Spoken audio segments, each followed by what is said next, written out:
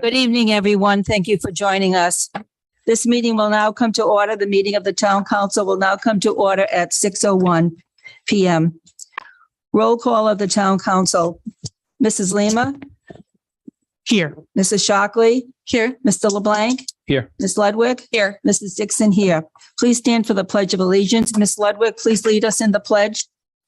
I pledge allegiance to the flag of the United States of America and to the republic for which it stands, one nation under God, indivisible, with liberty and justice for all.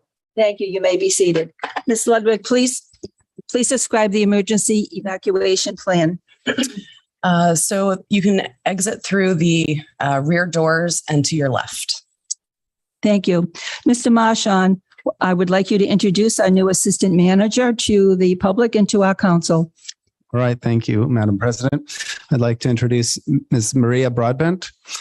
She is joining, this is her first day on the job as Assistant Town Manager. She comes with over 30 years of experience in municipal government, much of it in New England. And she has a wealth of knowledge, everything from sewers and planning development to parks and finance and everything you could want. So I'm very excited to have her support to get some of these projects moving forward. Ms. Broadbent, would you like to say a few words? Thank you. First of all, I'm happy to be here. I'm really looking forward to taking what I've learned over the last 30 years and working closely with Ben and the staff and the departments and with all of you on the council and see what we can get done. Excellent. Thank you. Maybe you can just turn around so they can see your lovely face. All I see is your back. Thank you. I jokingly told someone in a Zoom meeting this morning that I was 6 feet tall. I'm not. I'm not. Thank you very much. Thank you. And we'll find a place for you to sit in future meetings. Okay. I'm sure I'm fine. Thank you. Our agenda states that we will be in executive session at 6 PM. May I have a motion to go into executive session after the public session items A to G are concluded? I'll make a motion. Thank you. May I have a second? Oh, second. Thank you. Roll call. Mrs. Lima? Yes. Mrs. Shockley? Yes. Mr. LeBlanc? Yes. Ms. Ludwig? Yes. Mrs. Dixon, yes. 5 yeas, no nays, the motion passes. May I have a motion to postpone agenda item H1 to July 18th, 2022? I'll make a motion to postpone. Thank you. May I have a second? I'll second it. Thank you. Roll call vote. Mrs. Lima? Yes. Mrs. Shockley? Yes. Mr. LeBlanc? Yes. Ms. Ludwig? Yes. Mrs. Dixon, yes. 5 yeas, no nays, the motion passes. Town Council meeting minutes for April 18th, 2022. Madam Clerk, did you receive any corrections and have you made the corrections? Yes, I did. Thank you. May I have a motion to approve the amended meeting minutes for April 18th, 2022? So moved. Thank you. May I have a second? I'll second. Thank you. Roll call vote. Mrs. Lima? Yes. Mrs. Shockley? Yes. Mr. LeBlanc? Yes. Ms. Ludwig? Yes. Mrs. Dixon, yes. 5 yeas, no nays, the motion passes. Agenda item B3, certificate of recognition for John Ball for his community service in the town of Coventry and his support of the Coventry Public Library. This is a recognition. Our Director of Library Services asked the council to recognize Mr. John H. Ball for his service to the library. As we research his community involvement, the council noted his other activities worthy of mention. This certificate is sponsored by Director Wiegand, Mrs. Shockley, Ms. Ludwig, and President Dixon. I read the certificate, and Mr. Ball, would you please come forward? And of course, we'll ask you to, you can stay there, and because we'll always ask you to say a few words because we know you love to speak. So, he's going into his pocket. He's going into his pocket to take out his big speech. Well, do you want me to speak before? Or? No, because you don't know what we're going to say about you yet. That's why I asked. Okay. The town of Coventry and the town council presents a certificate of recognition to John H. Ball. Whereas John Ball has had a distinguished record of service in the town of Coventry, as noted by these achievements with the Coventry Library. John Ball joined the Coventry Library Board of Trustees in 1997 and became its president in 2005.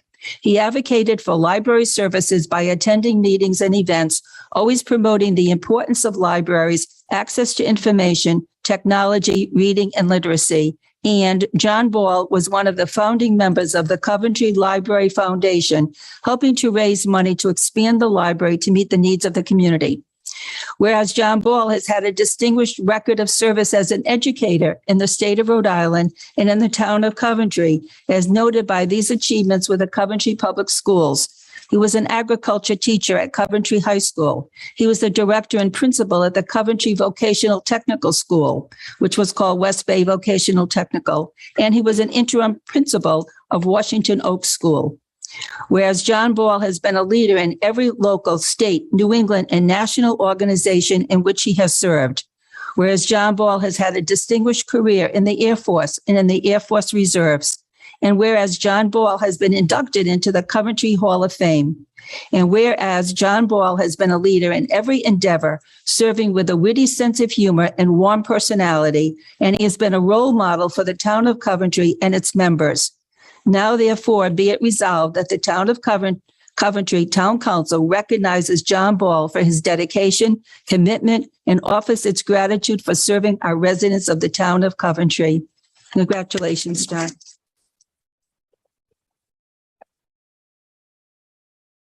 Get a standing ovation for this one.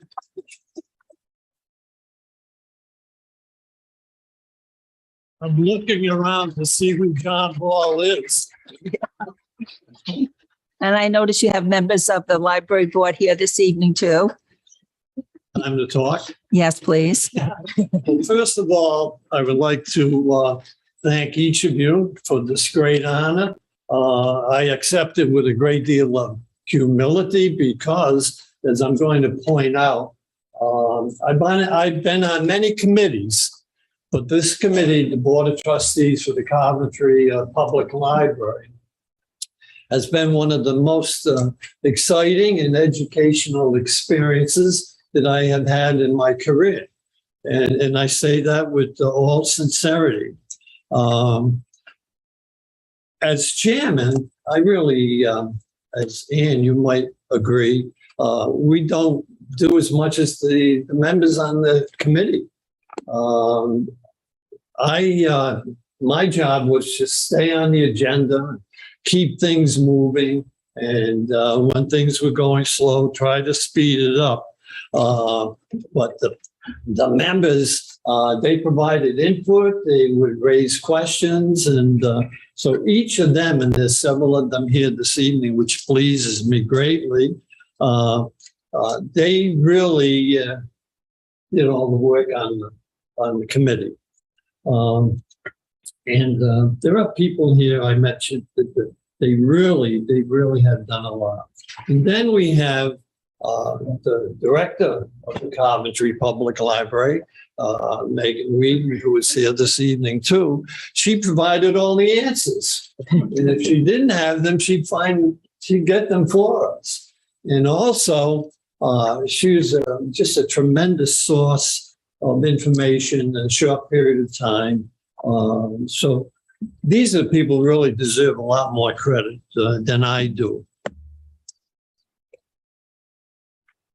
I would like to say that as a member of the Board of Trustees and speak on their behalf, we're very proud of the Coventry Public Library, obviously. We're proud of the work that they've done, especially the last 2 or 3 years, and especially with the pandemic and so on. They've done an outstanding job. And so we brag about them all the time. And I would like to have spent more time, but I never wanted to micromanage in any way. So I haven't spent a lot of time with them, but I do know many of them. And like I said, we're very proud of them. Finally, as we all know, well, a library is more than books and magazines. And they offer everything from fishing poles to computers, everything else. So it's really a credit to each of you people too. So I want to thank each of you for your support and cooperation in recent years. And I'm sure with that support and cooperation, the library will continue to bring a great deal of services to the people of Coventry. And I would be remiss if I didn't mention the fact that we also have a satellite program at Green. And that has been what I call, as a former agriculture teacher, a symbiotic relationship. They have benefited from it, and we here in this part of the town had benefited a great deal from it too. And they're really a community center, and we are also here in Coventry. So it's with mixed feelings that I leave the board. But on the other hand, I always felt that when I reached the age of, as you all know, 90, that I would resign if I was still on the committee. And guess what? I kept my word. So, and I think it's time for a change. And by the way, it seems like a good time too. So finally, thank each of you. And I thank you in advance for your support and cooperation of the Coventry Public Library. Thank you. Please come in.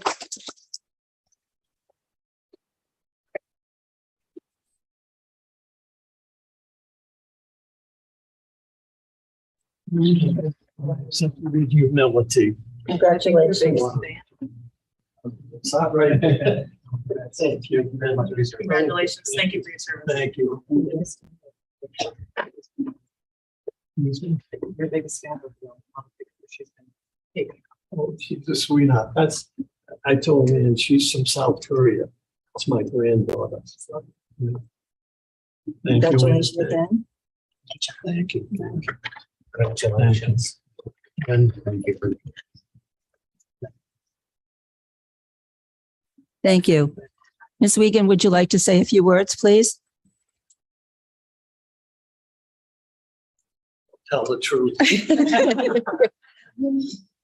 On behalf of all the staff, on behalf of all the staff over the many years at Coventry Public Library, we thank you for always supporting us and guiding us, whether through your role as trustee president or helping us lug all those books in and out of the trailer for the foundation book sale. The library is a wonderful resource in Coventry, thanks to your support and guidance. It has been a pleasure working under your leadership. Thank you. Thank you.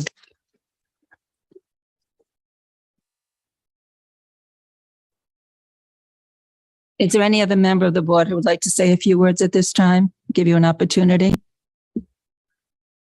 Oh, Ms. Underwood? I think we should make a golden key for the library. It's not in our budget this year, but next year. Thank you. Just remind us, okay? All right. All right. Ready to go on. Agenda item B4, Certificate of Recognition, St. Vincent de Paul Society of Coventry. Mrs. Lima and Ms. Ludwig are sponsoring this recognition. Mrs. Lima, please read the certificate. Thank you.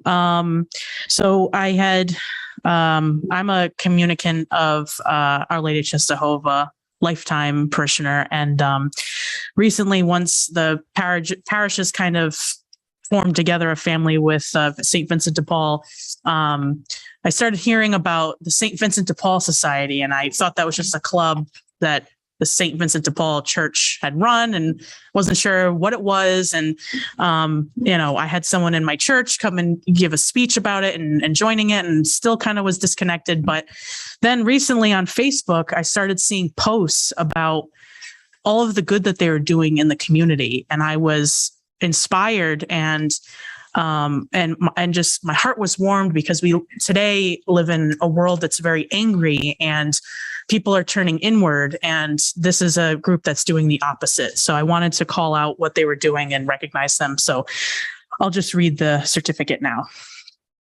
Recognizing the St. Vincent de Paul Society Coventry chapter. Whereas the St. Vincent de Paul Society is a worldwide organization founded in 1833 with a mission to serve the poor, suffering, and less fortunate. And whereas the Society has conferences and councils of the organization across the country, including a Rhode Island conference and Coventry-specific chapter.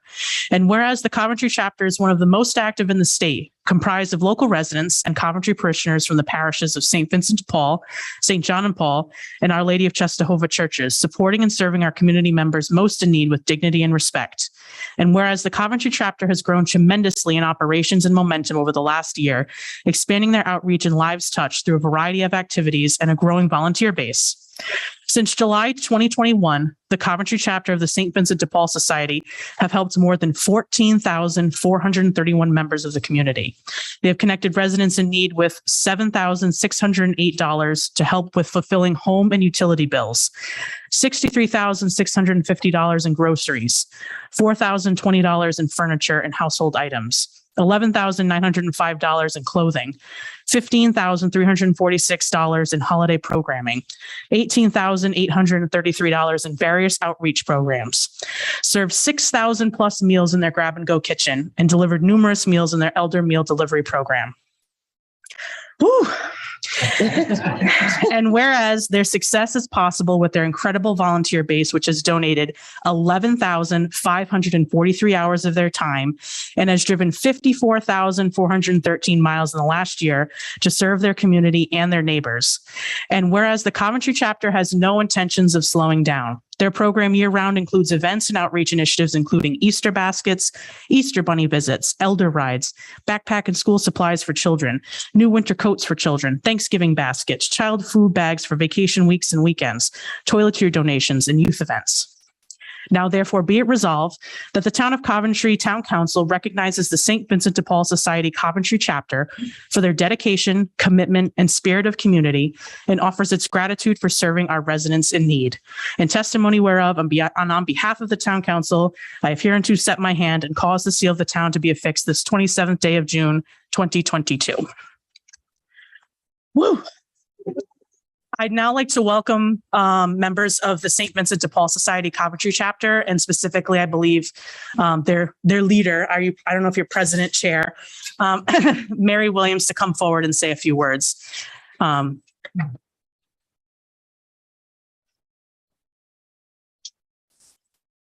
evening. Hillary can tell you, or I'm sorry, Councilwoman Lima can tell you I'm not a great public speaker, so I will have notes here. Some of you here tonight still might be confused about exactly what the Society of St. Vincent de Paul is, and the major hint, it's not the Catholic Church in town, as many people confuse. I like to use the analogy of St. Jude's Hospital for sick children and St. Jude's Church, where you would baptize the same child. It's the same patron saint, but not the same entity.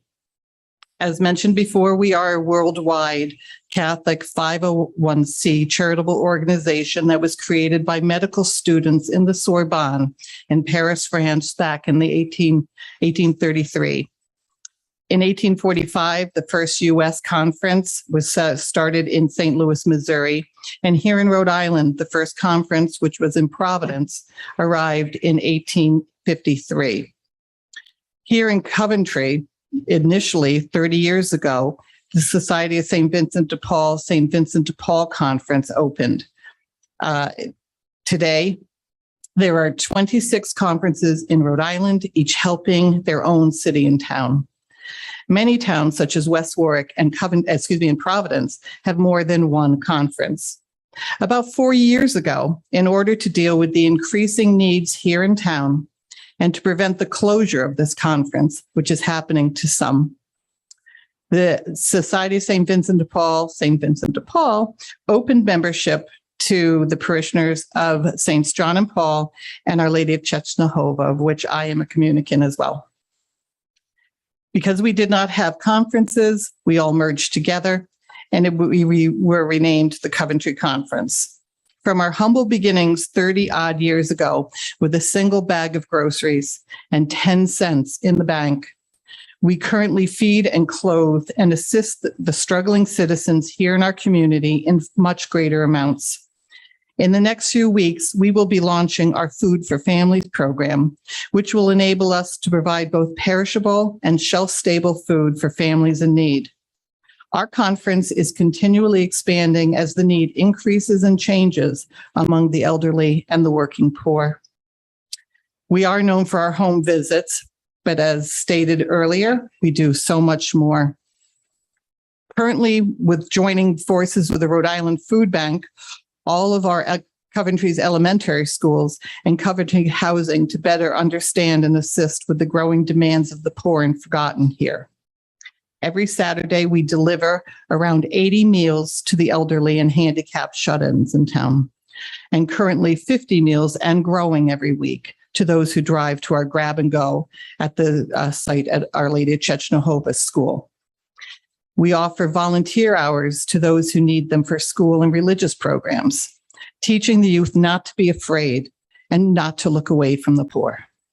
Coventry High School student Mackenzie Dupree, who's here tonight with us, has made such an impact in our community working with us that she is currently up for the National Award for the Society of St. Vincent de Paul USA.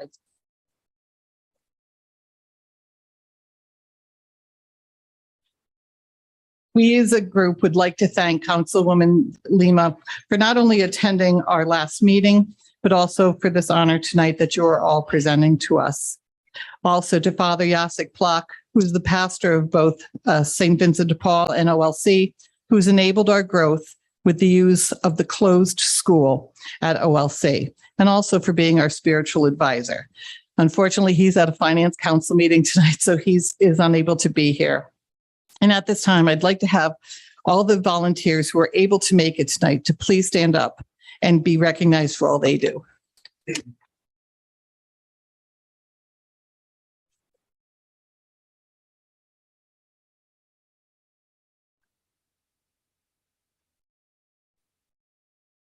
In conclusion, we're more than the church here in town. I'm sorry, I get emotional. Firstly, what we need help with is getting our name out in what we do. People still deny that the poor live here in Coventry. They think it's all the homeless in West Warwick. Unfortunately, there are homeless here in Coventry, and poverty comes in all shapes and forms. Secondly, we are always in need of money and any grants you know about to enable us to continue to do what we are doing. And finally, we need volunteers to help continue our growing programs.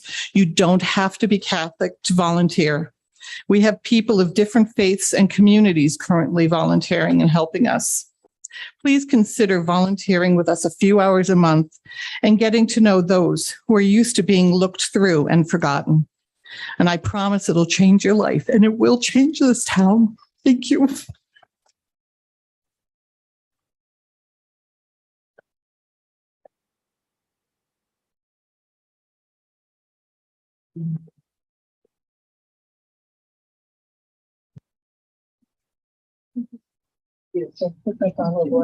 Oh, my husband has it.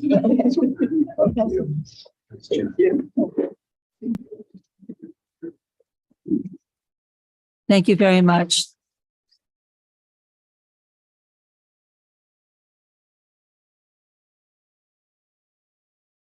Thank you so much, Mary, and thank you for all that you do and to all the volunteers that came here tonight. I attended their meeting earlier this month, and I was just blown away. And it's really heartwarming to know that I'm neighbors and we're all neighbors with this people like this group in our community. So thank you. Thank you so much. And we're especially pleased to see so many volunteers with the organization here. We hope you'll stay a little bit. We have a very good meeting coming up, so perhaps you can stay with us for a while. But you don't have to. I don't like to tell people you don't have to, because then they don't have to and they go. But we have a very exciting meeting. But do what you need to do. Agenda item C, public comment. If you wish to speak, please raise your hand, be recognized, and come to the podium. State your name and address and make your comment. Is there anyone here in the audience who would like to make a comment? If there's anyone on chat, please raise your hand, and our IT administrator, Mr. Horton, will let you in. Is there anyone on chat who would like to make a comment at this time? I see no hands raised. Okay, we'll move on to agenda C1. Discussion and action, adopting the town of Coventry's alternate operating and capital budget of $114,412,265 for fiscal year 2022 2023 for a presentation at a special financial town meeting and at an all-day referendum as per our town charter, section 8.18D. May I have a motion to adopt the Town of Coventry alternate operating and capital budget with a date for the special financial town meeting and the all-day referendum? I'll make a motion. And what is the date you'd like to recommend? I'd like to throw one out for consideration and we can talk about it if the motion is seconded with the date later in July. I believe it's a financial town meeting on Tuesday, the 26th, and a all-day referendum on that Thursday, the 28th of July. Of July. I'll second the motion. Thank you. So we have a motion to adopt the Town of Coventry alternate operating and capital budget with a date for a presentation at a special financial town meeting on Tuesday, July 26th at 7:00 and an all-day referendum on Thursday, July 28th, 2022, as per Town Charter, Section 8.18D. Any discussion? Mrs. Lima? On the date piece, we're sure that that's in line with Board of Elections and our own town Board of Canvassers deadlines and everything else that we have to do, because I know we have to abide by their own rules and filing deadlines. We're sure of that. Yes, they said they needed 2 weeks notice. Okay. All right. Just wanted to confirm that. Okay. Am I good? Okay. I just wanted to say, obviously I was absent last week. I had tested positive for COVID and wanted to stay quarantined for everyone's safety, but I did watch the meeting. Couldn't stay away. And I thought the meeting went extremely well. I want to thank those members of the public that attended and accepted the call to step up and give their feedback. I want to thank Councilors Ludwig, Shockley, and LeBlanc for putting their heads together and finding areas to trim in the budget to make a different and more palatable ask, an alternative budget for the public that still fulfills our needs. I also wanted to clarify that the voices of District 4 were heard. I heard minimal feedback from folks who reached out, and most of the feedback that I had received was in relation to personnel and raises, and I saw that was addressed, and I thought that it was fairly addressed. I also heard from people that they didn't want a level funded budget as well. They didn't want a level funded budget, and they also expected to maintain services. They also wanted to invest in capital improvement as well. That was very refreshing to hear that folks didn't want to see that was cut or eliminated in favor of a lesser ask. So I appreciated that. So I just wanted to state that on the record and thank my colleagues up here and those members of the public that attended. Thank you. Thank you. Mr. LeBlanc? Thank you. And appreciate your commentary there, Councilwoman Lima. Kind of goes along the lines of what Councilwoman was saying about advertising. Does this give us enough time to put it in various newspapers? Yes. Yes. Okay. And I've already contacted the superintendent of schools and the school committee chair, notifying them of this potential date, and they are in alignment with that. And I also said that, mentioned in my email, that I'm going to take the lead to make sure that we have a good campaign going forward. Okay. And then about that campaign, that includes Code Red. We're going to be using Code Red. That's because one thing I definitely want to ensure that we have is notification to taxpayers about this vote. I know that we as a council were all over social media, but I know we didn't have the direct mailing to the home. We didn't do the Code Red. And I just want to make sure that those avenues are secured before we finalize these dates. That's all. What I'm going to be doing is developing a plan that will have every aspect of whatever we can do to get out the vote. And I will pass it on to the council members for their review in additions to it, and also pass it on to the school committee because we're expecting their help. Agreed. Okay. Thank you. You're welcome. I believe item D3 is intended to address that too. Yeah. Okay, also, I would like to mention that unfortunately, I was not present at the meeting I wanted to be. I had a vacation planned, which was in the works for over 3 years. And I always plan it between council meetings and never expected there would be an additional meeting last week. So I do apologize for not being here, but I needed the time to just get away and just think about other things for a little bit of time. But I'm happy that we were able to settle on a budget that meets the needs of both the school and the town. I know that there was no change to the school budget, and I know that we worked hard to make sure that the school was able to receive the operating budget that it needs, but we were also able to retain capital improvement funds, which we have always been able to somehow find a way to cut because we needed ways to balance our budgets. And this time we've been able to retain that money. We need to invest in our infrastructure, both in the school and on the town side. And we've got to come to grips with the situation in which we find ourselves. We need to make improvements. So I'm happy that those kinds of changes were made, but we're still able to retain the important features of the budget. So thank you to the council members who were able to be present at that meeting. And we will take a very dramatic as tact to make sure that we get out the vote. Okay. All right. So, yes, we didn't have a vote yet. Yes, go ahead.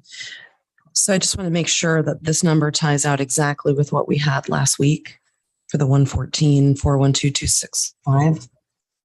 Because I thought it was, I thought we were going to put forward the number that we had agreed last week.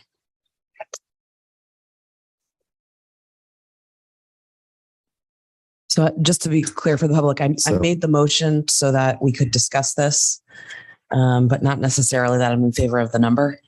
Right. So my understanding is that this item just got replaced from last week without updating the number. And apparently there's a communication that didn't happen, but to get it on the agenda. But I believe the number was, well, I don't remember the Basically from last week, but it was a $339,000 reduction from this number.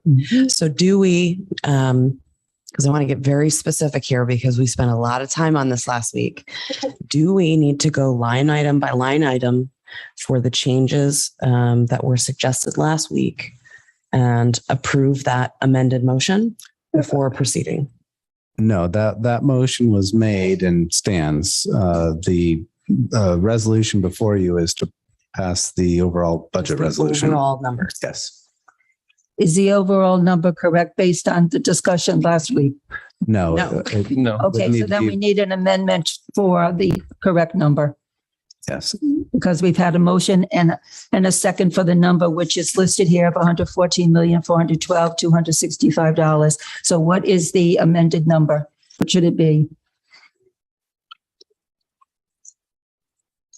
Ben, Mr. Marchand, just so you're aware, I do have the exact number of cuts that we made and the two additional expenses. Right. It was $336,146.11 to be exact.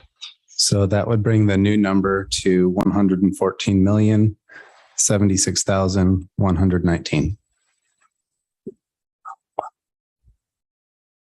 And I can go line by line if you want me to. It's up to you. This was before or including the 20,000. actually did we say we do the 25 from ARPA? Because I think that's why I put it on the agenda for number 3. Nope. So we had included $20,000 for, I think you're talking about Going budget forward. advertising. That is in the town manager's budget. That's included in the number that I just stated. Yes. And that would be for Going next forward, year going in forward. May. Yeah. Not the one that we're voting on tonight. Right. Correct. Okay, so we made the motion, seconded, discussed it. Now we want to do I need an a amendment. You want to I amend need the a number. motion to amend the motion to adopt the operating capital budget of $114,076,119. Do I have a motion? I'll make the motion. Thank you. May I have a second? I'll second it. Thank you. Any more discussion? Okay, we're going to have a roll call vote on the amendment. Mrs. Lima, Yes. Mrs. Shockley, Yes. Mr. LeBlanc, Yes. Mrs. Ludwig, Miss Ludwig, Yes. Mrs. Dixon, yes. 5 yeas, no nays. The amendment passes. Now we will have a vote on the amended motion.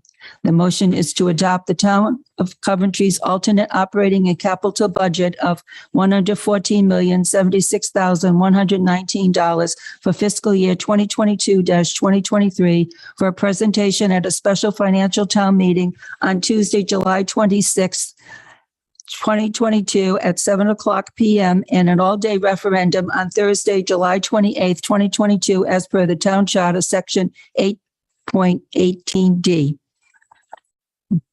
May I have a motion for the amended motion?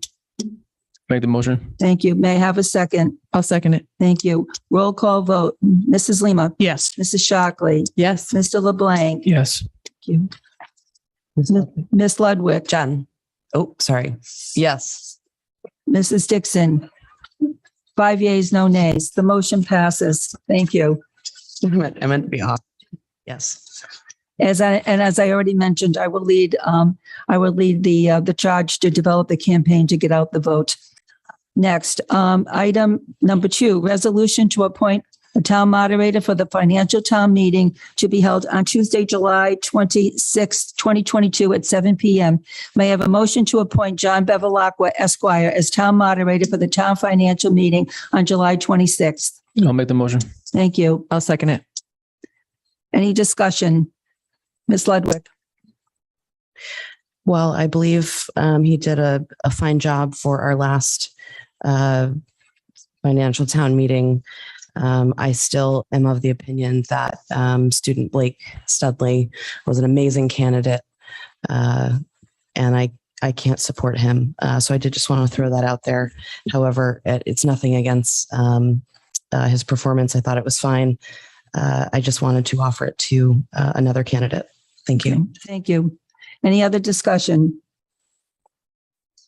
Roll call vote. Mrs. Lima, Yes. Mrs. Shockley, Yes. Mr. LeBlanc, Yes. Mrs. Ludwig. No. Okay, Mrs. Dixon, yes. 4 yeas, 1 nay, the motion passes. Next item, number 3, authorizing the town manager, Ben Marchant, not to exceed more than $25,000 from fund balance to pay for mailing and canvassers costs for special financial town meeting and an all-day referendum for the alternate budget. May I have a motion? I'll make a motion. Thank you. May I have a second? I'll second it. Okay, discussion. Ms. Ludwig? I believe we can also consider ARPA funding for this. This was just how we put it on the agenda. So I would be open to discussing where the funds come from. Okay, Based off Mr. of LeBlanc? based off of the last meeting that we had, we were talking about contingency fund. I thought we also had 40K ish remaining. So I don't know why we couldn't use that. Mr. Marchant? You could commit those funds for that purpose before June 30. I'll commit that. Okay. I'll make a motion to use contingency fund. Okay. Mrs. Shockley? Hold on. There's a motion on the floor. So do we do the motion first or do we finish? We have, a motion was made. So we have a motion, we have a second, we're in the discussion section. his motion is a separate one. I'm sorry. Well, I think we, Are you amending the motion? Yes, to use contingency fund. I don't think we should be using surplus, and I don't think there's a need to use ARPA right now since we have it already in the existing budget. Okay, so please state your amendment, please. I thought, okay. I'll make an amendment to the motion to utilize the contingency fund to pay for the advertising. I'll second the budget. motion. Okay, we have a motion and we have a second discussion. Yes. Ms. Ludwig? So 2 things. So June 30th, realistically, is in 2 days. Just for us to do the mailer, even if we get that, accounted for, I believe this is also saying for the payment of the canvassers as well. And I assume we wouldn't prepay them. I assume they have some sort of, We're going to encumber the funds. We won't spend them until it's time to spend them. So we can, okay. So It's like we an can accrual. hold. It's holding it's carrying that cash forward for that purpose from Okay. this budget year. Thank you for the clarification. Okay, Mrs. Shockley.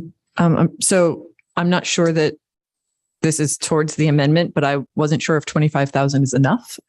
Because I thought we were assuming that for just the regular Board of Canvassers and everything we do for the election. Will that be enough to include a mailer?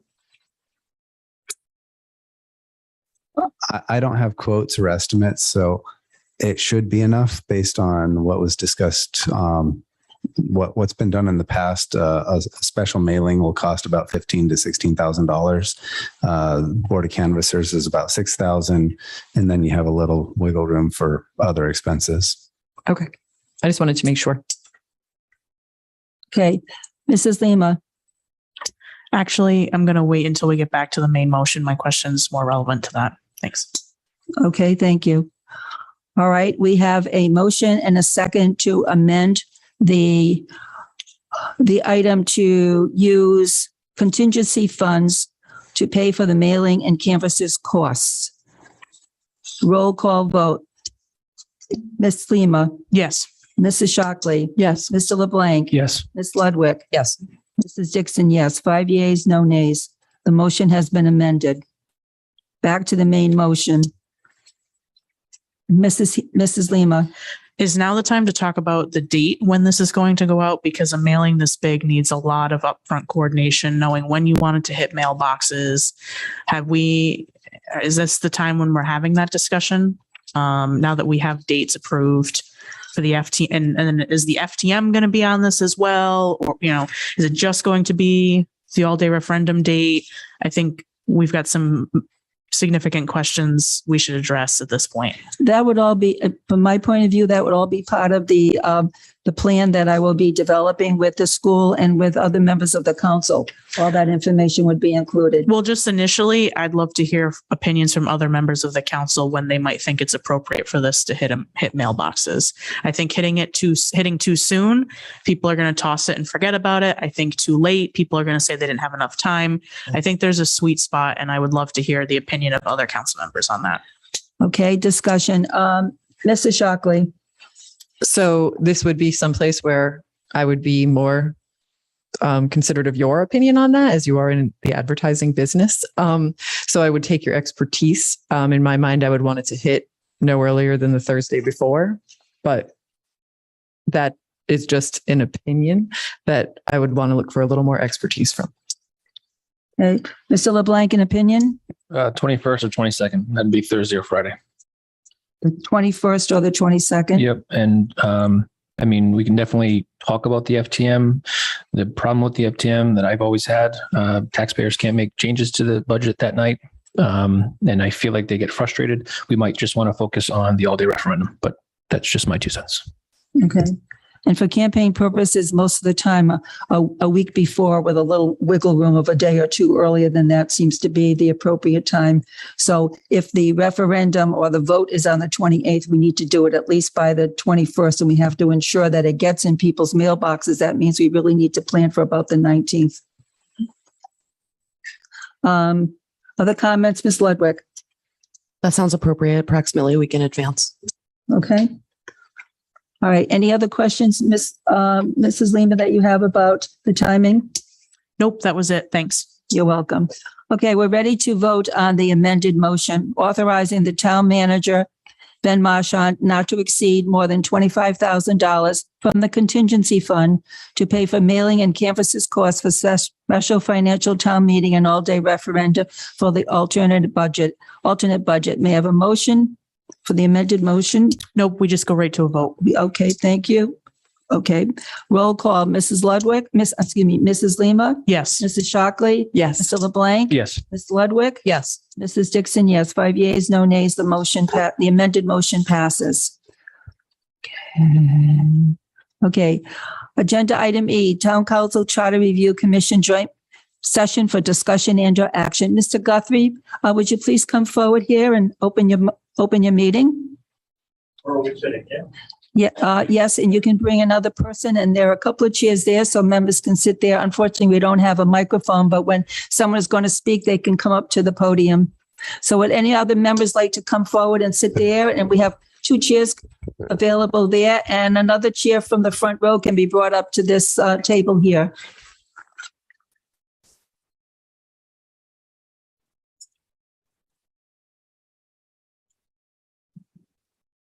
As a joint meeting, I think that we have to call our meeting to order. Is that correct? Yes, but Mr. Mayor, would you like to come sit forward with the group? There are other chairs and you can all sit up forward. Point of information.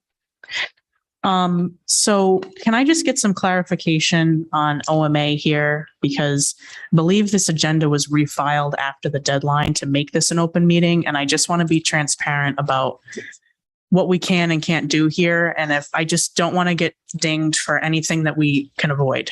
So Yep. Can I just get some clarification on what happened? Certainly, we can, we asked for our opinions this morning. The latest was this morning. Mr. Gorham, would you please talk to this issue? Well, the original agenda did not include advertisement for a meeting of the Charter Review Commission as a joint session with the council. That was changed after the deadline. So technically, it would be a potentially at least an OMA violation for the entire Charter Review Commission to meet. So I don't disagree with that at all. and the workaround for that is that to make a presentation of your ideas, I don't think it's necessary that the entire commission present. In fact, in my experience of, I don't know, maybe 20 years or so, either being in the audience watching or being up here as solicitor, I don't remember an occasion where the Charter Review Commission as a whole body actually made the presentation. So I think you wouldn't be the least bit out of order with history if you didn't convene as a committee and make the presentation as a committee. And I think, and they're not, the town council isn't voting tonight either. Thank you for that. I understand that. We came at the call of the council president. She had asked us in the past to try to get here for the 27th. We haven't finished our work. We do have a document and it's a working document. We do want input from the council because we have not actually voted on each change or the document as a whole.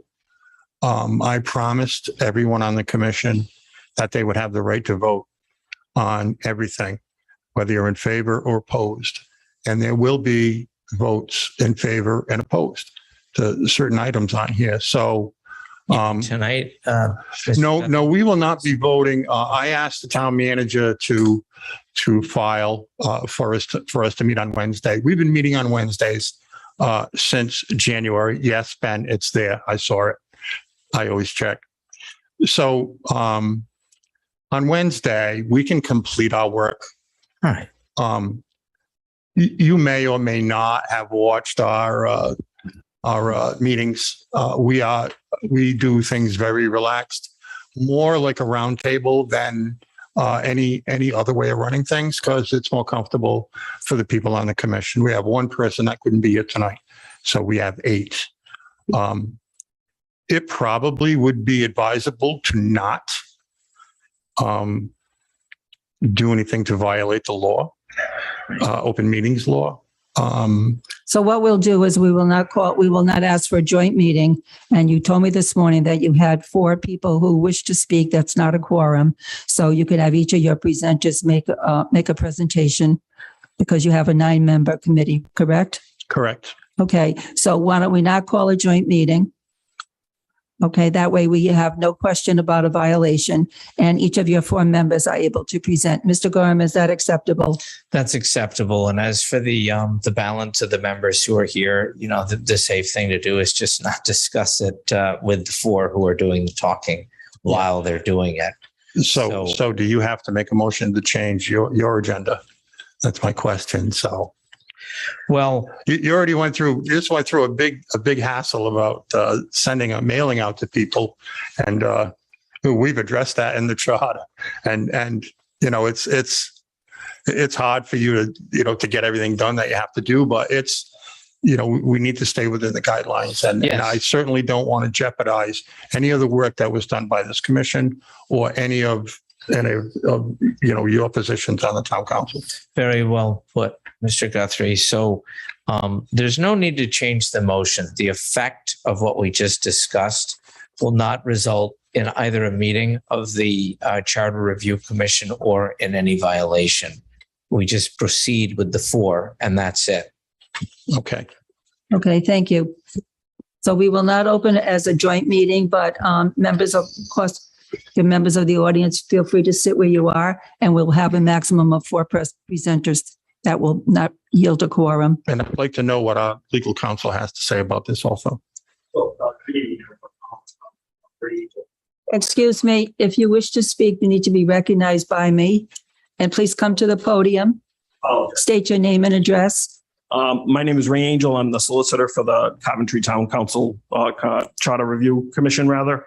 The only suggestion I would make is that if only 4 are going to present, which I agree is not a quorum, then that we don't have what appears to be a quorum sitting in the front. I agree. Okay. I agree. Just out of an That's what I abundance meant. of caution. Thank you.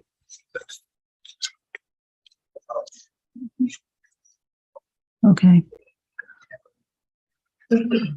Right. Okay. According to our agenda, we're on Agenda E. First of all, I'm going to talk about the process by which the town council will discuss the recommendations. First, a hearty thank you and appreciation to the members of the commission who were appointed in December 2021 and January 2022. This is the process that the town council will follow in considering the recommendations. The council will hear the recommendations this evening. After each recommendation is made, the council may ask clarifying questions or make comments. The council will return at a special meeting on Monday, July 18th. At that meeting, if a member puts forth a motion and a second to approve the recommendation, then a vote will take place. If after tonight's meeting, a council member has a question on a recommendation, the council member may submit the question to the town manager by July 5th. So I'll repeat that. After tonight's meeting, if there are still questions that a member of the council has, the member of the council may submit a question to the town manager by July 5th. The town manager will then collate all questions and submit them to Chairperson Guthrie for a response. All responses must be received from Mr. Guthrie by the town manager by July 11th. The responses will then be sent to the council. The Charter Review Commission will be officially dissolved at its July 18th, 2022 meeting.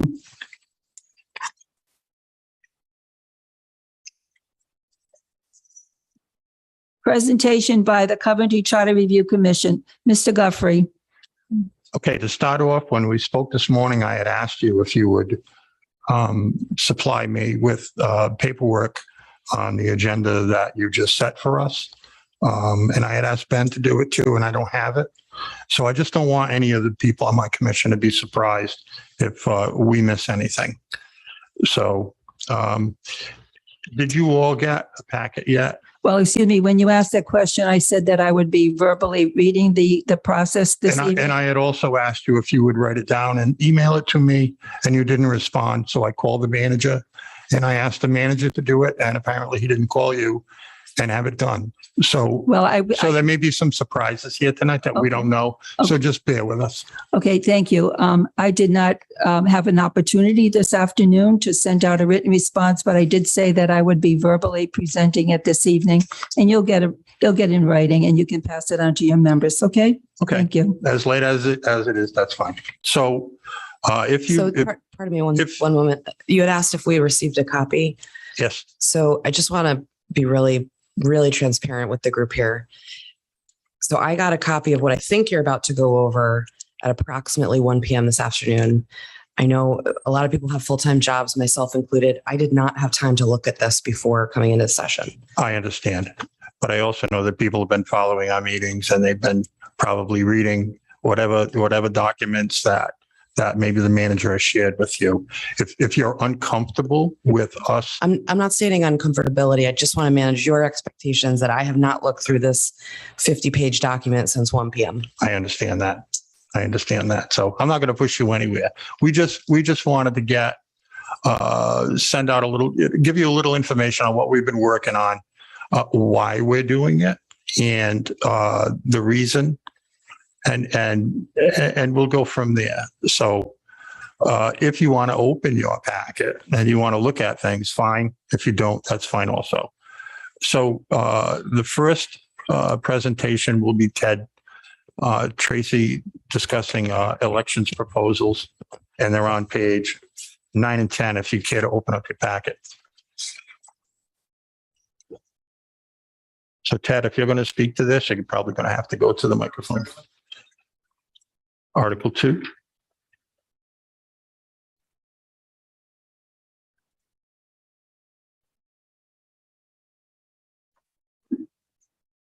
Please state your name and address, please.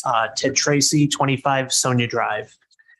The first proposal that I'm going to go over changes back the form of elections for local office to the partisan format dictated by state law. The actual textual proposal basically strikes the changes that came in 2010 to switch to the nonpartisan format. So it takes out all references to nonpartisan, takes out the primary structure that we had, the ballot structure, and defaults to the state procedure for elections. And I'll let Scott and Jim speak to a little bit more of the reason, but the big thing that the committee looked at was the significant increase in undervotes or ballots that were left blank after the change from partisan to nonpartisan. And we found that, or where our committee felt that the lack of party affiliation was causing people more so to leave a ballot blank. And that's what you guys take over to more reasons on that. Sure. I'll just follow up with what Ted says. I understood the experiment in 2010 was to allow a better choice for voters. And all it did was take the party designation off of the ballot. And what happened is the folks that were running for council were getting significantly less votes than they could have got. So if you went up ballot, you would see a certain amount of people that were on the same ballot as you, as council persons and the school committee. If the voter did not know, like your slant, which probably would be the best word, they would choose not to vote for that person because they just simply didn't know who you were. I can provide you, when we finish our document, and come talk with you again on the 18th, as you would like us to, and show you the numbers. In some cases, there were 900 undervotes for certain people, or 900 total, I guess, for town council, and that's a lot of votes to just let go away. So it's all it does is this change reverts back to partisan voting, Title 17, and allows a person to put their party designation on the ballot, even though you can still do that now. Or you can run as a Democrat, put it on a sign, run as a Republican, put it on a sign. You simply can't put it on the ballot. So when people go to the polls, they're not looking at signs, they're looking at names on a ballot and their slant. That's just my thought on that. You said that you may have questions for us. Do you want to do these individually, Madam President, or do you want to wait until? We're going to have questions as the amendments or recommendations are made. So I'm going to ask members of the council, Mr. Shockley. So we've talked about this a few times, this particular amendment, and even before I go into it, thank you all. You've done a great job. I really appreciate the time you've put into all of these. I would say that there are a number of reasons why I don't agree with making this change. One is that if a member of the public didn't take the time to do any research on the candidates before going to the polls and didn't vote at all because they didn't see a D or an R, then that's a choice they've made, and that's fine. Everybody lost a significant number of voters, perhaps because of that, because no one has the D or the R. I also wouldn't have run if this was a rule on our charter. I actually work for an elected official. And while I do not have to carry the same party as the elected official I work for, I wouldn't particularly want to have to pick a D or an R when I don't affiliate.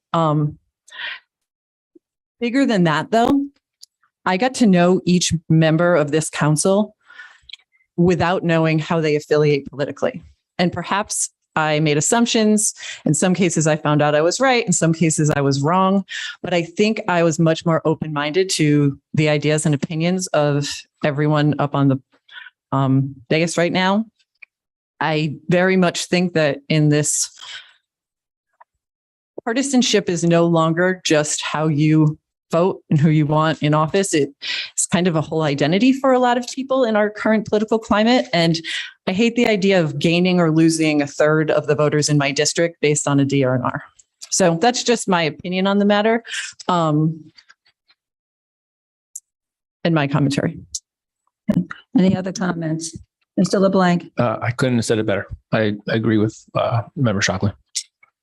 Mrs. Lima. I'm just going to jump on. I also agree with Councilmember Shockley and Councilmember LeBlanc. I guess you could say I would list the reasons down the cons section of this document. The biggest thing, I've volunteered for campaigns outside of Coventry. I've volunteered for campaigns at a statewide level. And what was most refreshing for me is when I went door to door, people had a conversation with me and it didn't have to start with which party are you. I got the opportunity to have really good conversations with people on the issues. And it wasn't an immediate door slam in my face because we didn't have that immediate conversation about affiliation. I think it's also worth noting, I'm pretty sure, I don't have the exact figures in front of me, but the majority affiliation in Coventry is independent or unaffiliated. So I think that should have an impact here, but I do want to voice that I am against making this change. Thank you. Okay. Ms. Ludwig.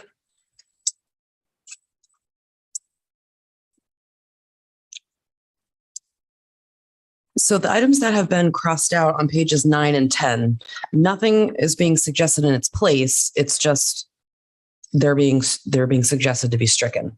Is that right? It's taking out what was put in 2010, and it's leaving elections to be done by Title 17 of the general laws.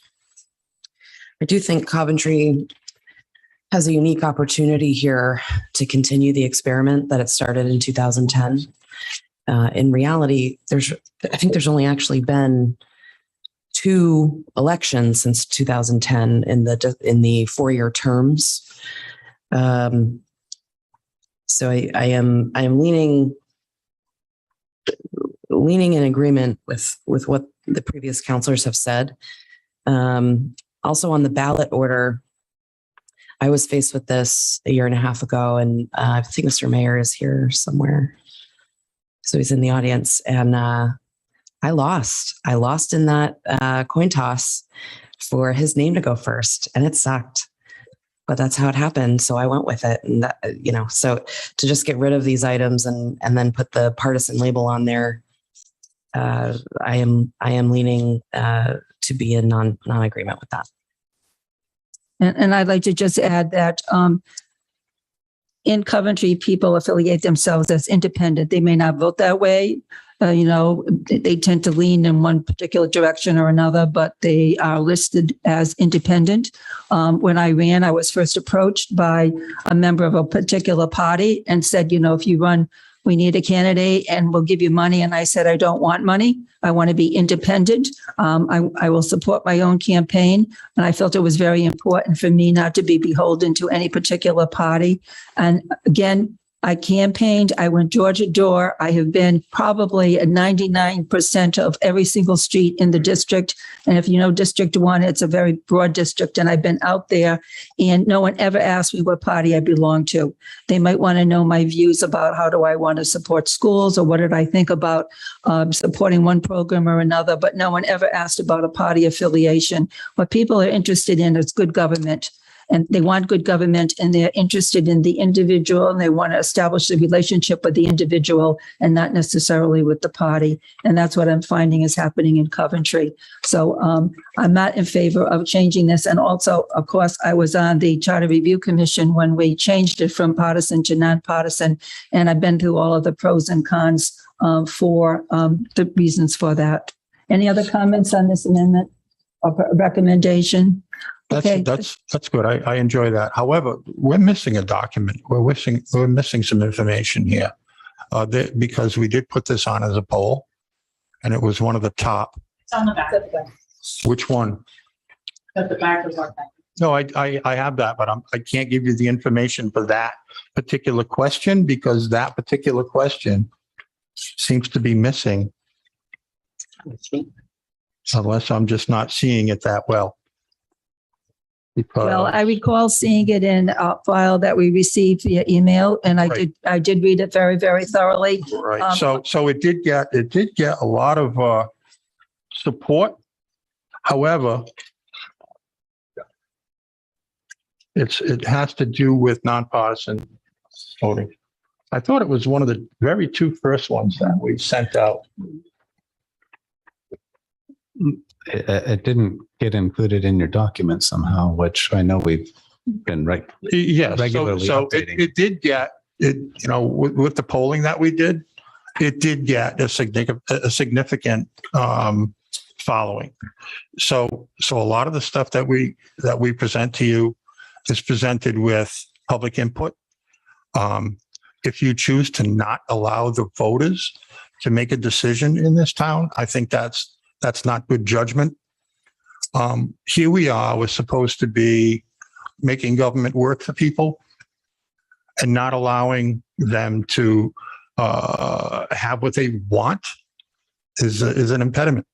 Well, I understand your point of view, but I was looking at I looked at the data very, very carefully, and I used to write surveys myself. I did a lot of data analysis. And when I looked at the number of responses, which was like 272 or less, I was very concerned about the low number of responses. I also asked, was there any way by which people could go in and vote more than once? And I was told that people could go in and vote multiple times. So that was a concern too, because it could be, and I don't know, but it could be that maybe 100 people voted 3 times. So it's hard to know. So it's a good point of information, but with such low responses, it's a good point of information, as I said before, but too few people responded. In your opinion? In my opinion, yes. In my opinion, people responded and will act on how that response was. Okay, thank you. And I guess I also want to mention that each of us are elected officials, and each of us have been out campaigning, and we've walked the streets. We've had a lot of contact with people. People call us, people contact us via email, they go on social media, et cetera. This council is very, very much in tune with what is happening in the community. And so we are listening to what people are saying. Mrs. Lima. Mr. Guthrie, what was the vote from the membership in favor or not of putting this forward as a recommendation? We haven't completed our voting yet. So we were asked to come here without finishing our job. I didn't expect to come here and be peppered. We haven't actually voted on each of these items in whole and the document as whole because we were asked to come here beforehand. Here's the thing. We're on proposal number 1, and you're already getting very aggressive with us and making this. I'm trying not to be. I'm asking you. We're having a conversation. You're looking for our feedback. I don't want this to get tense and tit for tat and a debate that goes back and forth. We have a lot of proposals here to consider. We have good work that this committee did, and I want to make sure we get to each item and give it its due. So I'm asking that we can have civil conversation and not get incredibly tense. I'm trying not to be tense. Trust me. Like I said, I can't tell you the percentages that were in favor of this of the public because it's not in the document. That's 76%. if you think that 76% of almost 300 people means nothing, I disagree. So, Mr. Guthrie, yes. one of your changes is to change the method in which we do an all-day referendum because people think that 1,536 people is not enough. So you're using 297.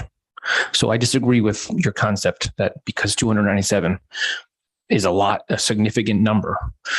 Why are you suggesting that we change our all-day referendum if 1,536 people isn't enough? That's not the topic that we're on right now. Okay. So I think Okay, that, I understand. It's- are we talking about budget stuff? I think it's time to move on. Ms. Shockley, one last question or comment? No, I just wanted to say that we're trying to give feedback and use our expertise. So while, maybe 75% of 300 people think it's a really good idea to do something, they haven't been candidates. I would hate it if a person from another party didn't feel comfortable reaching out to me because we didn't affiliate the same. There are reasons, like valid reasons that we're giving why we wouldn't necessarily support this idea. And now you guys will get back together and decide, is this something we want to put forward? And we'll make our decision on July 18th. Tonight's just so you know how we feel about these, and you guys can decide how to move forward based on that. And then we'll vote in July. And the public watching this meeting is welcome to send any of us an email with their own thoughts and opinions on any of these proposals. This is the first time the public's actually hearing about these. So just want to throw that out And there. one last question, Mr. Guthrie, has your committee voted on this particular amendment recommendation? No, some of them have been voted on and some haven't. No, I think we voted on two things to send to you for input, but we did not vote on any change of a specific Okay, good. of a specific proposal. So we still have to finish out our voting and we have to vote on the document as a whole. So we did lose time. And it would have been better if we continued to meet. We met every single Wednesday since January. So these people work pretty hard. And I'd like to be sure that they're recognized for that. So as you want to go to the next item, we will. And that'll be Article 3 and Article 4 proposals.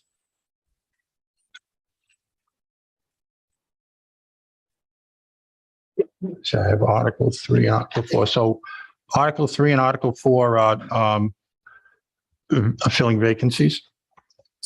Okay, I'm back again.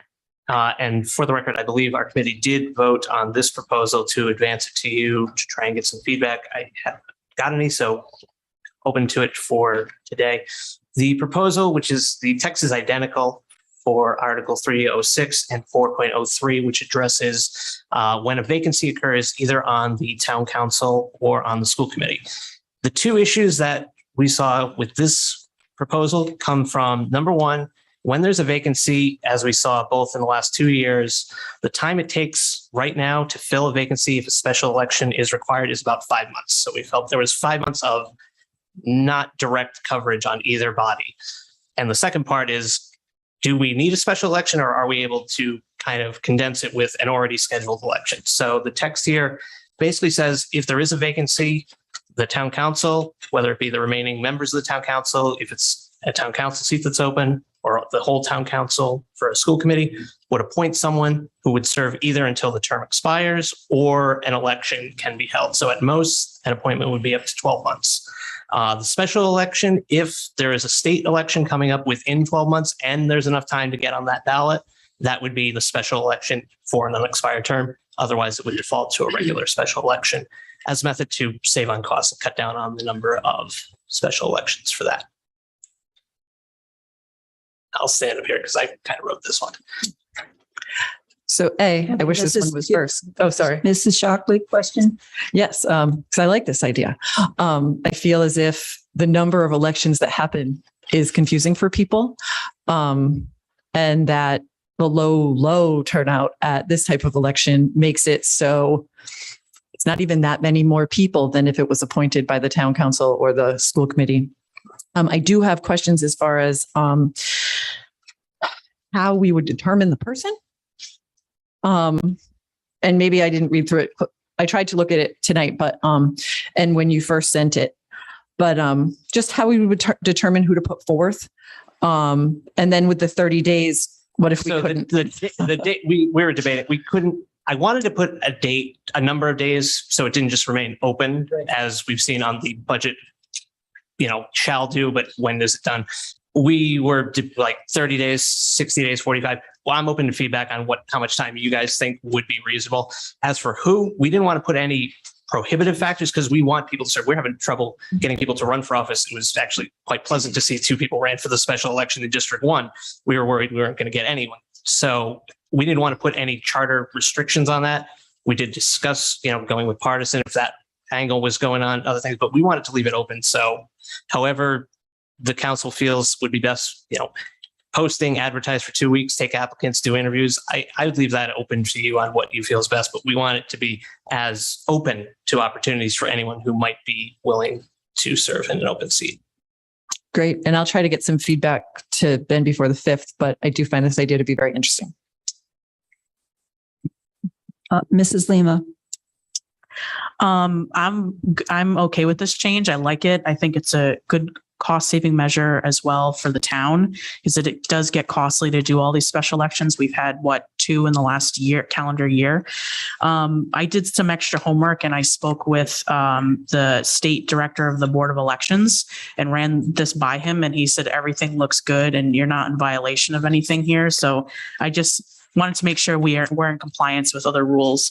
I am a fan of the model they have in Cranston for vacancy fillings. If you wanted to take a look at that, I think they do it really well there.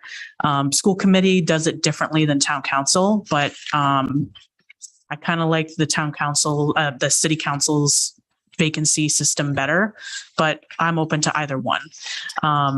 The school committee does an interview process, and city council, we'd have to probably do the school committee process if we didn't do partisan, because the way it works with the city council in Cranston is the majority party gets to appoint the vacant seat. So, but anyway, those are just some of my thoughts. Thank you. Okay. It has always concerned me the number of months that go by before there is a vacancy filled. We follow the election laws, so we have to do. I understand follow that. the I understand schedule. that it's not necessarily your choice on how long it takes. No, because I've always pushed for quicker elections, and it doesn't happen. My question and concern would be, it would be much easier to appoint someone if it were nonpartisan elections, because I think it gets more complicated that way. Because if it were partisan elections, then we would have to do due diligence, which we could do, but due diligence and make a determination if the person who had been elected was, let's say, a Republican and now vacated that seat. Are we required to fill it with a Republican, or would we be required to just open it up for anyone who might be interested? So that's a question that we would need to think about and decide. And I know our committee did just consider, because as we are proposing the partisan elections, we're like, do we want to put that in there? Again, we decided not to because we wanted it to be open. But I mean, if I can see why those would go hand in hand, but we decided to leave it out, our proposal. They don't have to go hand in hand, but people would probably wonder why. If it started going the other way, that's when people probably would start going, what's going on Correct. here? Are there any other comments or concerns? Mr. LeBlanc? I too would be in favor of this. My only concern would be surrounding advertisement of the open position, just so that anybody knows that it's open, and if they are interested, they know what they need to do for that open position. I wouldn't want a council to just be able to pick somebody. I want to be open and fair. Thank you. Can I just ask a follow-up, Mr. LeBlanc? Would you like to see language like specifically like advertising requirements? Okay. Right in the charter. Yep. Yes, absolutely. And then the town council would have to follow that. Right. Yep. Okay. Thank you. Ms. Ludwig? I just have a clarifying question. So Solicitor Gorham, I don't know if this is for you or the Charter Review Committee solicitor, but when is a vacancy considered a vacancy? The day the counselor resigns? The next meeting? Like when does the clock start? probably the effective date that a person writes on a resignation or death or however a vacancy occurs. It's usually, I if it was agree. resignation, I would think it's when it's accepted by whoever you submit a resignation to. I believe I think there's a case that says that it has to be a written resignation and filed with the clerk. Yeah, and that might even be in the charter. I'm just not offhand. I know that it has to be in writing, has to be submitted to the clerk in the normal circumstance. If that's what our charter says, then we're just part of the large majority. Okay. There was actually an example in Coventry where an email was sent, but because it hadn't been given to the town clerk, Right. it wasn't accepted. It had to be a written letter given to the clerk and timestamped. I think I remember that. It wasn't too long ago. I can't remember who it was. Okay. Do you concur with that? It's, you don't ask him. Let me be recognized first. If he wants. You're not sure, right, Joanne? No, no, I know. I don't know who I'm asking. Oh, right. Whoever would like to. Okay. Any other comments? Yes, that was the first part of my comment or my question on that. And you had said something about getting feedback on 30 or 60 days. I mean, one of the things that I've noticed since getting in this position, a lot of things move so slow. So I would be in favor of the 30 days. I mean, we're literally making decisions every week about your property taxes, dollars that are literally affecting what's happening in front of your house. So I am in favor of the 30 days if possible. Okay. If that can include advertising, et cetera, that would be fantastic. Mr. Marchant. This was a point that I brought up in the discussion with the Charter Review Commission as well, in that when you set a time frame, the downside risk is if you don't get any candidates in that time frame, where are you next? Yes.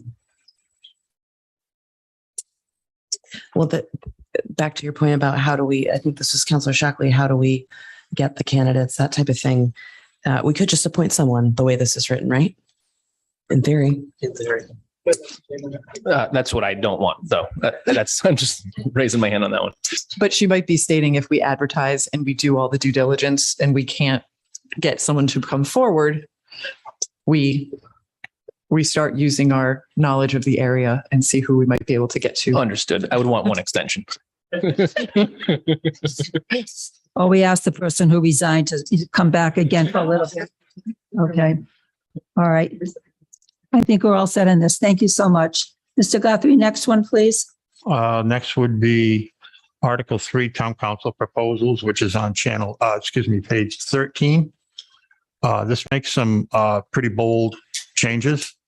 We're a community that has some pretty big problems that aren't going to be fixed with little things. The people out there are clamoring for representation. They're clamoring for information. And under this proposal, what this would do is add 2 more council seats to the town, and you would have 7 council seats. And in the following presentation for school committee, it's mirrored.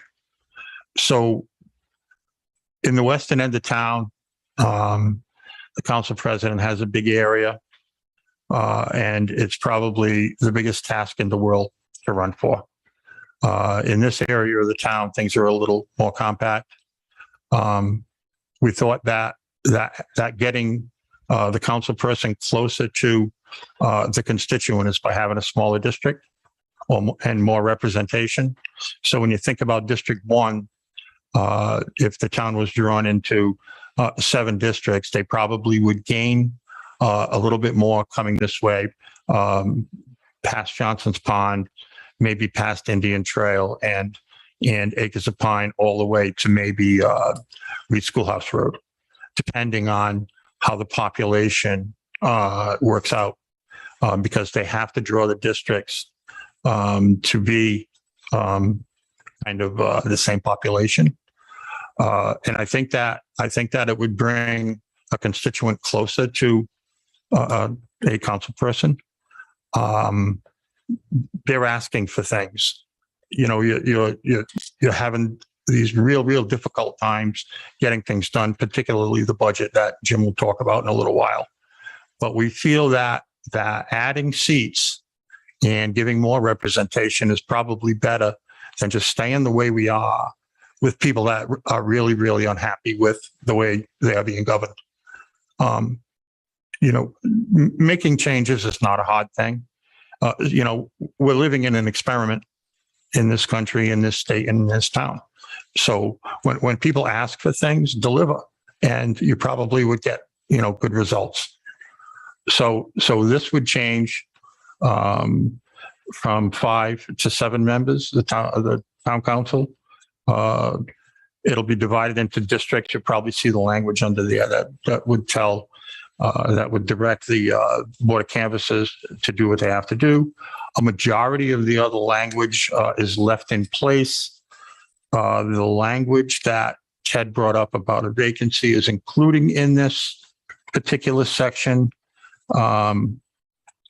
Not a whole lot of changes, but we come down to what a council person deserves for the hard work that they do. $4,500 is a pittance. That dollar amount was enacted in 2000. So for 22 years, the people that work hard, like you do, and past councils, have been paid, or in my opinion, are woefully underpaid.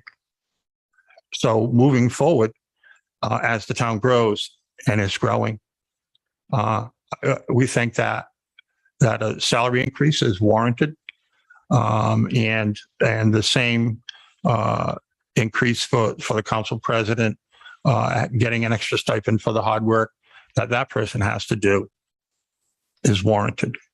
It increases the salary from $4,500 to $8,000. And instead of $1,000 for the council president, it increases it $2,000. This is a lot of work. I've served in the legislature. I know what the work is. You guys probably work harder than some of the folks in the legislature. You're closer to your constituents. You're the last level of government when it comes down to the person that's, at the polls voting. So I always like to think of good government, and making ourselves more accountable to the voter. And I think doing something like this is the way to go. I hope that you have no problem sending this to the voters, and I don't think that they would have a problem receiving it. I don't think that we should not send anything, we should send everything to the voters, and I'll continue to say that. And maybe over the next week or two, we can work on that. It just changes the amount of quorum. It's pretty much boilerplate language. And I think that it probably would work best for the voters of Coventry. Okay, questions, Mr. LeBlanc? I have a couple questions. So I am always a fan of more taxpayer representation. So I am all about this. The only hesitation I have is my preference, just because we're sharing thoughts here, is not to have 7 districts. Have 5 districts, the current ones that we have, and then have 2 fully at-large seats. So that's just my take. I think there might be more competition at the 2 at-large seats. We're having a hard time just getting people interested in running for the 5 districts that we have. So to restrict the 2 additional people to new districts, I'm just not a fan of. I have a question. Do you guys, I don't know if you know this answer, but how many towns and cities actually have truly at-large seats in Rhode Island? Has anybody? That's I guess decided by charters. So home rule was brought into effect in 1970, and for the most part were enacted and put into law after the 72 election, and 73 took it forward. Before, in Coventry, before home rule, there were 5 council people.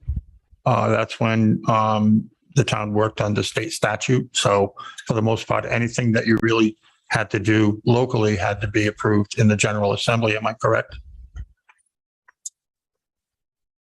It didn't have Significant, didn't have I to be think approved by the General significantly. Assembly. It had, instead of having a charter, the governance that was implemented by the town council had to comply with the existing statutes that had been passed by the General Assembly. Right. So But that didn't mean that every act of the council had to be approved by the General Assembly.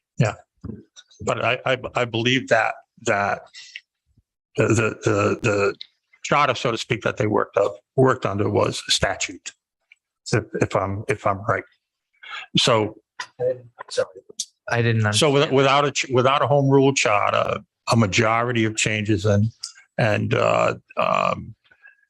moves by, so to speak, by the cities and towns, for the most part, had to be brought through the General Assembly. Believe it or not, I think North Providence still does not have a home rule. They still work under state statute. This, hang on a second. This wasn't my question though. I was just wondering how many towns and cities out of 39 had two at large, because my understanding is the larger ones actually do have at large. There are some truly at that large. have all at large. North Kingstown is all at large. Agree.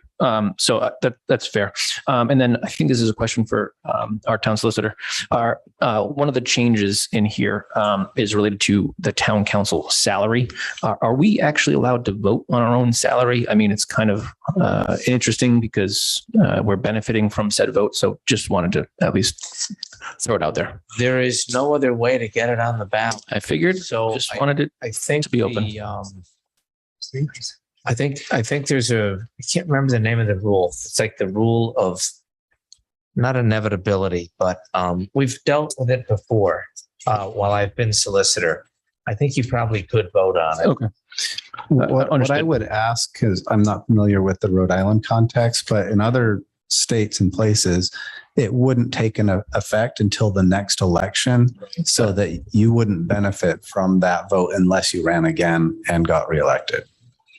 So it would be a staggered raise, I guess, since we have staggered District 2, 3, and 5. On the other hand, it's not a decision by the council, because it would be going to the ballot, and if the people voted in. But I agree with Mr. Guthrie. I mean, it hadn't been increased since 2000, you said, and it's just another way to maybe get people interested in running for this. You're allowing a question to go to the voters. I don't think you're voting yourself a raise. Got it. There's a difference. Just throwing it out there. I have a couple of questions. In section 3.01, there are two variables in that statement. One has to do with the number of members and one has to do with the term of 2 years. That's correct. So This does bring this to 2 years. So there would be two amendments versus one, because one would be for the number of members and the other would be for the number of the length of the term. That's correct. Okay, so that's two amendments. Okay. And speak to 2 years versus 4 years. People not wanting to run or commit themselves to 4-year terms.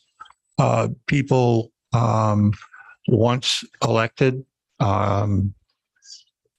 chose not to finish out their term or to switch from one side of the school side to the municipal side.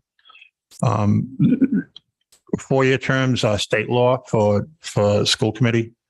They're not for local office, and we think that it's a lot easier for someone to commit to a 2-year term than a 4-year term. And it probably would be easy to say that as you keep going through this process and this experiment, running for a 4-year term, I bet you it's crossed your mind a couple of times. I think that personally, I think that if the voters want to change, you make it so that they can change. Two of the people that were the staunchest about the 4-year term quit their seats. We had to have special elections. So it is hard, to commit yourself to 4 years. And folks that I've talked to before, and I'm active in politics, and people that talk about wanting to run for, town council, that I would love to do it. I can't commit to 4 years. the tough thing to say, and it does happen, is you could get someone to run for an office and sit on their hands, and that shouldn't be allowed. The day that you get elected, you go through the little pomp, and here you are, and then a month later you're creating a $100 and some odd $1 million budget, and you're working all your way through that, to however the budget system ended in the past, and then it's hard, and then you do another budget, and the next thing you do, you're out walking the doors you're walking and knocking on doors to get elected again. It's a lot of people would say it's better to have a 4-year term. Well, your state senators and your state representatives every 2 years have to go out and ask the voters for their vote. And I don't see that changing up there for a long time. I think it makes an elected person more apt to work just as hard each time an election comes by, instead of losing interest because you have a third and a fourth year. That's my personal opinion on it. The rest of the committee, kind of agrees to it. Maybe, how they, what their personal thoughts are. They may be different than mine, but I just think that the people deserve to be able to change someone if they're not happy. And the people that want to run should have the opportunity to run and not be turned away because of a 4-year commitment. It's not a hard thing to do. If people like you, you're going to be reelected. If people like you, you won't be opposed. If you do your job, it's not really, a big deal. I just think that it thwarts anybody else from wanting to run for a seat and making that 4-year commitment. And you do have a question, Madam President. I do have a statement. I believe that a 4-year term is much preferable over a 2-year term. There is a steep learning curve for the school committee and the town council, and you just about get your feet wet after about a year and a half, and then you have to turn around and start campaigning again. So I do believe that a 4-year term is preferable to a 2-year term. I'm not so concerned about getting people to run. If people are interested in running, I don't think an extra 2 years is a deterrent at all. It wasn't a deterrent for me, and I thought about it. And when I started running, I even had a full-time job and young kids in the family also, because I just had the desire to serve my community. But I think 2 years is not enough time to get your feet wet, to understand history, to understand what has happened before, and to think about the vision that you might have for the community. So that's my statement about that. Secondly, I noticed that you've eliminated staggered terms. So it almost appears that with your proposal, there would be 7 people elected and they all be elected at the same time. Is that correct? That's correct. You can't have staggered terms when you have 2-year terms. Otherwise, you'd have an election every year for a certain group, and another group you'd have off-year elections. So that means that you could have a completely new council every 2 years, correct? If the voters feel like replacing the council, they can do it. Okay. Remember, keep in mind that we serve the voters, and if they like us, they keep us. If they don't, they send us home. Okay. I have another question about 3.0. It's 314. But I'll come to that to see if there's any other questions from members of the council about 3.01. Mrs. Lima. So I wanted to echo the sentiments of Councilmember LeBlanc. I believe the added council members and school committee members should be at large. And the rationale in my mind is it gives people an additional opportunity, an additional voice of representation. So if someone is unable to get through to their district representative, they have the option to go to their town-wide person and vice versa. So it's giving even more representation to people and more options for people to get their point across. So I would be in favor of 2 at large. And I also don't believe that we should parse down these districts to be any smaller than they already are. As it is, it's already about 5,000 people and change, which compared to a lot of other municipalities is small. For example, districts in, say, the city of Cranston of 80,000 people are over 13,000 people per district. So to me, I just fundamentally don't agree with making districts smaller to add to. I'd rather they be townwide.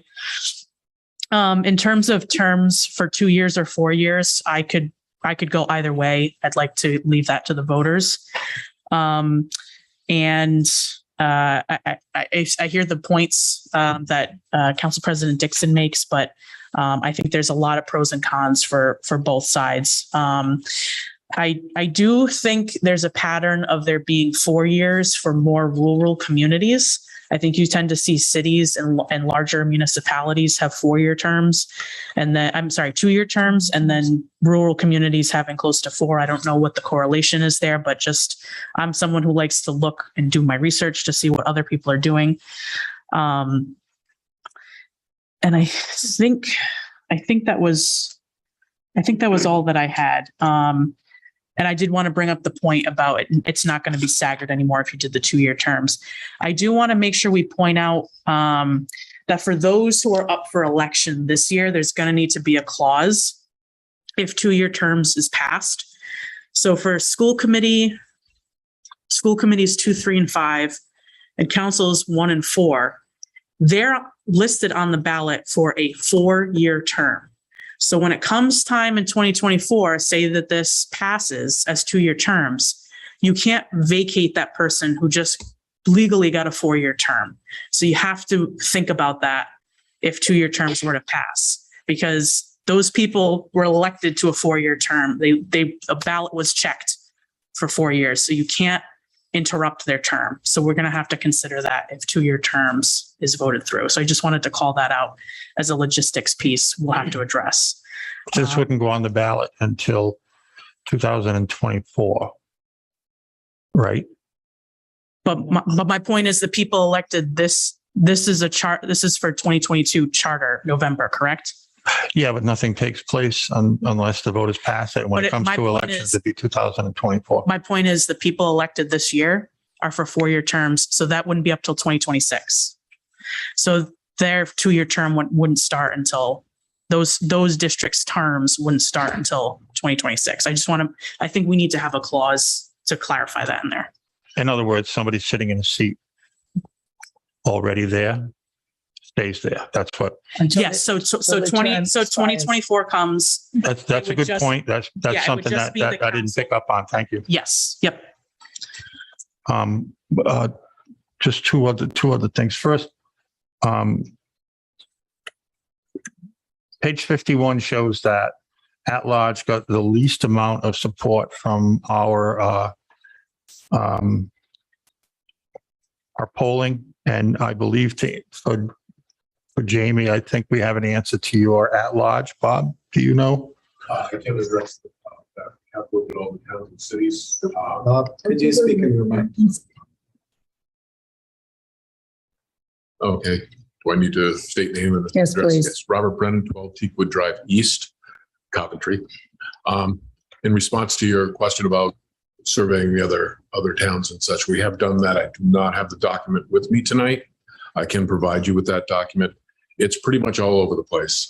There are at-large seats. There are 7 district seats. There are 5 districts. It pretty much varies. The concern that we had, because we did look at large versus districts. One of the major concerns that we had was the size of the town of Coventry. That's a lot of territory to have to cover, Sticks, and I'm sure you're quite well aware of it. But I enjoyed it.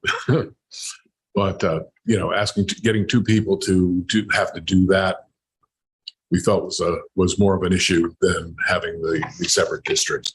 But I can get that information for you as far as the size. Thank you. As well. Okay. Mr. LeBlanc, I agree with your commentary, Mr. Guthrie. Every 2 years makes sense to me. If the voters will either vote you back in or they'll get somebody different. I would just prefer that 2 years, the term question be its own question, not put in with the change in districts. That's, again, just my thoughts. yeah, that reiterates what I asked for. Okay. Mrs. Shockley.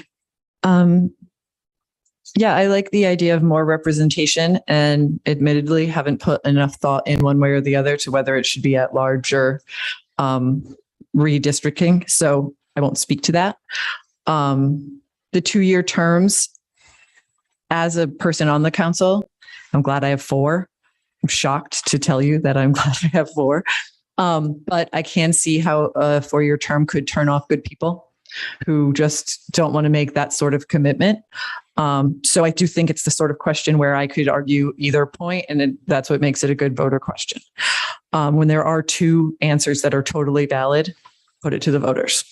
And all I have to say about the compensation is I just don't want to be tone deaf this year. The voters have really spoken to adding compensation, and we have reduced compensation for people who their occupation is working for the town of Coventry, whereas my occupation is not working for the town of Coventry. And for me, $4,500 or $8,000 is not going to be why I chose to do it. There might be people who would choose it based on that 100%. Just something that I want to think about in this particular year where salaries have been a huge topic of discussion. And like I said, there are members of staff here who I would prefer to compensate in that way other than myself as a council member. But if that was something people wanted to leave up to the voters, I'd be fine with that too. Yeah. And then in summary, we've got 3 variables that we've been talking about. Is it 7 members or 5, keep 5 members? Is it 5 members plus 2 at large? And the third variable is the number of years. So this has to be separated into 3 separate recommendations. Okay. I agree, but to go back to the at-large, I actually spoke with some good friends that live out in the Western End, and their concerns on the at-large would be that there's more population down here in the eastern end of the town, and the likelihood of someone from the western end of the town gaining that seat is a disadvantage to the people in the western end of the town. My thought process was if you add 2 more seats by district, it better would preserve them. And then there's another variable that's later on, mayor, so to speak, instead of manager, accountable to the voter. And that gives, and I'm not, just let me finish this. And that just gives more, more representation to the people in the western end of town, because a lot of times they feel like they're underrepresented. Can I ask a question? Mrs. Shockley? So can I ask you in that question, just because we're referencing it, why did you do 7 equal districts for 2-year terms or 5 existing districts with the addition of 2? Oh, so the at-large seats would be 4-year terms? Correct. Right. Because I almost wonder if question wording could be kind of a hard one on that. I didn't get the 2 at-large or 4. We didn't put in for the at-large, so. It's just for the poll. Oh, The poll question was that.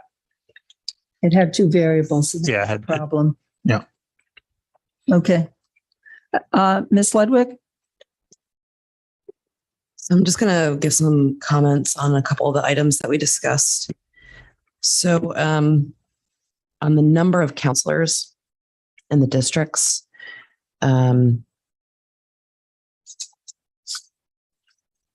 by increasing the number of counselors, yes, you can possibly increase, representation. I think there's also the worry, though, that, and it's kind of what we're faced with here with being 5, is that you can't just be concerned with your neighborhood and make this town work. We have major, major issues from the west all the way to the eastern end. And to have people so focused on one particular issue, or the potential for that because they're doing it an at-large, item that they're focused on, that kind of concerns me. Because right now, I'll just give you my example. I'm forced to care about the things going on in the other districts. Because if we can't work together, we can't get a budget passed. If we can't work together, certain things aren't going to happen.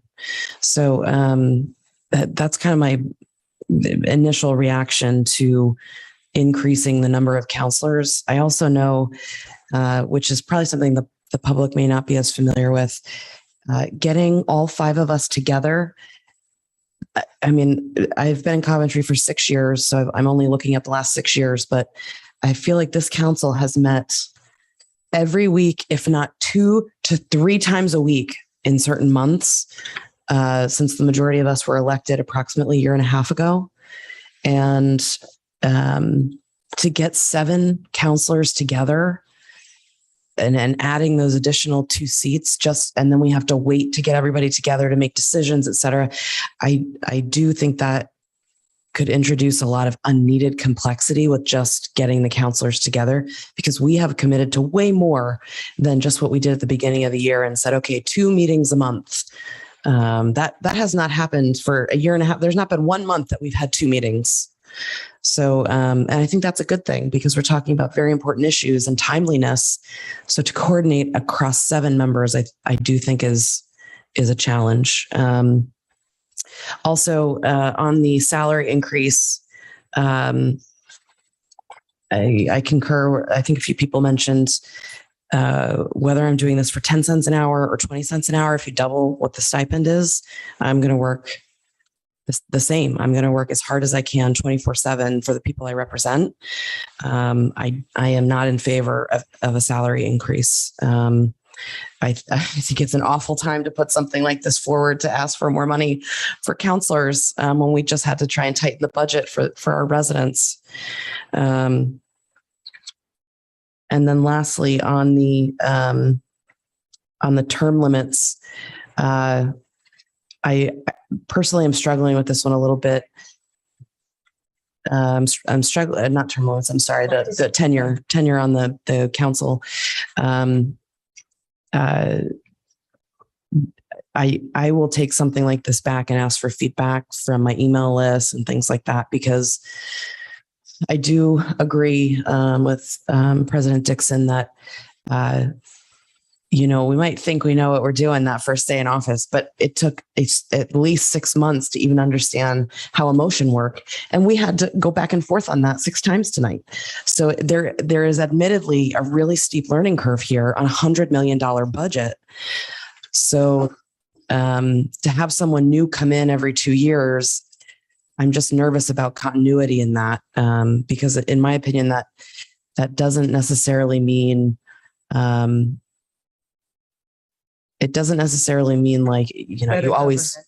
Yeah, it doesn't necessarily mean better government, but there is a steep learning curve here that I'm happy to discuss with anyone that might be interested. But I'll take myself as an example. If we had to do the midterm election right now, I'd have to change I'd have to make a personal decision. Am I going to run? And then if I do, I am 110% for this council, for this town, for my district. And now I have to take like 50% of that out and figure out, okay, am I going to run and do that? And I honestly think that there's the potential for that to affect your decisions in the next 6 months. I'm not saying it will. I'm saying that there is the potential on how you conduct the next the 6 months between candidacy declaration and whether or not you would have made that same decision if you were running or not. I think there's the possibility for cloudy judgment there. So this one I need to weigh a little bit more, but I am not interested in a salary increase. And I'm going to have to think a little bit more about counselors at large. Thank you. As a voter, I think he deserved a salary increase, just as an aside. I mean, none of us are doing it for the money. Oh, And That will not impact our answers on With, these. with the number of meetings that we have, it's like 5 cents an hour, or maybe that's even extravagant. That's not really a consideration when you're serving government because of the amount of time that you put in, the amount of research that you have to do, the amount of conversations you have with your constituents. And as Ms. Ludwig mentioned, none of us are really just concerned about our own district.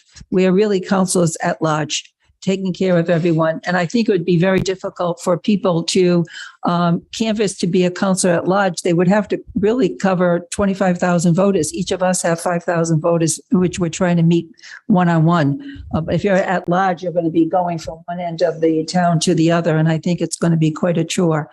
Not impossible, certainly doable, but it would take a long time. I can tell you how long it took me. I couldn't even reach 8 voters in an hour. That would be a lot of voters. Just going down a driveway takes a long time.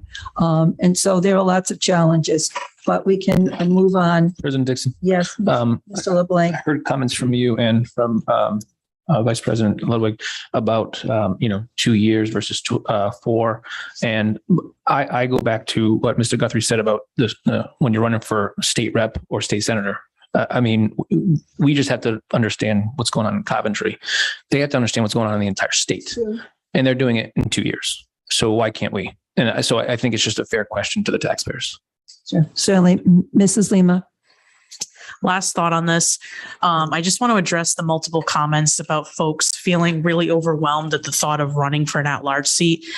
I found in my time in Coventry that residents tend to, it's tough for them to open their mind to think about how something might operate elsewhere. As someone who's worked on multiple citywide or townwide campaigns, there's multiple different ways of doing it, and there's ways that you can do it and work together with other people. So say you decide to run townwide and you're friendly with the candidates that are running in districts 2 and 3. You work together as a team. You might exchange palm cards. Someone pass out in this neighborhood. There's so many different possible ways and scenarios. You might be running as a ticket. 2 citywide people or townwide people might want to run together, and they'll tackle different parts of the town and pass out each other's palm cards. I just want to challenge people to think beyond what they only have seen and known in this town, and think about different ways of doing things before you make decisions and before you decide to have an opinion set in stone. That's all I ask. Thanks. Thank you. Can we move on to page 18 for number O? Oh, this is about the collective bargaining? Yeah. That's a violation of state law. It was brought to the attention of the town council at the time. I remember the charter commission that put it in place had Joe Larissa come down from East Providence to change the mind of the Charter Commission. And I warned them, I said, there is a law that allows this, but it's for an appointed school committee, not for an elected school committee. So if a mayor appoints a school committee, all right, then the mayor and the council would have a say in finalizing that. The state law is clear. And all this would have done, and they used it, and they actually spread it a little bit to other cities and towns, but it is in violation of state law. So rather than test it and go to court and waste the money to be told that, yes, you're in violation of state law, just take it out of the charter. If you go to Title 16 and you look at what the duties and responsibilities of school committees are, it'll tell you right there that you make all the decisions. That's all. I believe the reasoning that it was put in there is because the school committee has no taxing authority. I wish they did. Well, they right now they do not have any taxing authority. So therefore they could go off and sign contracts, but they had no responsibility to making sure that those contracts could be funded. And it all came back to the town council having to make sure that there was a budget that could support that particular contract. So that was one of the reasons, because they don't have taxing authority. That was a primary, but I need to ask Mr. Gorin for his opinion. Section O was ratified by the General Assembly, as were all of the charter amendments in 2010.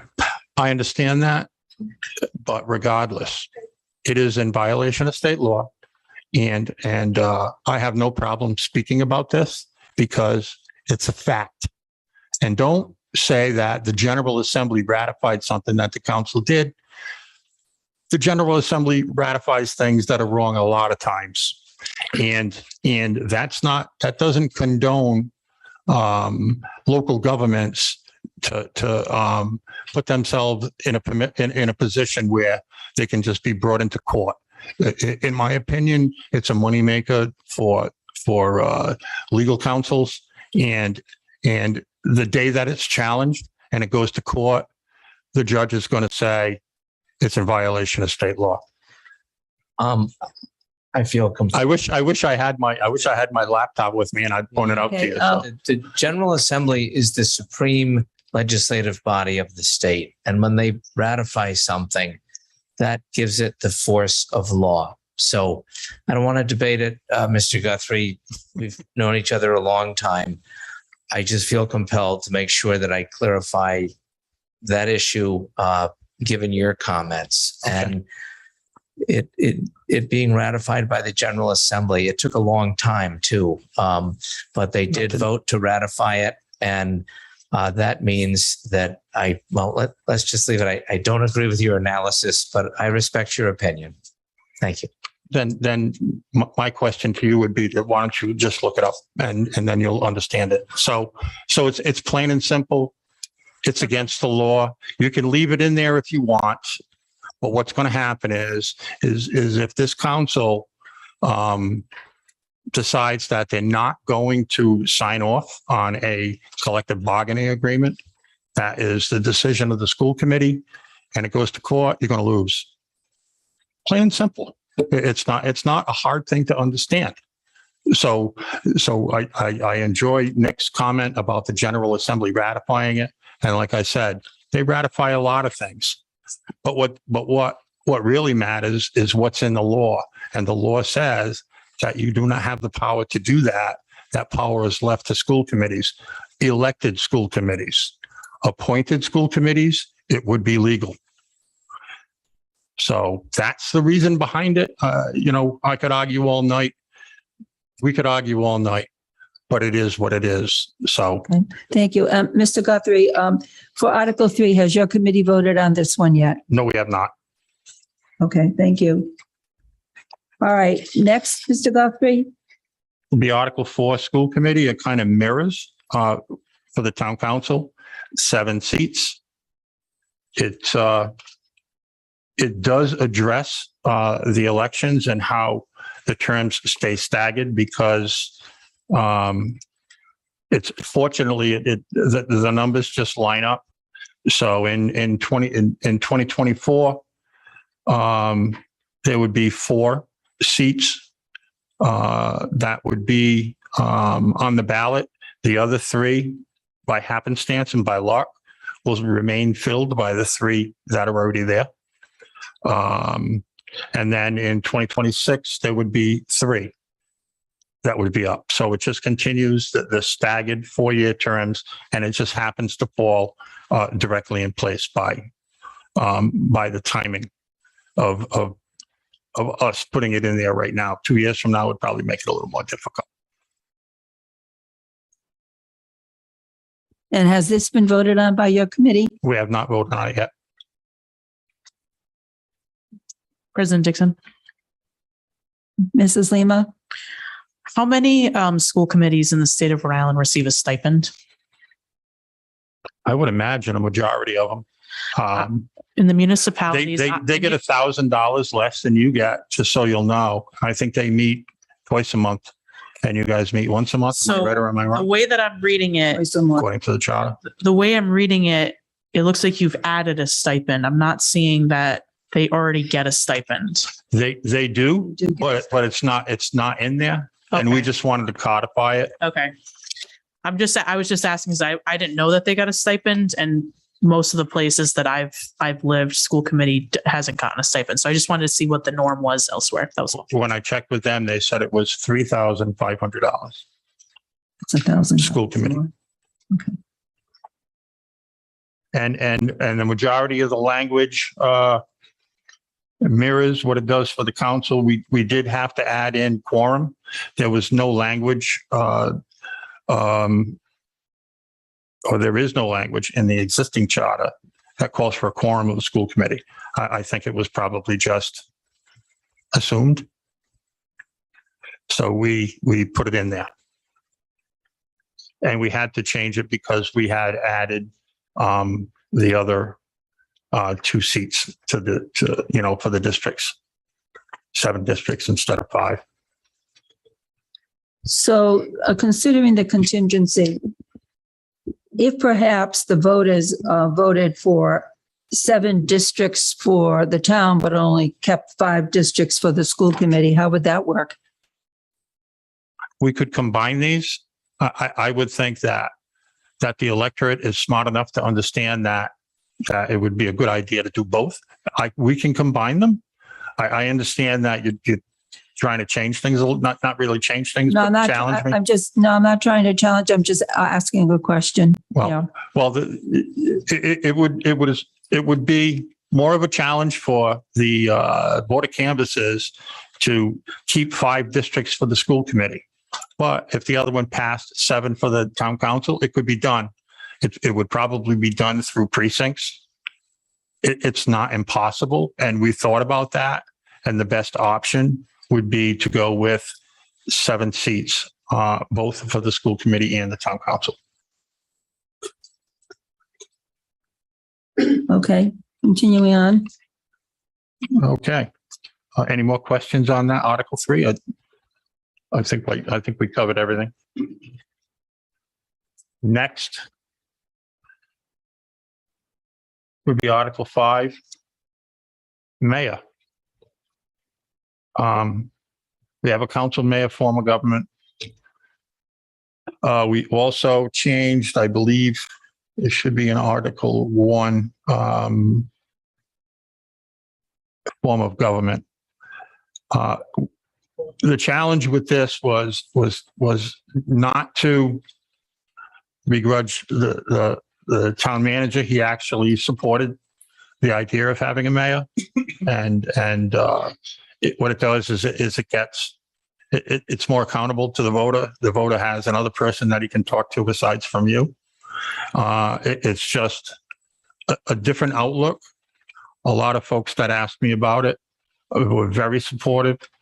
Some folks were, you're going to turn it into a city. You don't become a city if you have a mayor.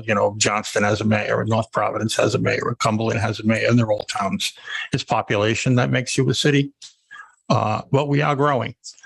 In the early 60s, there were probably 12,000 people, 11,000 people that lived in this town. Previous to the charter, 5 council people, very, very small community. Now we're growing.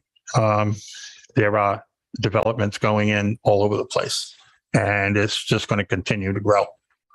It's probably going to tax our school system in the coming years, but it's all part of people wanting to come to a good town. So this is written so that the mayor and the council would be on the same level.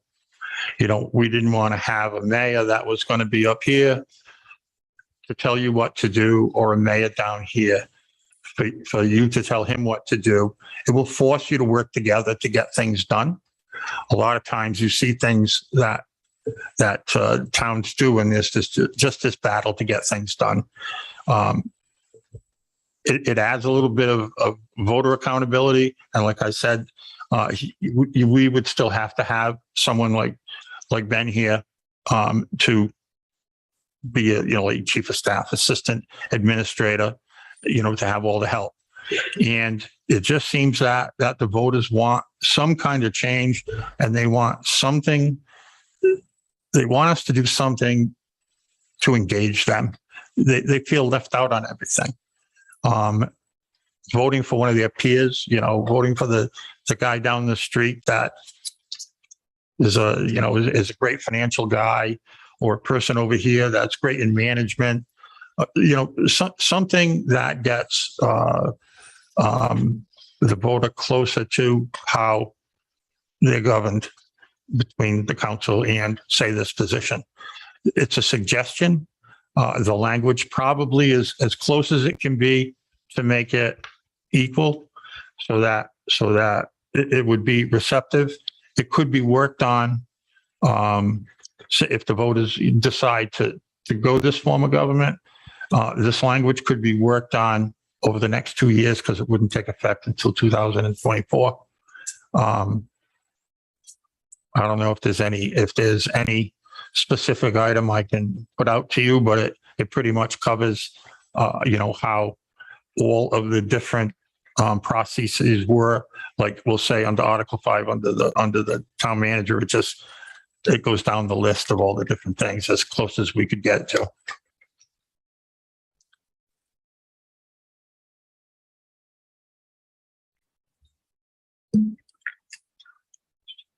I'm sorry, Mrs. Shockley. So I don't necessarily not agree with the idea of a mayor. My concern as a town council member is that I've done no research on whether or not this is a good idea. There's a lot in this as far as how the mayor's job would work. As you said, you'd want him to be equal, but the town council hasn't actually discussed what we would like a mayor to look like in the town of Coventry if that was the way we were to go. Based on your previous questions, if they were to move forward, we might be redistricting this town over the next couple of years to get 7 districts.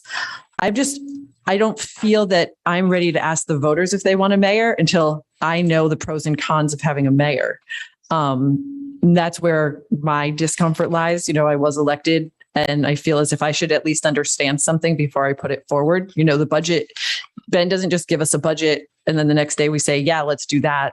We spend 6 months researching this budget and going over line items. And the idea of, even if after they say yes, we have 2 years to kind of figure out the mayoral chair here, I still don't like the idea of asking voters, should we have a mayor? And then figuring out how to have a mayor. That concerns me. So that's where my concern lies, not in the idea of looking into it and not in the idea of at some point putting it to the voters. I just don't know that the town's ready. Okay, Mrs. Lima. I thought it was interesting, the mayoral proposal, after our discussion about the committee's aversion to townwide seats and feeling like that's overwhelming, but the mayor wouldn't be, but just thought that was interesting. I thought the section 5.02 sub A about having a qualification that they have to live there for at least 4 years was interesting. Considering for running for school committee or town council, there isn't the residency length requirement. In terms of compensation, that section, I think leaving it up to ordinance makes it so there's room for the position to be grossly underpaid as time moves on, as evidenced by the salary or the stipend for council and school committee members. So I'd be in favor of it just being a part of the regular budget process myself. In terms of the submittal of the budget, I think people need to understand that if they vote in favor of a mayor council form of government, that means that you, in my opinion, forfeit the right to any sort of financial town meeting, budget referendum, petition process. A mayor council budget process is your process. That's your checks and balances. So I think people need to keep that in mind when they make their decision, if this goes to the voters. My other piece that I would want myself is, I like the piece about advice and consent from the town council. One of my fears with a mayor form of government is it's an injection of a lot more politics into the operation of government. And what I mean by that is you have someone who gets elected and comes in and appoints all their buddies to department head positions. And a lot of the time, it doesn't matter if that person's qualified or not to be in those positions. It's you're giving your buddy who helped you out in your campaign a job, a municipal job. So I definitely want to make sure we have advice and consent and we review these appointments to specific positions noted here to the town. Overall, I'm willing to let this go to a vote with the public, but personally, I don't feel like Coventry as a municipal organization is strong enough operationally to have a mayor form of government. I think we still don't do the basic things well enough yet. I think professional management needs to get us up to snuff with just doing the basic things right first. And then if we're ever in a strong enough place to inject more representation and more politics into our operation, then maybe we'll be there. Again, I'm willing to let this go to the voters, but those are my initial thoughts and reactions. Mr. LeBlanc? I agree with many of the comments that Councilmember Lima just brought up. My question is, I see that there's a term limit for the mayor. Did you guys give any consideration for term limits for council? Because I don't think in this packet there's anything about council member term limits. So we talked about it and we thought that if you have a great council person, why would you want to not have that person there anymore? There have been people, we just lost Jim Scammon. I think he probably served for 18 years on the council. Why? Because he was a good council person. I would leave it where the people that work the hardest and get to have their seat again probably deserve to stay there as long as they want. As Councilwoman Shockley said, that it's a lot of time, it's a lot of work, and consistency is great. Couldn't you say the same thing for the mayor though? If you have a great mayor and people want to reelect them, why would you want to get rid of the mayor? Well, it goes both ways. Typically, every other city in town that does have a mayor, they serve 2 terms, but it doesn't stop them from coming back after a 4-year vacation. So it's, got it. Try to get away from the Buddy Cianci thing and get more in line with maybe town of Cumberland or one of the other towns that allow the mayor to be there for 2 terms and still have the ability to come back. And again, these are proposals that you can send to the voters. So when you look at the data that we had, 70% of the town would like to see a mayor. So I want to preface that with 292 people voted on that. We got to be careful.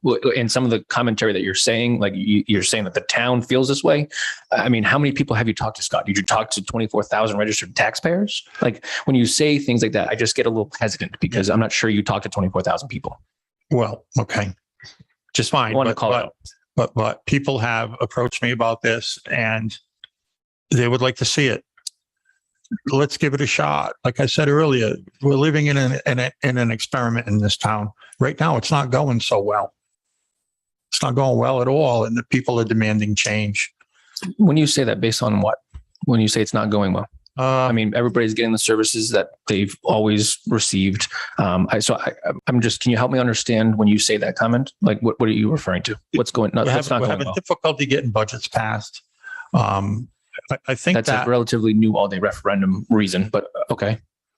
All right. So I don't like to cite social media a lot, but it's there. And a lot of people live by that.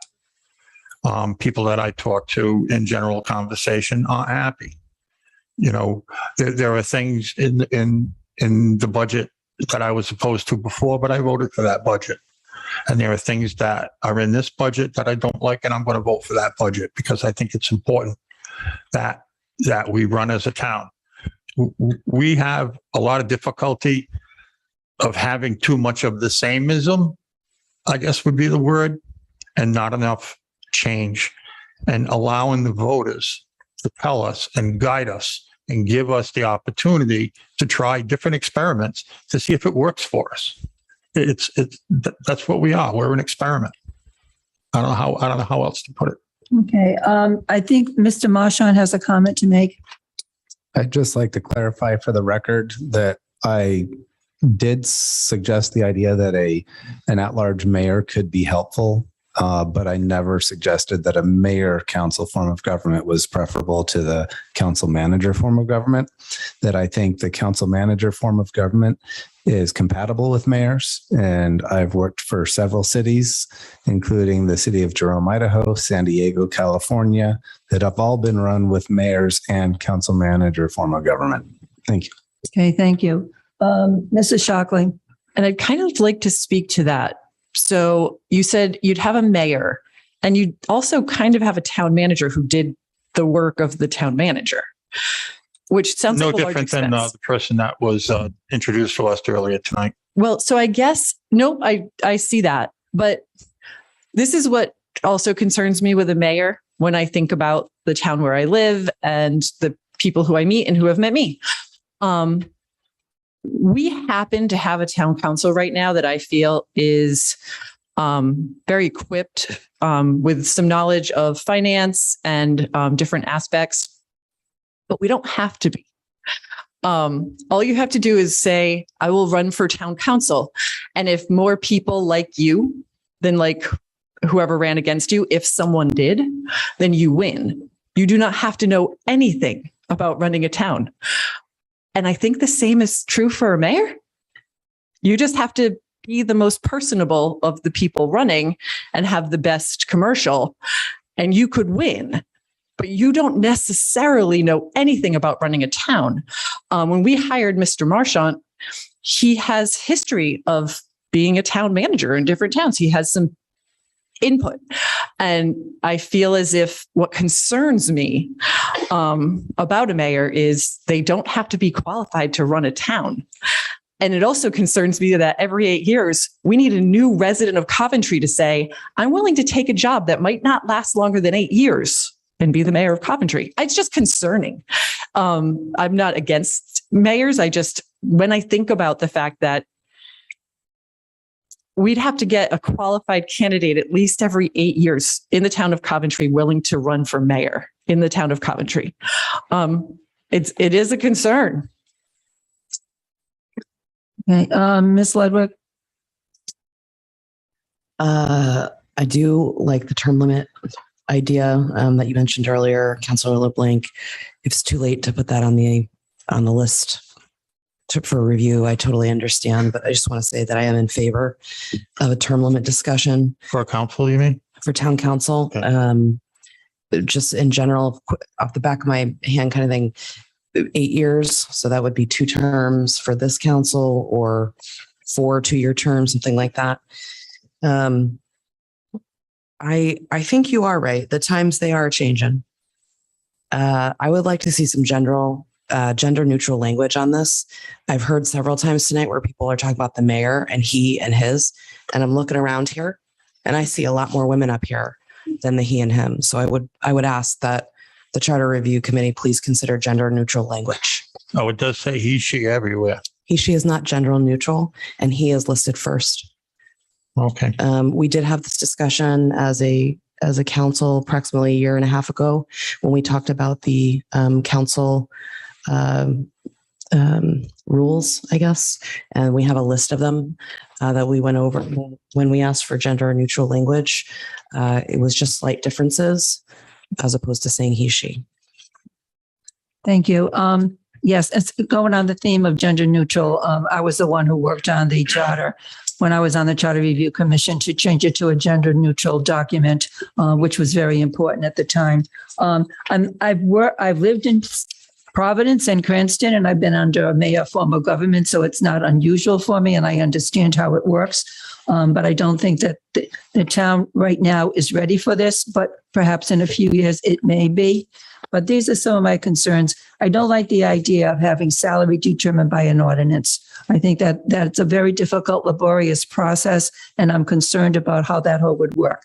There are many, many variables. There's a lot of work in this document, and I do want to comment and applaud the people or members of the committee who worked on this, because obviously there's a lot of time and effort put in here. But almost every sentence that I read is a question that I have. It's a decision that have to be made.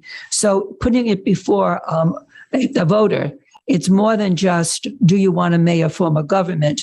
It's how is this mayor form of government going to work? And also, I don't really understand, based on this description here, the role of the town council, because there's a whole section in our charter now that talks about the role of the town council and the relationship with the town manager. And this section talks about the mayor, but really doesn't address the role of the town council, which I would assume would change in some ways.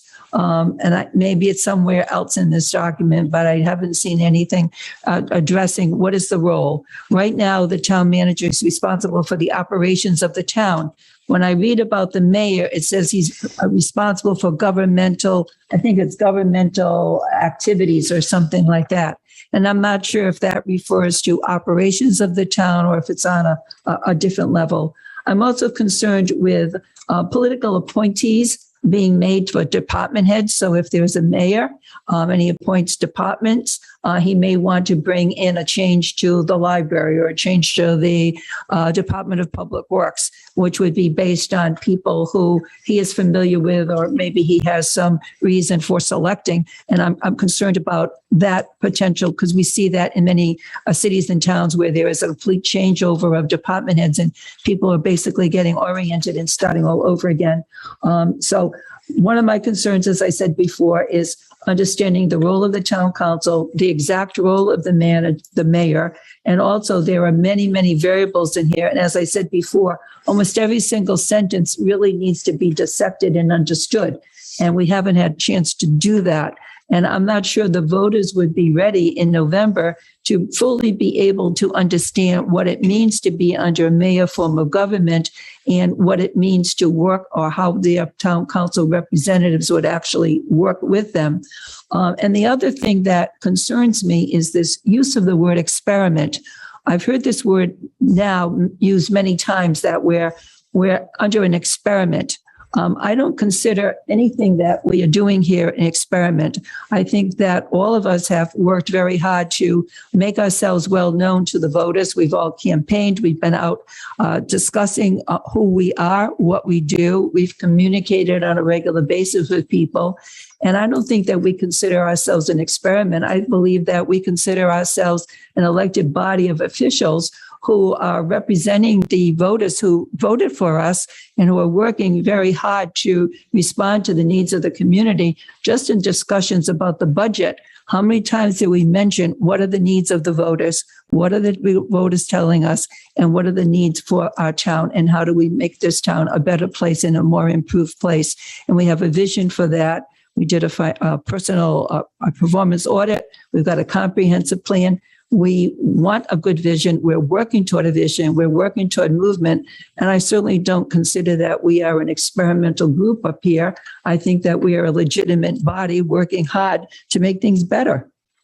So those are my comments. Okay. On the top of page 25, it does address what you said about if the voters choose a mayoral form of government, there will have to be language changes and revision. Every bill that's passed in the General Assembly goes downstairs to law revision to be able to be worded correctly. And yes, we live in Rhode Island. Rhode Island is the lively experiment. And I think that if you go to the State House, you'll see it imprinted right on the wall of the State House. Everything is an experiment. We govern ourselves by ourselves. We ask people what they would like to do. We don't force anything on people. I have no problem asking anybody any question. If they like it, they like it. If they don't, they say no. If they want to try things that they think might help them better live their life in a community, afford them that. Just don't just don't say, well, we're not going to allow this question. I think that that's the wrong way of doing it. I think the right way of doing it is to listen to what the people say. Right now, they are very, very unhappy in this town. You may not see it. I hear it every day. Scott, in fairness, though, Yes. I'm not looking to say we should never have a mayor. I'm looking to say, I don't know that between now and July 18th, I can decide I know enough about putting a mayor into office to say, let's put it to the voter. Right. So It's just a timing issue. I don't know that I understand it well enough to say it's out of my hands. I'm just going to let the voters decide before I at least have some information to provide to them. right. So like I said, this was put together, and it was put together to afford a mayor, someone that lives in the community, someone that has a relationship with the voters in the community. The town manager is a professional. I understand that. I think what the people want is something different. And if I was sitting where you are, I would have absolutely no problem having the voters have their say. You talk about by the people, for the people, all of that. Let them answer the questions. I think that what we're saying is that we're willing to entertain the idea of a change in government, but we need to understand better what it means so that we can explain to the voters so that they can make informed decisions. Comment? Yeah, I just want to reiterate the point back. There's the point of don't say to allow all of these questions to go to the voters, these proposals, but the same could be said in the reverse. Just because one or two people on the Charter Review Commission believe it should go to the voters, to me, doesn't merit that everybody in town wants it to go to a ballot. So again, just want to reiterate, I'd love to see what filters from an actual vote from this committee back to us. To me, I think the argument could go both ways on what goes to a ballot and what doesn't. So was there a vote on this one, Scott? No. No. Okay. Okay. President Dixon? Please. Oh, Mr. LeBlanc. Section 5.03 vacancy. Maybe it's just clarification here, but if there is a vacancy within 6 months, then I think if I'm reading this correctly, the president of the council would be the mayor, but in a different section, the mayor can't have other employment. So I don't know how that would work and how it works in other towns. So would the then town council president be able to keep their current employment, and would they get compensated the mayor's salary? Like, there's a lot of questions there. Yeah, it's like I mentioned, every sentence really needs to be Clarified. discussed. Yeah, I just wanted to, I don't know what the financial impact would be to the town. That's all. Good point, Mr. LeBlanc. Thank you. All right. Can we move on, Mr. Guthrie? Sure. Article 8, financial provisions. This is about the budget, something that a lot of work went into. And Jim, you can sit down if you want. Okay. I'll take that microphone. I was thinking about it. Name and address, please. Hey, everybody. My name is Jim Humphrey. I live on 38 Pine Tree Road. So I know you're eager to talk more about the budget process today. But our proposal, which was, we had a subcommittee of 4 people. There's a lot of detail here and a lot of work. And I think I've gotten a lot of feedback from you so far. I appreciate that. So we did pass this multiple times as a subcommittee. We pushed it to our full commission to move it forward, to dig into the details. That's all we did in April, I think 17th. Then we did approve it. But we have a couple of wrinkles we still want to vote on. We had a couple of sub items, and I'll get to those in a minute. So our ballot question is framed as improving public input to the budget decision process in Article 8 of the financial provisions. Specifically, shall sections 8.16, 8.18, and 8.19 be modified to improve public input to the decision process. And I'll summarize because there's a lot more detail behind all of this. I'll go through these key items. Add a line item level electors petition process after completion of the town council's provisional budget. And it's important to keep in mind that most of your process forward through your current calendar of events retains public hearings. But what it does allow is for folks who've gained all that knowledge, who may have looked at the budget, to create a document, to get 20 signatures, to propose an idea, a line item idea that you would take under advisement. The example is South Kingstown, and it's nice to know that town clerks pick up the phone and talk to you right away. We talked about 10 or 11 of them in this process. So the idea is the petition can add or change municipal operating or capital budget line items requiring 25 qualified elector signatures verified by the Board of Canvassers. School budget petitions, you probably know this, can only be made at the total budget level only, but the intent of what they want to do can be made. Example, maybe our neighborhood wants a dog park, or other things that I've seen in the South Kingstown. One of their meetings, they walked through those petitions and they voted for them or not as they walked through them. Again, just to help process. And talking to South Kingstown town clerks, they got some good ideas you would take under advisement to use them or not as part of the budget process. We kept it at 20 qualified electors to make it, something that I think some grassroots support, some reasoned, thoughtful process, but not to make it, overwhelmingly difficult. And I know the numbers of signatures was one of your questions.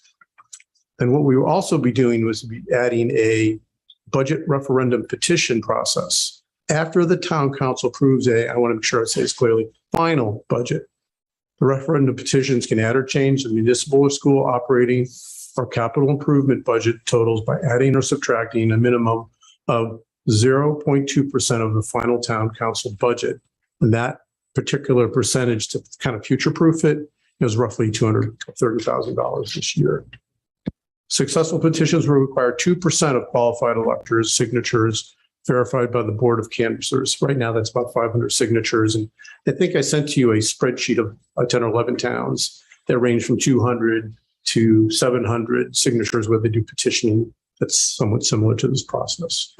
Again, until they do that is what triggers a budget referendum hearing that will replace our financial town meeting that we had recently. I think there wasn't a lot of people that attended it. Maybe the more recent one you have, they did. But that would trigger the budget referendum hearing, and it would in turn trigger an all-day budget referendum by ballot. If nobody did create that budget referendum petition and verified the signatures for the reasoning why, with some math on what they expect the change to be and why they want to change it, then the town council budget would become the final budget. The current referendum process would be replaced by this budget referendum petition process. Electors can vote for the final town council budget, or one, if there are other verified budget referendum petitions. That's an alternate budget proposal that would adjust the final budget. All petitions must follow applicable federal law, Rhode Island general law, and may not decrease the tax levy from the previous year. And as we know, there's a lot of guardrails already. I spoke with the superintendent of schools. He made me aware of all the details. That's why I added federal law, because special needs and things like that can't be changed. So I want to mention a couple of purposes and intent of doing this as we thought about it, gave this a lot of thought. Restore the public's ability to modify the town budget. Right now, they can make their ideas known with direct communications with council or at the public hearings, but some folks aren't the persons that will necessarily want to walk up to the podium either, or they can't attend the public hearings. It'll create measured, responsible processes to provide public input, and it'll eliminate the existing fiscal uncertainty in the current referendum process where you can vote no, you could just say there's pork in the budget, you could just say no. This would create something that would be discussed, people would know about it, the town council will get another shot to discuss their budget and why that should be passed. And that's how that would work and be a little more reasoned approach, but still providing the public a lot of input opportunity to be able to do something. These are the couple of things hanging out there that we have had a lot of discussion on that we want to fine tune. Great. And I'm glad to hear that you talked about tonight, actually, notification by mail prior to that hearing. And I just want to show you this. I have a show and tell that you might find handy. This is Situate's mailing they do for the budget. It's on 11 by 17, two-sided. They just fold it up there's the full budget. There's a little write-up and my favorite thing, graphics and statistics on the back. So it's kind of a nice example. If anybody would like that, you might find it helpful. Also, communication is very, very important. We thought the mail-in was important. We even talked about, I don't think I could put it in this proposal, using digital signs at different points in the city. I've seen that used in other towns. We used it in Attleboro, Massachusetts, to use it regularly for key events to make people driving in and out of town, back and forth to work, aware of something. But I'm throwing that out there as an idea, but it's not baked into this, what is a charter proposal. And we suggest mail-in and early voting. Early voting can be done very easily. I early voted. We have the canvasser's office a week early, and we want to bring in as many people as we possibly can. And we talked about mail-in voting. I know that's a complex process to fit into the schedule.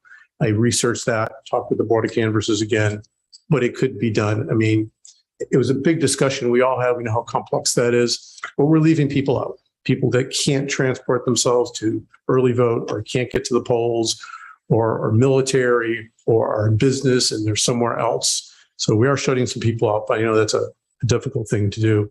And I know there's a cost implication to $15,000 for mailings, but we thought that was important to be able to do those things. Pros and cons, I'll go through them quickly. I'll end there. But the actual town budget development process remains the same. A lot of same things we're still going to be doing up to a point, but then there's an opportunity to petition on the line items. There's an opportunity that will be under advisement for the council. Then there'd be a referendum petition that you'd have to do the work and get the signatures with an idea. My thinking, and I know our whole commission's thinking, we unanimously are behind that, is the fact that you go through all this months of work. We have 2 hearings. You have a line item petitioning process. It's got to be really important to have a budget referendum petition at the tail end of all that work with a real reason and a good reason to have that budget change instead of just saying, tossing it back to you and say, change it. So that was the thinking behind that as well. The con, it alters the current budget approval process. It does add some steps. I kind of line these up next to each other. The public retains the ability to review the budget prior to adoption, but it may extend the work of the Board of Canvassers and town management. There's now paperwork and a petitioning process. I have examples of what they've done in other towns. The public retains the opportunity to provide input into the budget during public comment and after the budget hearings, petitions. It may extend the budget process. So I know the towns do fit it in a timeline as we do today. It can save additional costs to the town with the potential of not triggering a budget referendum hearing and not having an all-day referendum, which, as we discussed tonight, is another $25,000 to have another election. But it may create additional costs to the town to process petitions. And then a whole bunch of pros. Additionally ensures there will be at most 1 all-day referendum by ballot, eliminating the fiscal uncertainty of potential multiple all-day referendum by ballot, which we've gone through twice now in the last 3 years. Addresses multiple Section 8.18 Town Council suggested areas for changing the town charter. We saw some of your ideas. We tried to address those. Following adoption of the budget by the town council, the public has the right to make modifications by petition. The town electors retain final approval over which budget is adopted if there is a budget referendum petition. The need to revise the budget, hold additional financial town meetings, and additional all-day referenda, along with associated expenses if the proposed budget is not adopted, is eliminated, and that creates a defined endpoint for the budget process to approve planning and restores the elector's ability to modify the budget prior to adoption. That is all tonight. I could talk forever about this. I have learned a lot. Thank you for the opportunity. Questions? Okay, questions from members of the council. We'll start down the line. Mr. LeBanc. Just would like to clarify a couple of things for anybody listening. So if I read this correctly, and if I listened to you correctly, there's not going to be an option for the taxpayers to vote no, and they want a level funded budget, correct? You can write, and remember the minimum amount of the budget referendum by petition is 0.2%, roughly. Correct. $30,000. So $230K. Within that petition, I think I shared some examples. I have other examples. You could level fund. You could propose to level fund. That's a minimum that you can do. In other words, they have to be minimally level funded. That was one of the guardrails we built into the process. So they, I guess where I'm getting lost is the 230K versus then a level funded, which is like a $3.5 million change. Right. I think it's presupposing that the proposed budget would be more than 230,000 over the prior year budget. So if you were going to cut it close and just do a $200,000 increase over the prior year, you're virtually level funded, and then you wouldn't meet the 2.2% threshold. But generally, if you're proposing a 3% increase and they want to roll it back, it has to be by more than 0.2%, the 230,000. So you could roll it back $3 million to a level funded budget in the proposal. Okay. Think about it. It is kind of mind bending a little bit. Minimum increase or decrease of 0.2%, minus $250,000 or less, plus $250,000 or more, 230 or whatever 0.2% is. So you could get there to level fund. Okay. That's just a lot to swallow and for taxpayers to understand. That's all. That's a great question. Thanks. So that was number one. So, and then you mentioned that we're still going to have an all-day ref, but during that all-day referendum. Not necessarily. It has to be triggered. It has to be triggered. Right. So we are, my point here is that we're taking away a current right to taxpayers for them to vote on our budget that they currently have. They can, if they do a budget referendum petition, they can vote for an alternate, and there could be multiple alternative proposals. But they have to go essentially door to door or get support for it. That's correct. And right now, they don't have to do that. Correct. Just again, I'm just trying to clarify for taxpayers. It's absolutely correct. Yeah. Again, my only concern is that you have a town council where 3 members who every year want to do a 4% increase, and then the taxpayers can only do that 230K. But it sounds like there is a way around that. I know. I get At least 230K. Yeah. Yeah. They just can't line item veto. They can't be like $4,000 for stamps. You have to get rid of that. They have to have at least 230,000 based on our current budget. But they could go to the difference between your current budget and last year's budget. Got it. The difference would be there'd be no 1/12 anymore. If you level fund per se, you're giving people, that's their budget. You've approved a budget no matter what. There's no. Okay. Understand that. But if taxpayers decide that they don't want to go to the door-to-door process, then it's essentially 5 people are making the decision for everybody in town. Okay. Again, I'm just trying to clarify this for people listening. That's correct. Thanks. That's correct. And keep in mind, we kept it at and other towns have done the same thing with varying amounts of that minimum threshold. Because, at that juncture, it should be significant given all the work and other line item petitioning that has occurred. You don't want it to be, I want to do 500 signature petition to change something by $10,000. No, I completely get it. I think I was a little hung up because at the previous financial town meetings, taxpayers were only allowed to make a change up to, I think it was around that amount. So again, just throwing it out. Mrs. Shockley? Yeah, and just to go along with what Councilmember LeBlanc is saying, that's the initial 20 people, right? Like if I just wanted to make a small change to the budget, I want to add a dog park. Or you put in a dog park, and I don't think that should be in the budget. I just need 20 signatures before we've approved a final budget. That's line. So the town council can be like, oh, we have residents who took the time to put this together to say they do or don't want a dog park. Correct. Just keeping it with that example. If you notice, there's no thresholds in the line item petition because at the line item level, right? Something that could be done. Yeah, I think. Okay. We didn't. We were consistent with other towns. Okay. Mrs. Lima. Just a couple of logistical thoughts. With this process, to me, the town needs to make a commitment to properly staff its Board of Canvassers office. We're one of very few towns in the state that has one full-time person running our Board of Canvassers. So I'd expect that if we go with something like this, people need to kind of recognize that we need to, especially in an election year, when you're also trying to pass a budget and you're adding these petition processes, and there's already other petitions that they have to work with when it's comes time for people to run for office. So I just wanted to call that out. I'm a little weary about on page 30, number 3 of your key features. Unfunded mandates to me, I mean, are always weary, especially when you're looking for the taxpayer approval of a budget and you have, we're mandating essentially, I don't know what the cost of a mailing is, and the population of the town may go up.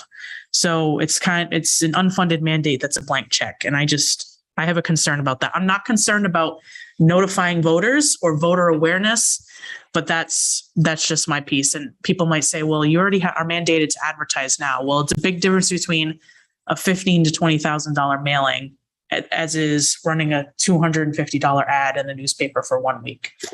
So those are my pieces.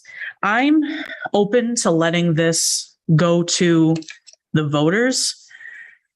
I've thought a lot about this, and kind of and this is all in my opinion, I think that we have an opportunity here to affect the apathy and involvement and people stepping up to the plate to contribute to the town and its future. I think we struggle to get people to be involved in committees, commissions, boards, run for office, run for town council, school committee. And in my opinion, it's because you have two different types of democracy at play in this town. You have representative democracy and you have direct democracy in the form of our current budget process. Why would I run for office and put in the hundreds or thousands of hours that we put in up here to do all of this work when I could show up one day a year and vote no or vote yes or whatever it might be? There's no incentive to run because you can just cancel that person out if you don't like them. And to me, there's no incentive to run against them or hold them accountable for the budget they might have passed, or when you can just show up for one day. That's not to say that I'm against the process. I'm presenting to people a way of thinking about the issue we have at large here, which is the apathy and involvement. What I do like about this process is we're getting specific feedback, because to me, a vote no on the budget tells me absolutely nothing. I need to understand why, or give me some reason. With the petition process, it's giving me data and it's giving me direct feedback and numbers, and it's forcing people to actually talk to us and tell us what exactly they want to change and why. And it's engaging in dialogue. So I appreciate that. But to me, at what point is the town council become just in name only when we talk about these types of budget processes that are direct democracy? So again, willing to talk about this more and let it go to the voters. But I just want to bring up the point that we have two types of democracy at play here. And I think one is contributing to the apathy of another. So just some food for thought, and I'd welcome having a cup of coffee or chatting with other people about this, because I've really been thinking about this a lot. Those are my big pieces. Thank you. Mrs. Shockley. Thank you. So what I like about this is something gets voted for.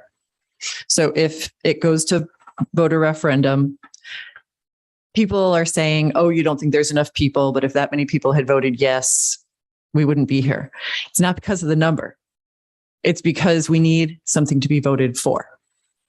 You know, people run for office, someone gets picked. In the end, it might not have been the person you like, but something gets chosen. And the problem with the way we run the all-day referendum is it's yes or no to that. You haven't said yes to anything. With this, if it goes to the voter, something gets said yes to. It might not be what we put forward. It might be something that was amended by residents. But in the end, there is an approved budget at the end of the day. And that's what we need. We need to be able to plan before July 28th. You know, we're already in the year we're planning for as we're making a vote. It's just, we can't move forward if we don't know until the fiscal year we're in what our budget is. So that is what I like about this process. And you mentioned, so you didn't directly mirror another town, right? Not exactly. But you leveraged a lot of what we saw in other towns. And can you just speak to us? Name? A lot of the text, originally we started with South Kingstown, because because I was the one who wrote like the first draft of it. And I took the text from South Kingstown and threw that into ours. So that was like the starting point. Okay. That's good to know. And I believe this has actually happened where voters, Referendum in 2020. Yeah. During the pandemic. yeah, I thought so. I thought that had happened there. And we have a matrix we shared where I walked through a lot of towns and how many times they had a referendum, which happened, I think, in the last 5 years, once or twice in different towns. Okay. Ms. Ludwig?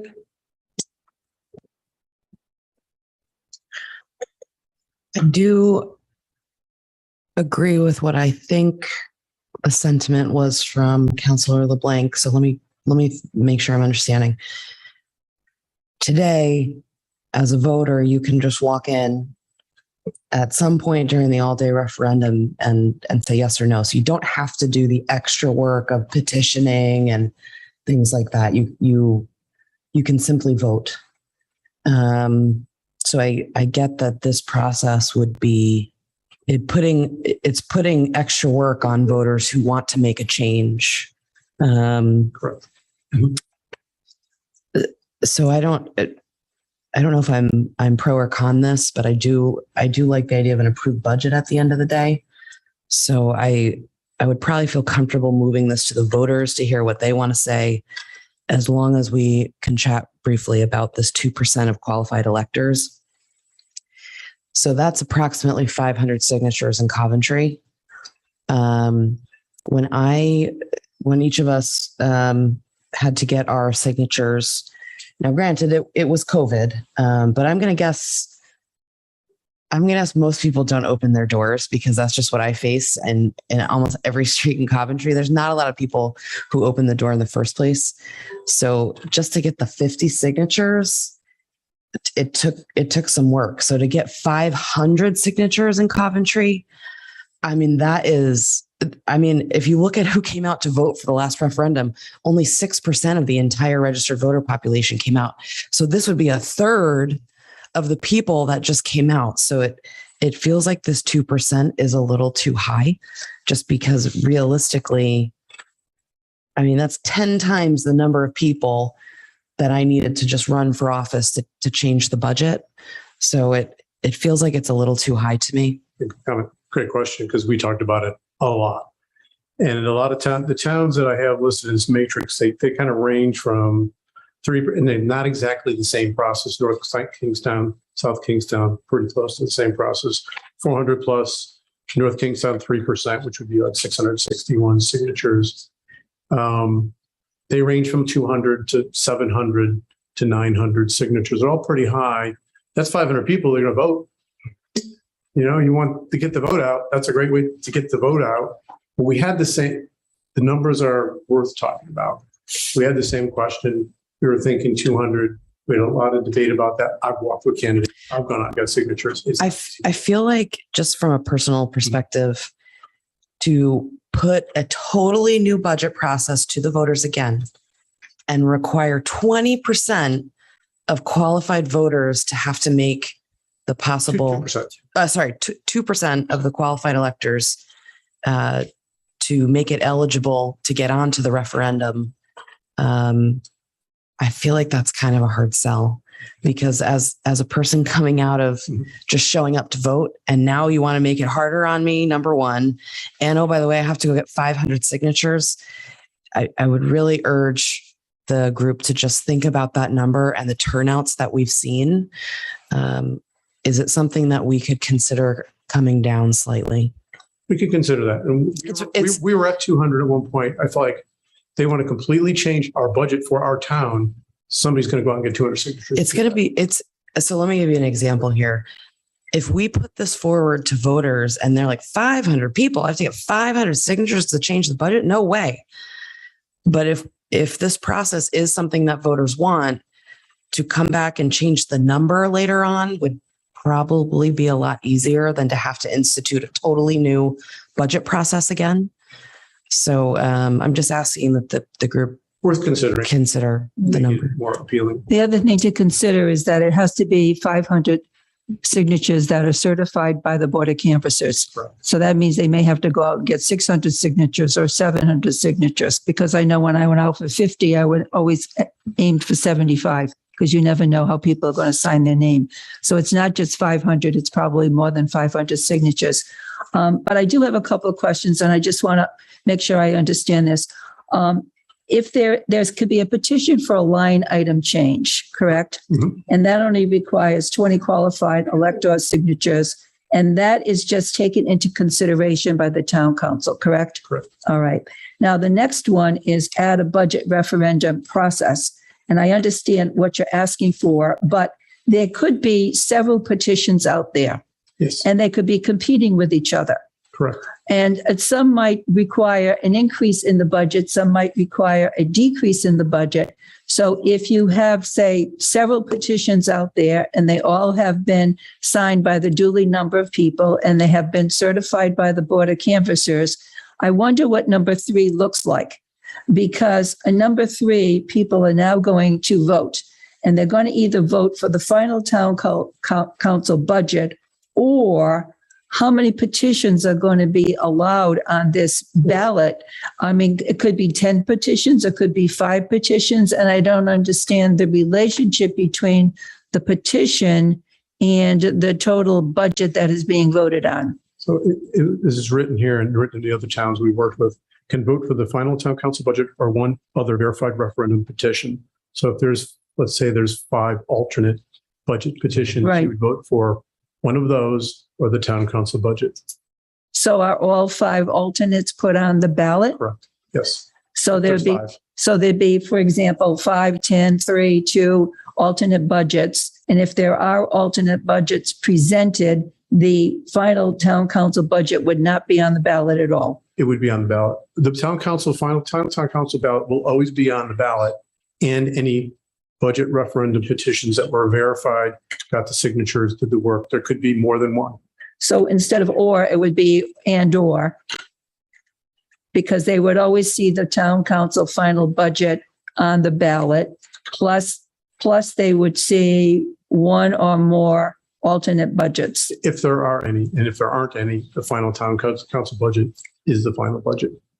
Now, the example that I read when we first got this, the example that was given was that there would be, for example, someone might petition that there be a track added to the school. Is that one of the examples I read?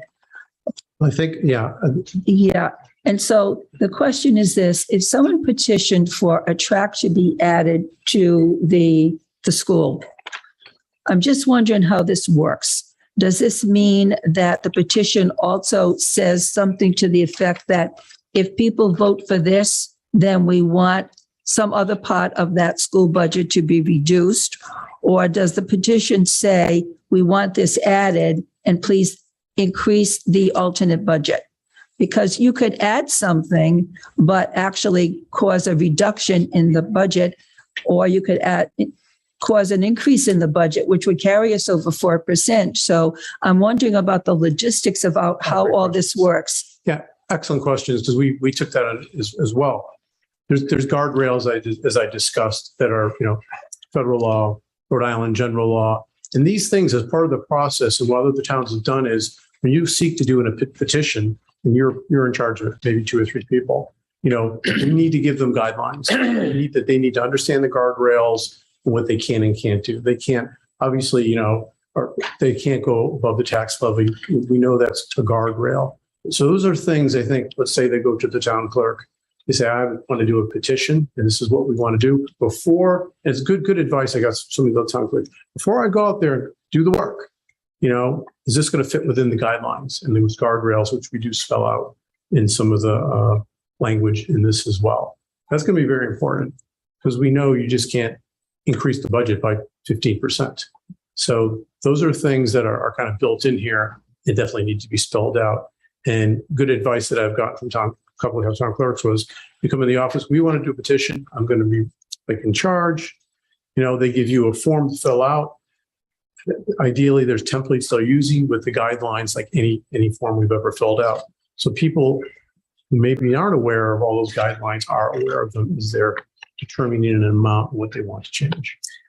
So, one of my concerns is that how these guardrails would work, because if there is a proposal for an increase in the budget, because you want to add some item, but it might actually trigger off a decrease in some other part of the budget in order to have a balanced budget. So how would people understand the ramifications of any decisions that would be made regarding a petition? A lot of the final math is up to the departments that have to affect that change. I know what they did at Tiverton and some of the templates, and I've sent you guys a lot of stuff. Right. I could send you more, but they do provide them like a template in Tiverton, a template spreadsheet, so that when they're making adjustments, they get a good sense of what they're changing and what it can affect. Because you're right, it could be something where they want to keep the tax levy or the increase at a certain number. They don't want to change it. They just want to, I think in one of the examples I shared with you guys was, I want to subtract that from the municipal budget to increase something somewhere else. And they want to propose that. The department heads have the other final arbiter of how that gets done. So with a petition to add money to a certain area might result in a need to decrease some other part of the municipal budget. Is it speaking to what other part, or does the town council then have the discretion of determining where that money would come from? Can I ask a question? Because I'm not sure if I'm understanding. I think if they add something to the budget that would put the budget too high for us to approve. So we have our budget, which is what they're working off of, what the town council approved. If they want to add something that would put that budget too high, like we'd have to reduce in order for them to add that, I don't think they could add that. I don't think it would be something they could put on the referendum. They could add. They'd have to know, and they'd have to say, just like Mr. LeBlanc did the other day when we changed the budget, I want to increase this line item in this department by this much, and therefore I want to decrease this or these line items in order to make it up, like get to the number we need. They can do that. And that was a great conversation we had with our subcommittee too, is like, I think South Kingstown, there's always school, there's always municipal, and they stay separate. We decided to combine that. And that could be discussed because you might want to stay within those parameters of increasing the budget. You want to stay within the guidelines. So you might propose decrease this to increase this. That could be done. Does that answer your question? No. Oh, sorry. I thought No. I mean, I understand what you're saying, and thank you for adding your thoughts. I'm just concerned with the logistics. I understand the petition process. I do agree with Ms. Ludwig that the number is high. And you're going to have to get much more than 500 signatures in order to make sure they're certified. But I'm more concerned about the process and what the voters see at the end. And if they understand the ramifications of increasing a budget in one area, which might result in a decrease in another area, and they might not realize what will have to be decreased in order to keep the tax levy at the proposal that the town council is presenting as their final budget. So I'm just concerned about how all this math works and make sure that people who have good ideas understand the consequences, because for every action, there is a reaction, which may be good or bad. So I want to find a process by which people can give input to us, because I agree, we don't know why people vote no. Right. We don't even know why people vote yes. Seriously. That's why I worked on some templates. Yeah. The petitions and templates that go with this to do this work need to be ironed out. Other towns have them. Yeah. Like I said, so they know the ramifications. They know the guidelines. I just wanted to ask, because I don't know if it was in here, and I apologize if it was. Can people sign more than one petition? Yes. Okay. Mm-hmm. Okay. Mr. LeBlanc. Just some final comments. I know the comments made, the current all-day referendum works. You're either saying yes to our budget or not really voting on anything. But in my opinion, they're voting on last year's budget. That's what they're approving. So there is an option. We wouldn't have level funding the way we have it if that was the case. But there's an option though. Like, that's why we're allowed to spend last year's budget. So that's the option. So I just wanted to call that out. And then I'm going to give you a hypothetical though. So in this instance, let's say the town council increases the budget $3.5 million, right? And then you have a special interest group that takes that 3.5 million increase and gives it all to the school. And that happens year after year after year because we only had 1,500 people come out and vote. All right. That would decimate the town on the municipal side.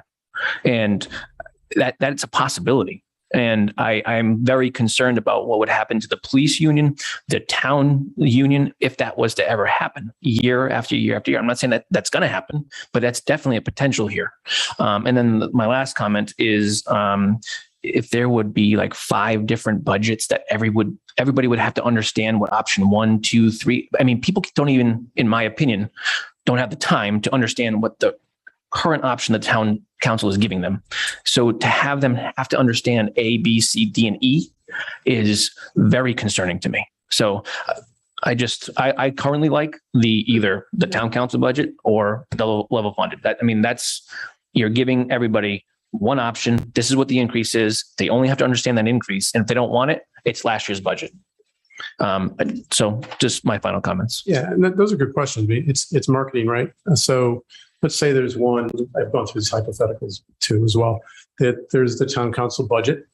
Somebody gets the appropriate signatures, verified, does the work, and it has an alternative that is minus $3 million or plus $3 million. And to stay within the guidelines, the municipal budget could get hit, and they would know that. Now, I'm hoping the marketing of the town council budget can maybe in this case defeat destroying the municipal budget. You know, those are things that. But history is telling us that mailers to homes isn't working. The code red's not working. So I'm just very concerned. That's a good question. I don't know. We did a mailing. We talked about it. We got a mailing first year as I moved here. We were talking about that we found very helpful. I don't know I don't have the numbers of what that referendum vote if there even was one, what percentage turnout there was, but we're pretty committed to advertising more. Oh, me too. I like that pamphlet for sure that you have. Page 16. And the other thing I wanted to just mention, if I could, you said you looked at other towns and number of signatures. I think you might also, I don't know if maybe you already have, but looked at if those towns had senior tax freezes, because our senior tax freeze continues to go up. And what was that? The senior tax freeze.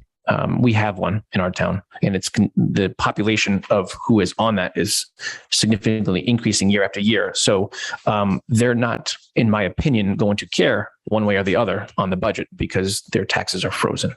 So I don't know if the other towns you looked at also had senior tax freezes. I can ask about that. That's a great question. I'm familiar with that. I turned 65 in a week. Keep an eye on that. We'll send you a condolences card. Thank you. Yeah. Appreciate that. That's a great question. Thank you. Okay, any other questions on this? I just had one quick question. Oh, certainly, Mr. Gorin. I noticed, I've been looking at South Kingstown's referendum petitions. I think it's in 4222 of their charter. And it says that they've had that since 2006. They have the legislative history. Do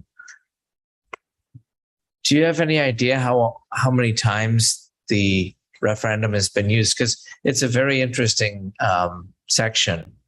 And I noticed that you mentioned South Kingstown, right, which I think is a really well-run town. So they'd won budget referendum. They've had. And here's the ballot right here. Yeah. And 2020 during COVID too, so they had it later in the year because of that. I went back 5 years with them. I think actually since they initiated it, this was the only one that they had. Is that right? Just one since 2006? I believe so. Let's see. I have my notes here. July 2020 only, and the final council budgets were not changed. It did not pass. In North Kingstown, the last approved petition was June 2011. Wow. Thank you. Welcome. Okay. Are you ready to move on next, please? Thank you. Can I just add a couple of things? Because we always thought that we would follow each other up. If you go to on page 35, section C, it does it mandates what you voted to do tonight, which was to send a notification to the voters.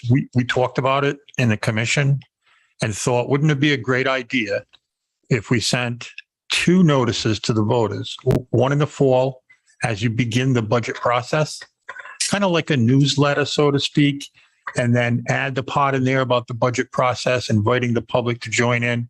And then one again, when it becomes budget time in the spring, you can say that these are the things that we worked out over the spring with your input, and so forth. And then, there would be notification of the meeting. I think it's money well spent if you engage the voter and you let them know what's going on. They're going to like that. Most of the people that did complain about the budget process and the all-day referendum was nobody told me. Nobody told me. I didn't know it was going to happen. Remember, you don't have a media anymore. Social media is probably the best platform that people use. I know that that's the biggest one that they complain on. So sending out a notice, a biannual notice would be in the best interest of the community. In here, it codifies sending something out, but it doesn't say both spring and fall. If it costs you $40,000 or $50,000 out of $115 or $125 million budget, that's not a big ask. I would ask the voters if they think that's a big ask. I would rather codify the code red because it's free and it's a way of reaching a majority of voters in the town. And, as time goes by, during COVID, we had the issue of this meeting has to be at the Coventry High School. That's in the charter. I think paper mail as our codified thing that we're putting in the charter in 2022 doesn't necessarily make sense, but codifying doing something like the code red, I am a big fan of. We talked about that also because we wanted to use it as part of our polling process. The town manager looked into it and came back and said that we can't use it for that purpose. So I don't know if legally you can use it and codify it for a purpose that I think is supposed to be there for, emergencies. So I know he did find out we could use it for the all day referendum. I don't know if the fall idea that you had would work, but Mr. Marchant did verify that we'd be able to use it for our all day referendum in July. My only caution with Code Red is that we are relying on a private vendor who makes their own rules. It's not under state or federal law. And what could cost us nothing one year could cost us a lot next year. And you just don't know. Okay, thank you. I think we need to move on. Mr. Humphries? Yeah, we talked about Code Red a lot, and I just want to be sure I joined it. I love it. I have my email and my phone. I hear everything every time something occurs, like a thunderstorm. But what percentage of the electors do we have in Code Red right now? Because I know it's a percentage, right? IT had given me a handout because I had asked that question before last meeting, and it had over 14,000 phone numbers. But of that, it's a combination between corporations and individuals. But they still believe that it covers significantly the majority of town, essentially. So that's still a good chunk. It is households, right? Or those, what was that? Those households. So it was a number of telephone numbers, phone numbers. It could be home phone, cell phone, all that. But it was over 14,000. Thanks, because I know we wanted to make sure we covered everybody. That's important. Okay, so let's move on now. Sure.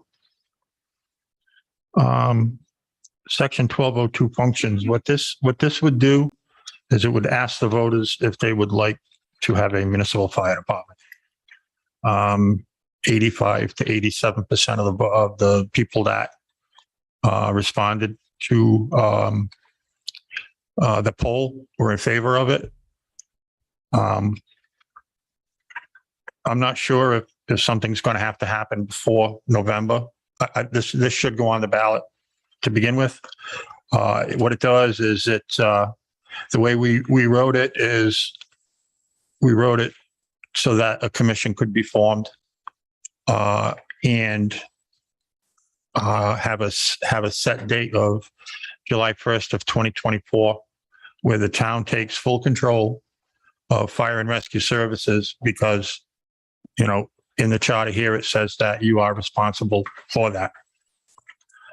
So, my guy that worked the hardest on this has laryngitis, and in keeping with not having a open meetings violation, I'll probably take it. It basically mirrors what the police department does under public safety. If anything in this town that's a hot button issue, this is it because of what's going on. And again, I fear that you know, something is going to happen before this. I feel strongly about it. I was a firefighter. Unfortunately, I got hurt and had my career ended before I wanted it to. I could tell you a story that happened last week with me, but I won't do it on this. I might do it in public comment afterwards because I think it's a better spot for it. But if you ask anybody about fire and rescue service in this town, it is busy. It is busy. Between 13 and 18 calls a day. That's comparable to like the city of Warwick, city of Cranston. There's a heavy volume of emergency calls, and also some that are more like assistance calls, helping someone out of bed and so forth, or you know, off the floor and back into their bed. But this is an issue that I think the voters feel really, really strongly about. I think some of you feel strongly about it too. And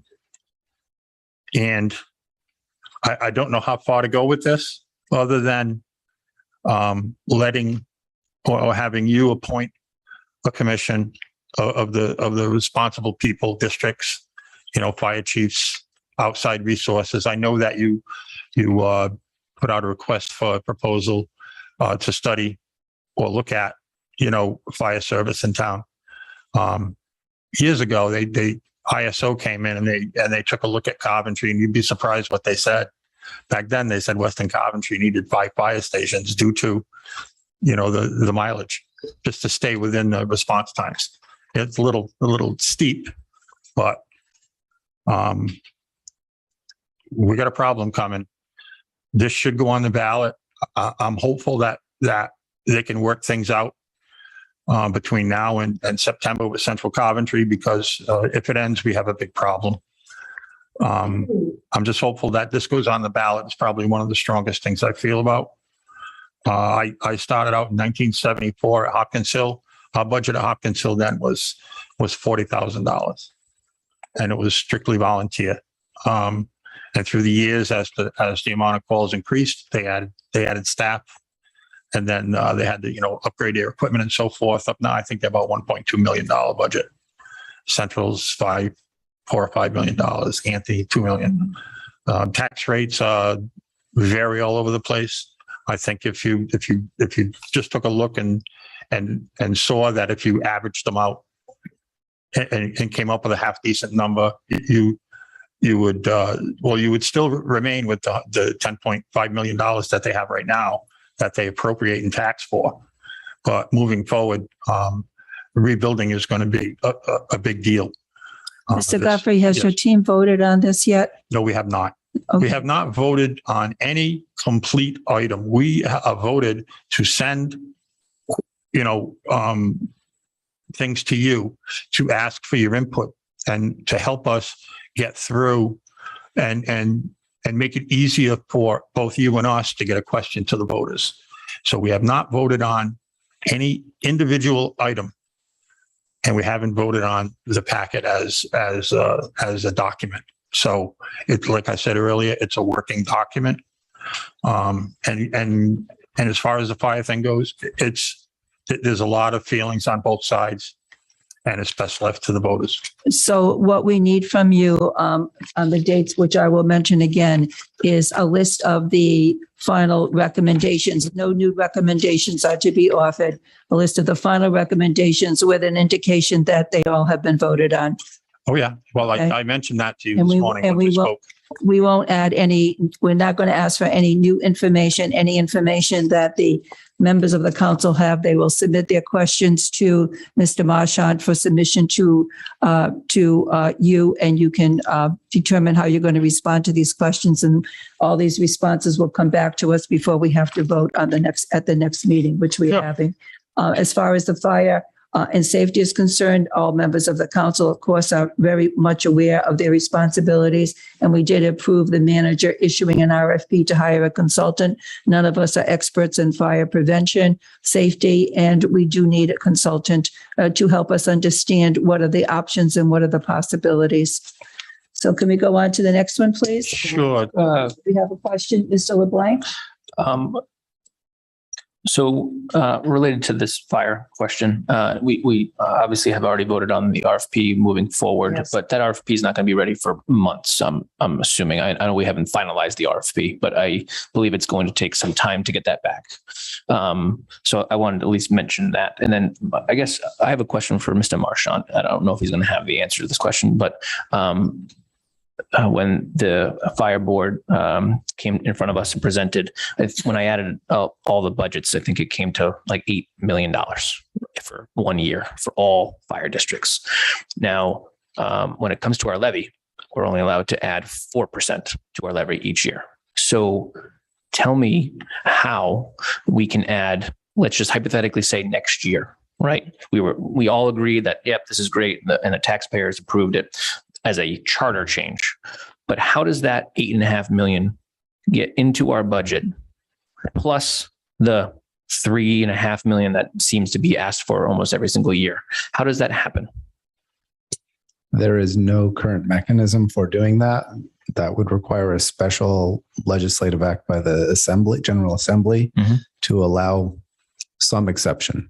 Okay. And then after you get the General Assembly to sign off on it, wouldn't it have to go to the taxpayers for them to approve a, I don't know, $12 million increase in 1 year?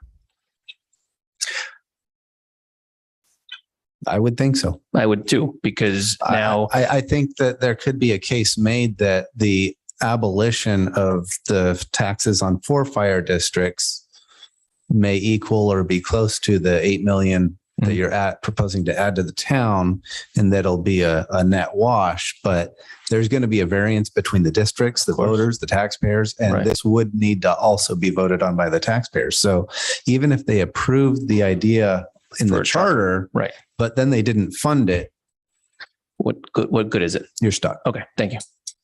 Okay, questions, Ms. Ludwig?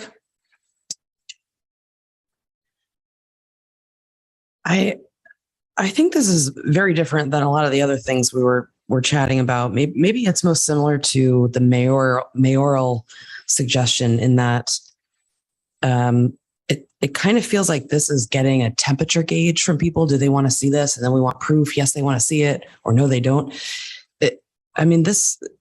There's so many specifics to how this would work in Coventry that just putting a ballot question out there as a temperature check, or do you want us to change the charter by this? Okay, but then how are we going to pay for it? There are so many unknowns here.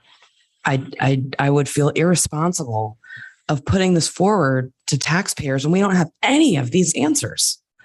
So if what we're looking is for a temperature check, in my personal opinion, we've already approved an RFP to go out. Let's get the experts in and say, what could this look like? And then when we have those, okay, now we can actually put something specific to what are the voters voting on. Right now, I don't understand what they're voting on, just that there's a municipal fire department, but there's nothing else involved. It's like offering something, but we have no idea how we're going to get there. So for me, this is a really tough one for me to consider putting forward to voters when this leaves way more questions than answers on how this would work. But it does put a commission together. Yeah, and it doesn't mandate. I don't need to go into all the It doesn't specifics. mandate it until I'm just giving you- January, I'm giving you July my of personal- 2024. Excuse me, Mr. Guthrie. I'm giving you my personal reaction to the notes that are written here. This and the mayoral item, I just feel like are there's so many questions out there. These feel like temperature checks to me, and I don't think that's what the ballot is for, to get a temperature check on whether people want to move forward with this. This would literally change the charter, and we have no idea how we're going to do the taxation, who's going to sponsor the bills, et cetera. So it feels like all of that needs to come first. We answer those questions to the voters based off of our answers to the RFP voters. Now, what do you want? So to me, this feels backwards. So. And when I read that there will be a commission, the commission simply is to, I shouldn't say simply, will oversee the transition from fire districts to a single fire department. But there may be other options. There may be other options other than a fire department. So that's why we need to understand what can be discussed with us and presented to us by a consultant who has expertise in studying and coming up with ideas. But this commission already says, we know what the solution is. We're just going to tell you how to do it. Where we're saying as a council, we need to understand what all of the options are, because not all districts may want to be part of a department. So there may, as I said, there may be lots of other options. I've talked to Mr. Ellman down at the State House, and he discussed about 6 or 7 different models in the whole state. So there's more than one model that is possible. And what we want to do is keep an open mind to understand what are all the options, the pros and cons, so we can more properly present it to the voters. Well, if you want to not send this to the voters, that's your choice. I suggest you do. I really don't think you're going to have to worry about it anyways, because you're going to be forced to do something long before then. And Madam Chair, the other night at a meeting, you did state on the record that you as a council are responsible for the public safety, fire and rescue protection in this town. It's in our charter. You stated it Yeah, I know. It's in our charter. publicly. So Okay. Great. Mrs. Lima. In a decision to not put this to a ballot does not say that the town council doesn't care about public safety. I think that's what you were just trying to say. no, that's not what I'm trying to And say. that's where you're headed. I think the other piece here that we haven't talked about is section 12.38, the proposed no later than July 1st, 2024. To say that we would just to know for a fact that that's enough time for us to even say we wanted to go to a municipal fire department, to me, that's plucking a date out of the air and assuming that we could meet that deadline. And I don't know what fact we have to assume we could meet that deadline other than just assumptions. To public safety and something like fire and rescue is too important to just make a guess that that could be a date that we could institute something. And again, I want to echo the sentiments of some of the other council members up here. We're on a quest to get facts and get data to make an informed decision and to get third-party recommendations of where we're headed. Is something going to happen before we get that data? Maybe, probably. And this council has been engaged with the fire districts, has been engaged with the issue for a while. So it's not something where we're turning a blind eye. It's not something where we're deciding it's not a priority because we don't put it. And I bet you're right. I bet you a majority of voters would love for us to get rid of the district system. I don't doubt that that's true, but I don't think we need a charter question to push us into a direction that provides better, more reliable, and more financially efficient fire and rescue services. If I may add. Mr. LeBlanc. I completely agree with Councilwoman Lima. And one thing we always have collectively said is we hate unfunded mandates. And this is essentially mandating us to have a muni fire department by July 1st of 2024 with no plan currently on how it's actually going to be funded. So I'm 100% against an unfunded mandate to have a muni fire department by that date. I need all facts. I love that we're getting an expert involved, but it's going to take months. And to have this question on the ballot, we're going to potentially vote on it before we even get that information is just not smart, in my opinion. It's putting exactly. Waste of survey. Okay, Mrs. Shockley. Yeah, I mean, I think we're all of similar minds here. I think I was voted for to do the homework, like to find out what's the best possibility or what are some of them and put them to the voters. I don't think we can just say, should we do this? people who aren't going to do the research on it. They're just going to decide, do we or do we not want a municipal fire department? They're not going to investigate municipal fire departments and district fire departments and how they work. And then I'll feel tasked in the next 3 months to get as much information to them as I can. I don't know. I feel as if before I put something forth to the voters, we have to do a little research so we can let them know, not just you're voting for something, but you're voting for something, and this will be the possible outcomes of your voting for that. I think it would be inappropriate for, same as with the mayor, to say, do you want this? We've done no research into how this will work. Just, do you want it? I don't think it's responsible of us. Any more comments? Okay, next, please. Next will be 1520. General provisions. And Bob will take care of that. Good evening again. Okay, general provisions, just to preamble this a little bit, there is section designation on here that we put in here just to show the clarification. We understand that it's the town clerk's responsibility to do the official remuneration. The first one is qualifications of the Charter Review Commission. One of the things that is in here now is that the Charter Commission members cannot hold an elected office, nor can they be an employee of the town. Okay. One of the things that does is it limits the selection of people that can be placed on the commission. There was problems getting people to fill out the 9 positions on this particular committee. So what we're proposing is to expand that. Okay. And that would be the first page, which is qualification Charter Review Commissions A and B. The A refers to there should be no limit to the number of times an individual may serve on the committee, provided no more than 2 terms are served consecutively. So you can be on it, you can be on it again. You need a break, then you can come back. The second is to keep the elected official portion of this, but it must be, the exclusion should be an elected official of the town. Okay, if you were an elected official statewide, that should not necessarily disqualify you from working on a town basis. Although why you would want to do that, I don't know. But it shouldn't be a limitation. The same thing occurs with town employees. Several of the suggestions that we were asked to consider at the beginning of this process came from town employees. These are people with a certain amount of expertise in what their portion of the town deals with. They are not in managerial positions. They do not have a direct influence over how their department is run, other than the fact that they're an employee. It's felt that they shouldn't be eliminated from the selection process. There is a case in point that I can give you as an example, is if somebody was on the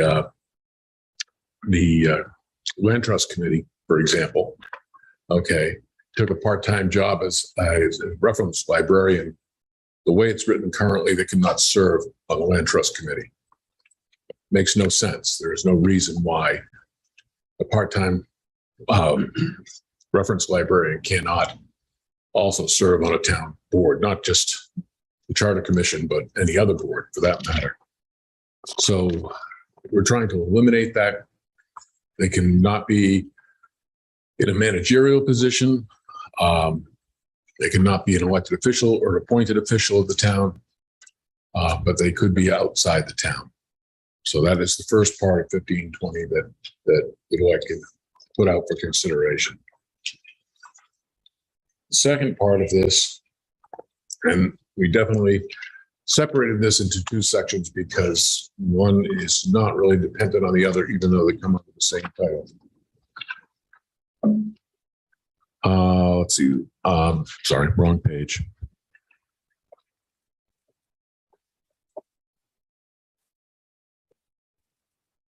And this is a question to allow placement of all recommendations from the Charter Commission to be placed on the ballot? No stone, please. Wait, what did you say? About? I said no stones, please. Okay.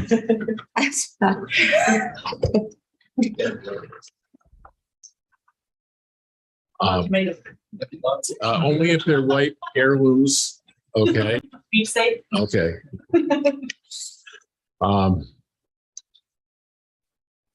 of this is that a great deal of work goes into some of the things. I was working with Jim on part of that subcommittee.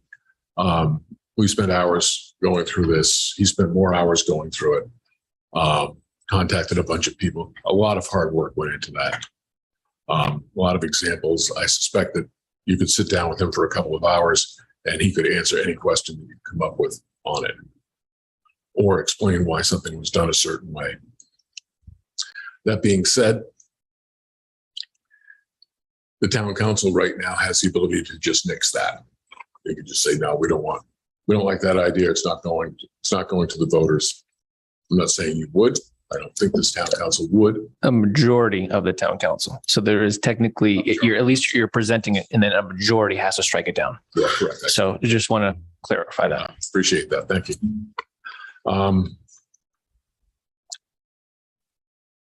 Depending on the town council, could depend on whether or not a question would move forward or not, based on many factors on it. What this also does not limit is the town council putting an opposing ballot question onto the, I'm not speaking correctly here, opposing question on the ballot. So if there was something that the commission put forward that the town council did not like, the town council could put an opposing question on the ballot. The provisions of the charter say the best person wins. And that's the one that goes forward. So the recommendation is to strike that portion of the language that says that it has to be approved from the town council. The third section in 1520 is actually new. We've labeled this as 1520B as opposed to 1520A. And that's something that came up very early in our discussions when we were starting to do our initial research.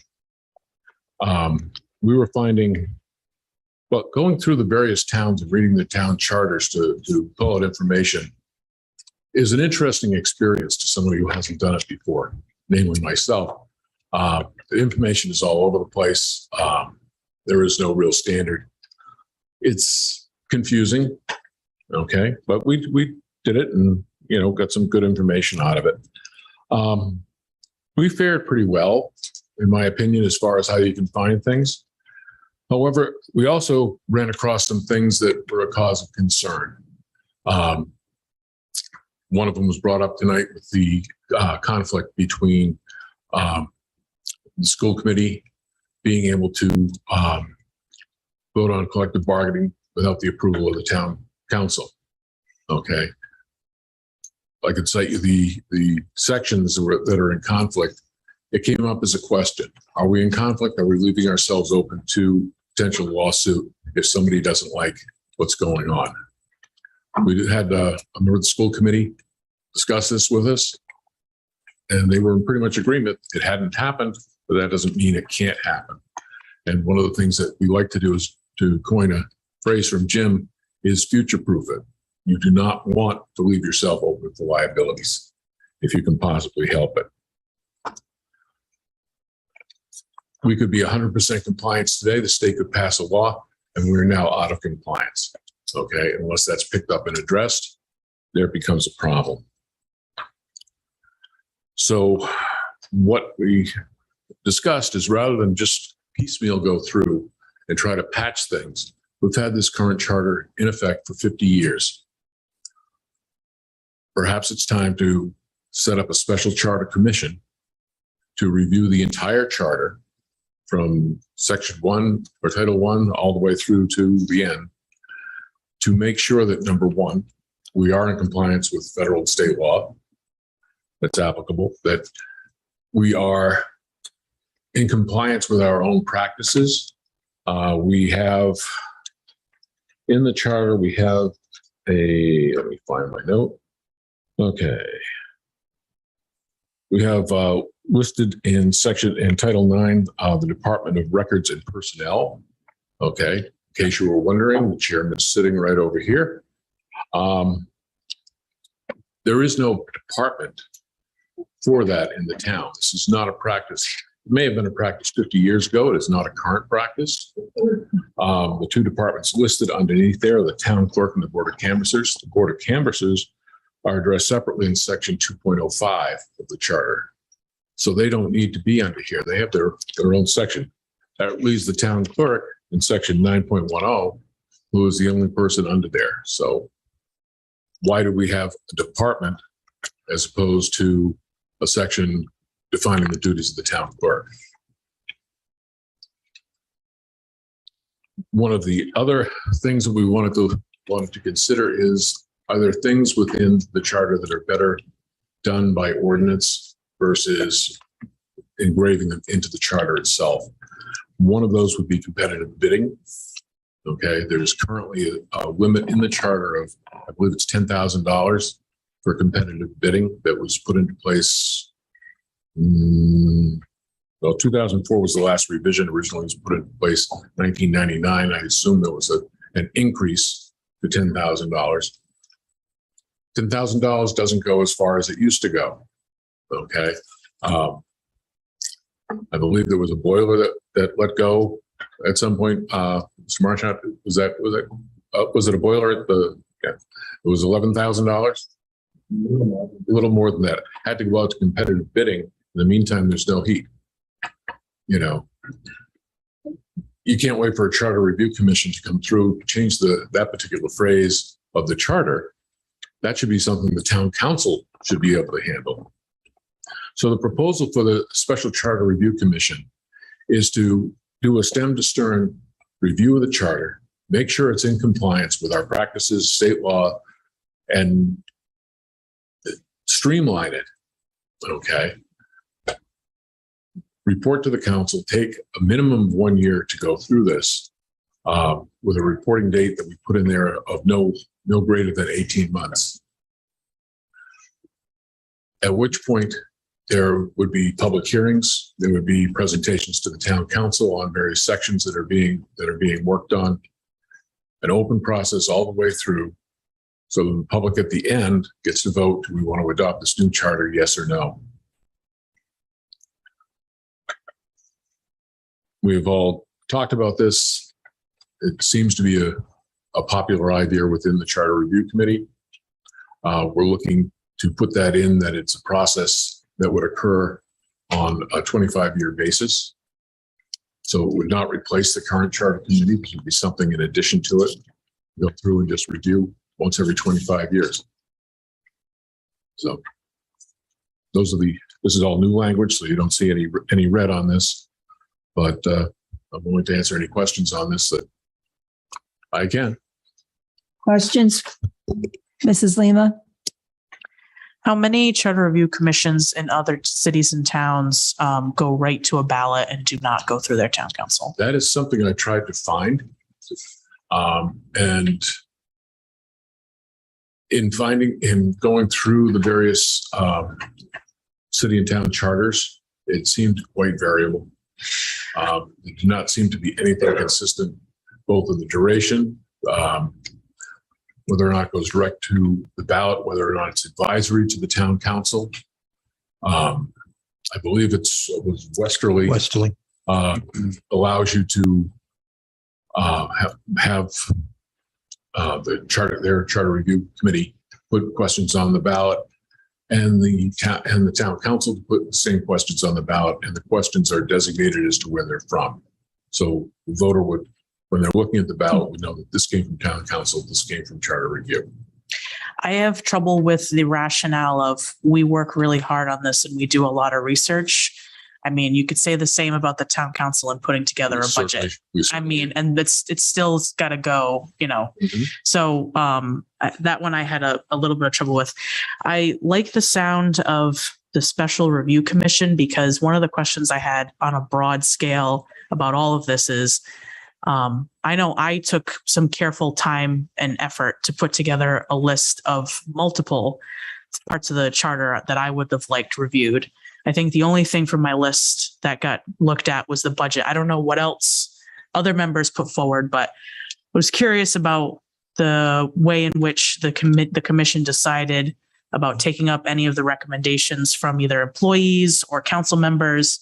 I don't know if any other council members here saw items here that they had suggested, but there were a lot of other items that I would have liked to have seen changes for, but maybe in your opinion, in the group's opinion, they're better suited for just ordinance changes and not sweeping charter amendments. It was an extensive number of suggested topics that we looked at, and it was very welcome because it gave us a great starting point. Yep. You'll notice in the various presentations that we're giving you, each one of these has a pro-con list associated with it. For the ones that we felt that were able to deal with, they all had pro-con lists associated with it. We're only presenting the ones that you see that have the majority of pro items on the list, because we all felt as though we weren't able to bring this forward, or that it wasn't going to be something that would work for the town within the charter or something along those lines. You're not seeing those. We were not putting the effort into the ones that we did not feel were not going to be able to be moved forward. Yeah. I'm thinking about it now. One of the bullets I had suggested was making it part of the charter that for the school building committee, the town manager and finance director of the town were mandated ex officio members of the committee, because part of the issue was that there was miscommunication between the financial picture and there was no presence. So there were other things like that I proposed that I guess maybe make more sense to do in a more sweeping change, but every 25 years is a huge length of time. But I don't know. I guess it's approaching it in an ordinance fashion instead of going to a ballot. There was question. a considerable discussion about the date. In fact, we did put that out for survey questions. There were 10, but if you look at the number of respondents, okay, I understand that these are survey questions. People can vote on them multiple times. We got 10 responses. I really could not put anything on based on that. The idea is that if you go through and do a stem to stern full charter review and it's done correctly, you should not have to make that many modifications in an extended period of time. Mm-hmm. For that, we opted to go with a higher limit, but we were discussing 10 years, 15 years, and 25 years, or even at the beginning, we were discussing on an ad hoc basis. Yeah. Okay. Thanks. Mr. LeBlanc? My thoughts on the commission providing what they deem should be going to the taxpayer without any of our input or our vote. I'm completely against. For example, the fire. To make the correction, it's going to the electors, not to the taxpayers. Electors, sorry. In any event, for example, the fire question, if that was approved by your commission, that would have millions of dollars of impact to our budget. This town council spends almost 6 months going over a budget. So we understand the impact to said budget. I don't know if the Charter Review Commission actually spends the 6 months and goes through the budget review as we did. I don't think that's the case, but I could be wrong. So I would be completely against anything that comes out of the review commission go right to the ballot. I just wanted to share my thoughts on that. Okay. The understanding, and I do understand your concern on that. Okay.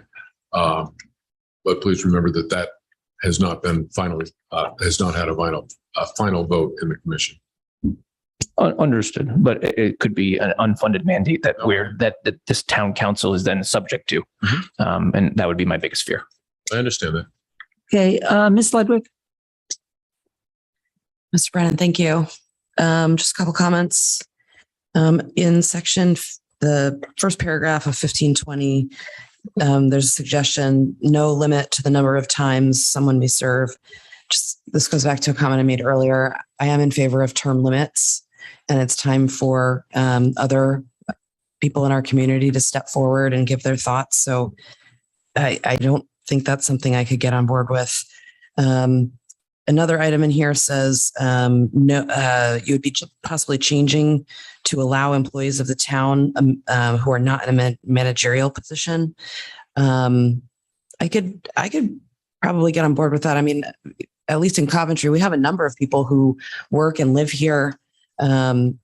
If there was maybe some consideration that we didn't stack the whole board with them. So is it possible to say no more than 2 town recognized employees, something like that? My third item is at the end of the paragraph about items going directly to voters. I do concur with what was just said about, our fire and mayoral items. It just to put anything the group wants directly to the voters without having their elected representative have any say in it. I don't think that feels right to me right now. I have to think about that a little. And then on your charter overhaul example, I love the idea. I think there's a really great outline here on what could happen. I do agree with a lot of these recommendations saying we should have a special counsel solicitor appointed to this. We should have an independent resource person available. But all these things cost money. So it's almost like another unfunded mandate. So one thing that might be that your group may consider, I think in the last year and a half, the group in front of you has put forward a number of things to consultant services, to professionals, to experts. If this is an item that we think might come from a group like that, or on how we would do it, or if you just want to come forward with a recommendation that we get into, for example, next year's budget, so that if someone says yes to this, now I have to take somebody away from doing something else in the town so that they can do this. I'd rather be able to proactively put this into a budget and say, this is what it's going towards. This person is going to be doing a charter overhaul. These are the funds that are going to go to the independent solicitor. So on my side, I feel like I could more easily do that by having this suggestion as part of our next year's referendum and say, these are what these funds will go towards. Even as a one-off, or every 10 years or 25 years or something like that. So just something for consideration, because I do agree once every 25 years. Now that you've said it, we haven't done an overhaul since it started 50 years ago. Man, that's a long time ago. And then just to do it every 25 years, that sounds like a long time. So could we start with one? So I'd be interested in speaking with you or whoever on the group to try and get something like this in for next year's budget, as opposed to a straight charter change. Because again, it feels a little bit like an unfunded mandate where now I have to go out and figure out how we're going to pay for these suggestions. And there's no funding that comes along with the ballot question. So that's a tough one. Just to address that, the only thing that would be actually an additional expense would really be the independent solicitor, which at this point, when the committee was constituted, we did not have one, and our town manager got us one. So I'm not sure. I was assuming that same type of funding would apply. For an 18-month overhaul versus a 6-month, that feels like a very big difference. It's a completely different situation. We'd actually want a budget for what the printing costs, the operations. I mean, we have an annual budget for the land trust and all these other boards and commissions that, some use their budget, some don't. But to do a project like this, it's been consuming resources and staff time. And so we would probably want to give it its own budget. Okay, just something for consideration. And Thanks. I certainly have no objection to that. I do like the suggestion of not more than 2 town employees. One of the downsides that I put on this, one of the cons, is to potentially reduce the number of, I put down ordinary citizens. There's no one ordinary in this town, sir. That's people like me on the Charter Review Commission, and that would address that. As far as the not putting limitations on the number of times you can serve. Okay, it's no more than 2 consecutive terms, and then there has to be a break. And these are appointed positions. So the town council does not need to appoint a person 3 years in a row. The purpose of this is to conserve expertise if possible. It's the same purpose for being able to bring in town employees, that are not in a managerial position. Is can we conserve the expertise from previous commissions, get them to come in, know what was addressed in the last one on a firsthand basis, some of the discussion that went on within that. But they are appointed, they're not elected positions. Yeah, And I that's do see actually a that good as point. different. We could, or the next council could, or choose to or not choose to put someone forward. And just my last comment on the overhaul process. There's nothing that says private citizens cannot come together and do all the things that you just talked about as well. So just planting the seed for when this committee ends. Okay. And I have one comment. I've used the word variable a couple of times this evening. The problem I'm having with some of the recommendations is that there are multiple variables. So for example, in one of them, it says, I have to vote yes or no for a particular section for which there are recommendations, but that section might include the variable 2 years versus 4 years, or five districts versus seven districts, or 5 districts plus 2 at large. And so there are so many variables in there. I might be in favor of 2 of the 3 suggestions, but not all 3. So this is a problem for me, and it will be a problem for the voters too. I agree with you. And so it's the same thing with the suggestions for the charter changes. I'm not in favor of the recommendation from a committee, which is an advisory committee as it stands now, to be placed on a ballot without consideration by the town council. On the other hand, I may be very much in favor of limiting terms. So that's another consideration. I also might be in favor of a comprehensive charter review commission, because as the person who went through and made all these changes, grammatical changes, et cetera, I went through the charter multiple times, and I really understand what's in it. And I agree with you that we need to look at the charter as a comprehensive total package for the town.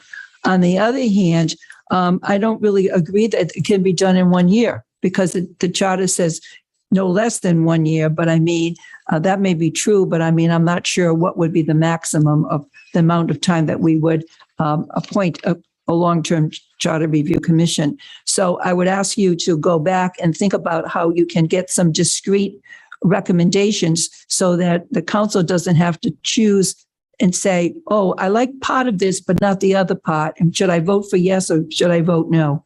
It makes it very difficult, and it will make it extremely difficult for the voters. Okay, well, the changes for what I have designated as 1520B Yep. is considered a separate question from the other changes associated with 1520. Yeah, but I understand that. Yeah.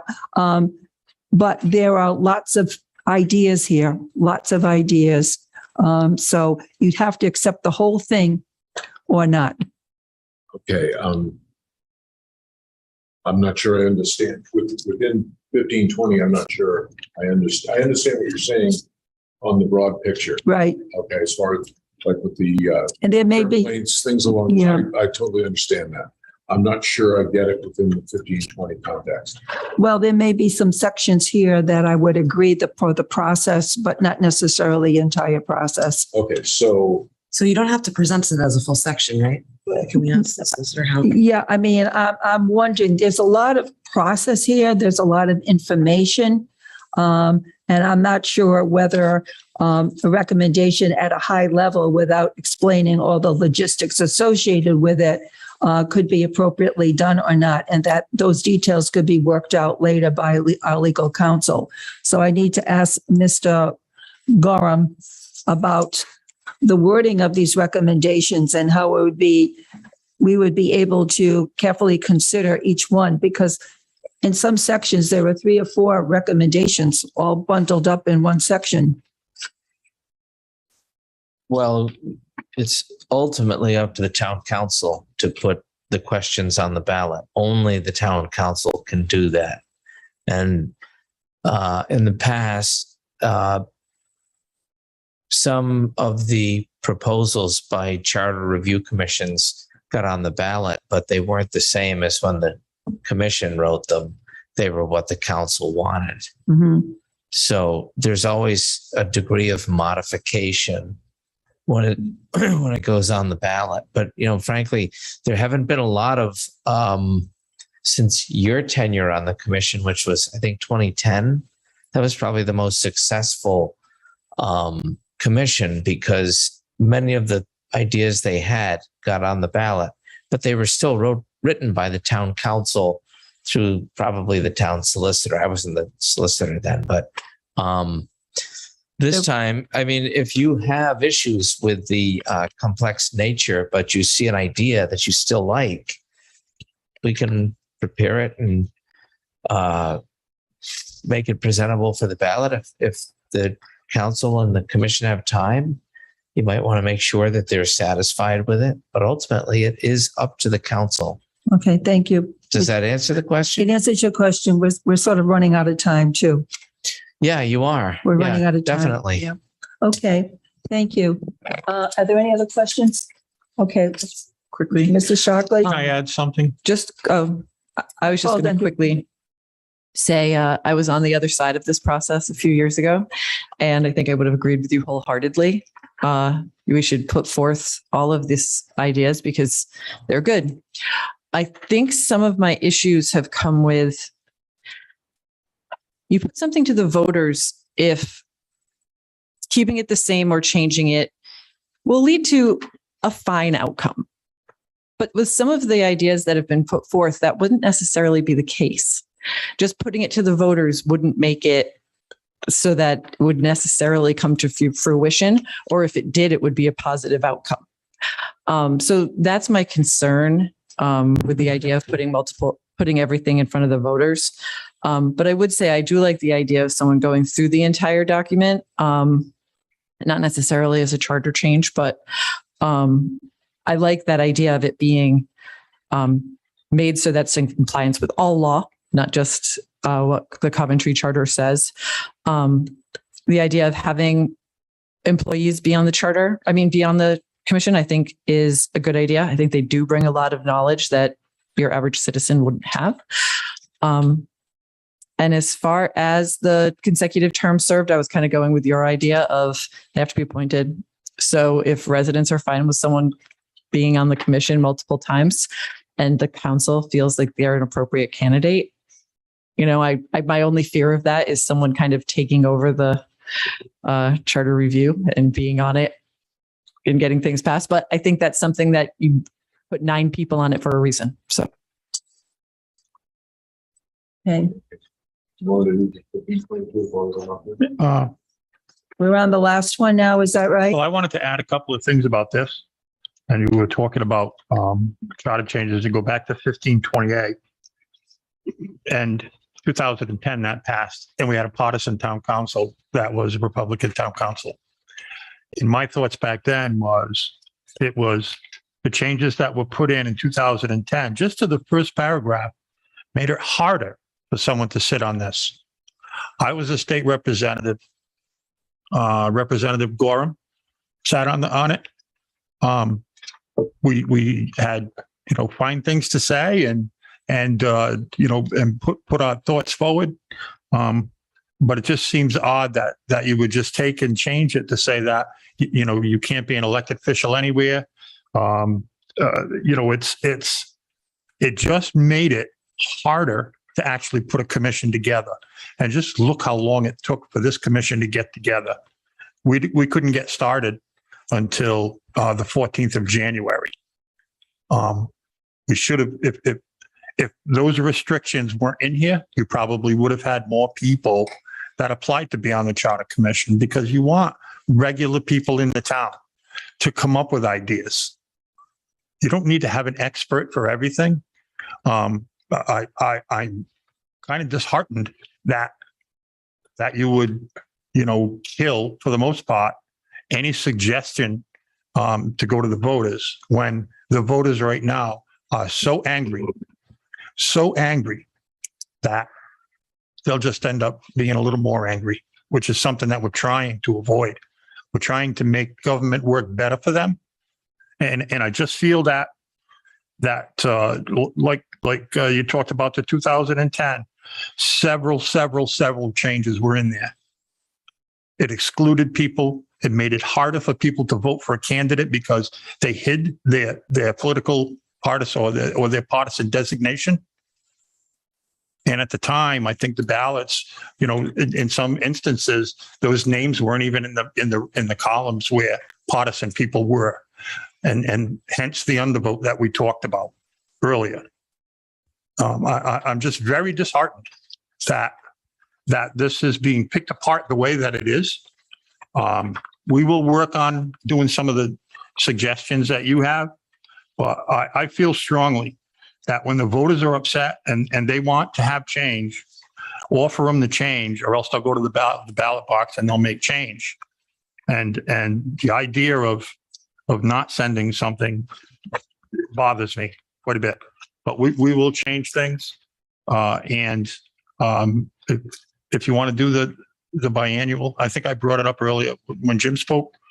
But this is what codifies that you will send something out twice a year, at least so the voters know and have a closer connection with you as a council and the town as a whole.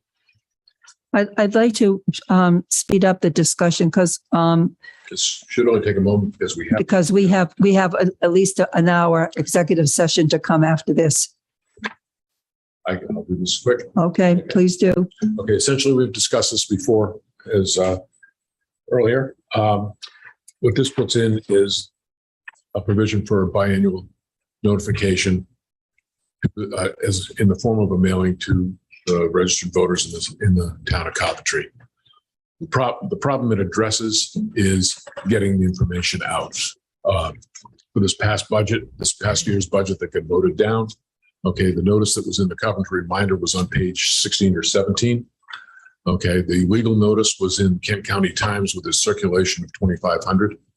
Okay, we do have the ability now to use the Code Red system, which I think is nice. One thing to note on the Code Red system is that everybody has cell phones. And some people, including myself, still have landlines. I am on the Code Red system twice personally myself. So that number is not as big. If you have a household of 5 with teenagers in it and everybody has a cell phone, you could have 5 numbers from that one household. Just a consideration as far as getting the word out to everybody. And it's felt that the best way to do that is in a direct mailing. It may go directly into the recycling bin, but it has to cross somebody's hands first, and somebody has to put it there. And we just have all felt that seems to be the most efficient way to get that information out, albeit it's the more expensive way. Okay, questions by members of the council? Mr. LeBlanc? Just one thought. I would consider just doing an annual for the time being, because it is quite costly. And it's just, if we're going to do a biannual, it's just double the cost. And I would like to start with just an annual. Yeah. The idea behind that, by the way, is to time it so that at the beginning of the budget process, people are aware of the timeline for it. And at the end of the budget process, when it's coming up for votes, there would be another in-your-face type of notification. But that was the purpose behind it. Mrs. Lima? I had my point. Again, the notion of the unfunded mandate, but also my biggest theme throughout the night for a lot of this is, do we have data that supports that a mailing increases voter turnout? Like, do we have past years where we can correlate when a mailing went out and the number of people that participated in the budget referendum? I do not have that information. Okay. I feel like we've made a lot of assertions tonight about what people want based on very little or fragile fact. And to me, this town has a history of knee-jerk reaction, uninformed decisions, and I'd like the buck to stop here. And I want us to make decisions once and make them right and make informed decisions. So I love the notion of this suggestion and the fact that you want to increase awareness and you want people to be more informed and involved and reach them right at their door. And I do agree that I think physical mail is making a comeback because people are inundated digitally and they tend to block it out. So I do agree, but I just want to make sure when we make an unfunded mandate like that, we know that it's going to produce results at a high price tag like that. That's all. I do believe that also should be included as a line item in the town budget for the mailings. It can be, but again, at the end of the day, we're including something in the budget to inform people about the budget, and they can vote it down, and then so that's taking $30,000. Say it's $15,000 per mailing. That's taking $30,000 away from other services that it could be allocated to. So people have to decide which they care more about at that point. Hence becomes a ballot question. Can I just add something? Mr. Shockley? You know, I like the idea of making it so that any council, whoever's up here, has to reach out to residents, to a certain percentage of residents twice a year. I don't know that I agree with saying the medium. Like you have to send a mailer. You know, you talked tonight about future proofing. Yes. So I don't know that this future proofs how we're going to reach out to residents over time. We'll always only reach a certain percentage. Maybe, I don't know how it would be worded. I just don't think we should lock ourselves into, we have to send out 2 mailings a year. I think it should just be something on how the town council needs to do X amount of outreach, or outreach that guarantees it will reach X percent of the voting population, or, you know, to hold our hands to the fire, feet to the fire, whatever part people hold to the fire in that saying. But I just think we're being too specific in a charter as we try to future proof it, because just the ways of the world, you know, I think kids, maybe we have to, mediums change so fast now. I just don't think we should lock ourselves in. A lot of people have a PO box. They don't even bother checking their mail every week, and maybe they wouldn't see this. I don't know. I worry about the medium, but I do like the idea of making it so that every charter has to do something. I mean, every town council has to do something specific to reach out. So I like the concept. Yeah, I understand what you're saying. And, you know, we wrestled with best ways to do this. And the only thing that really can potentially reach every voter really is a mailing. Do you think this would be more of an ordinance or something, maybe a different place it could be so we could change it more easily? Can I add to that? Yeah. Because if we don't make you do it, any council person or leader of the council can turn around and say, I just don't feel like doing it this time because I don't agree with the budget. I get it. That It's an can argument happen. I've made. That can happen. So this way, and this way, you have to do it. So that's why the mandate is there. You know, it could be 1, but I believe it's better with 2. If you want to increase community spirit and you want to, you know, open avenues to the voters, send them something and gives them something to look forward to instead of asking them to come somewhere and just say no to something. It's like I said, in a budget as large as this, it's not a real lot of money. And I think that the return would be in your benefit. And you could also add not only just budget information, you could add town functions, things that are going on certain times of the year. It's important to keep that, you know, communication and that closeness to the voter. That's just the way I feel. Okay. Any other comments? Yeah. Ms. Ludwig? So yes to more communication, but no to snail mail. And is another just personal. I'm probably not going to read a mailer. So everybody's a little bit different.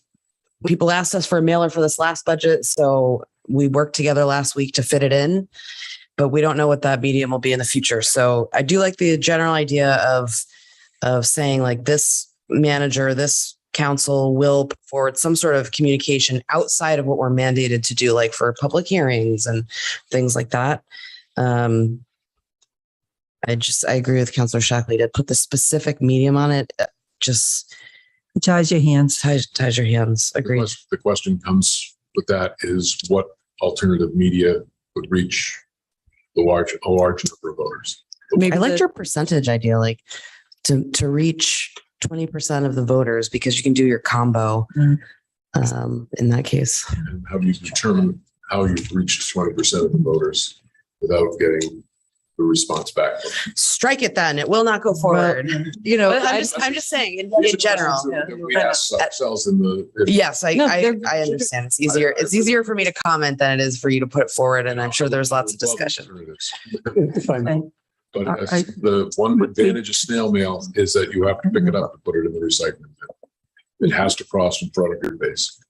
Mr. Humphries? Yeah, we have a town clerk on our commission, Sarah Pose, who has hammered me about unfunded mandates. And since I'm Mr. Future Proof now, the term that we need to use is notify. How it gets done, to be determined. And I think we need to weave that in. That makes sense to me. Somebody mentioned to me several times. Okay. But I agree. All right. Well, thank you so much. All right. I'll just review this process once again. We've heard the recommendations. We've asked very thorough questions. After each recommendation is made, the questions were asked. The council will return at a special meeting on Monday, July 18th. At that meeting, if a member puts forth a motion and a second to approve the recommendation, then a vote will take place. We would expect that the Charter Review Commission will submit to us by July 11th, a list of all of their approved recommendations, and no new ones will be accepted. After tonight's meeting, a council member has a question. Those questions will be submitted to Mr. Marchand, who will collect them. These questions should be submitted by the council members by July 5th.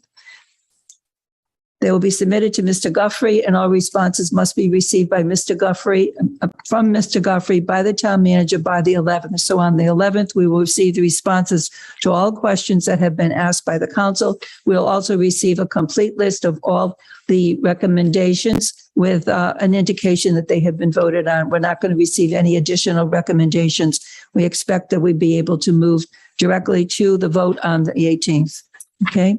Any questions on that? Yes. One last thing before we go, on your question about, I believe it was section O had to deal with contracts. Nick, it is 1629 subsection A18, if you'd like to take a look. All right. Thank you. You're welcome.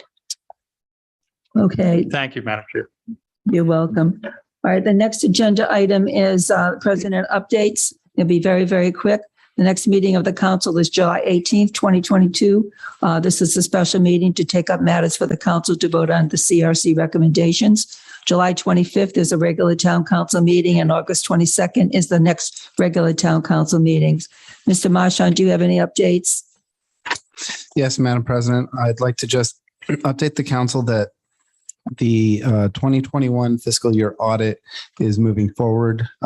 Finance Department was able to get a trial balance submitted to the auditor on Friday, and that the work continues to go forward. The pressing issue of getting this audit done by June 30 is now clearly unattainable.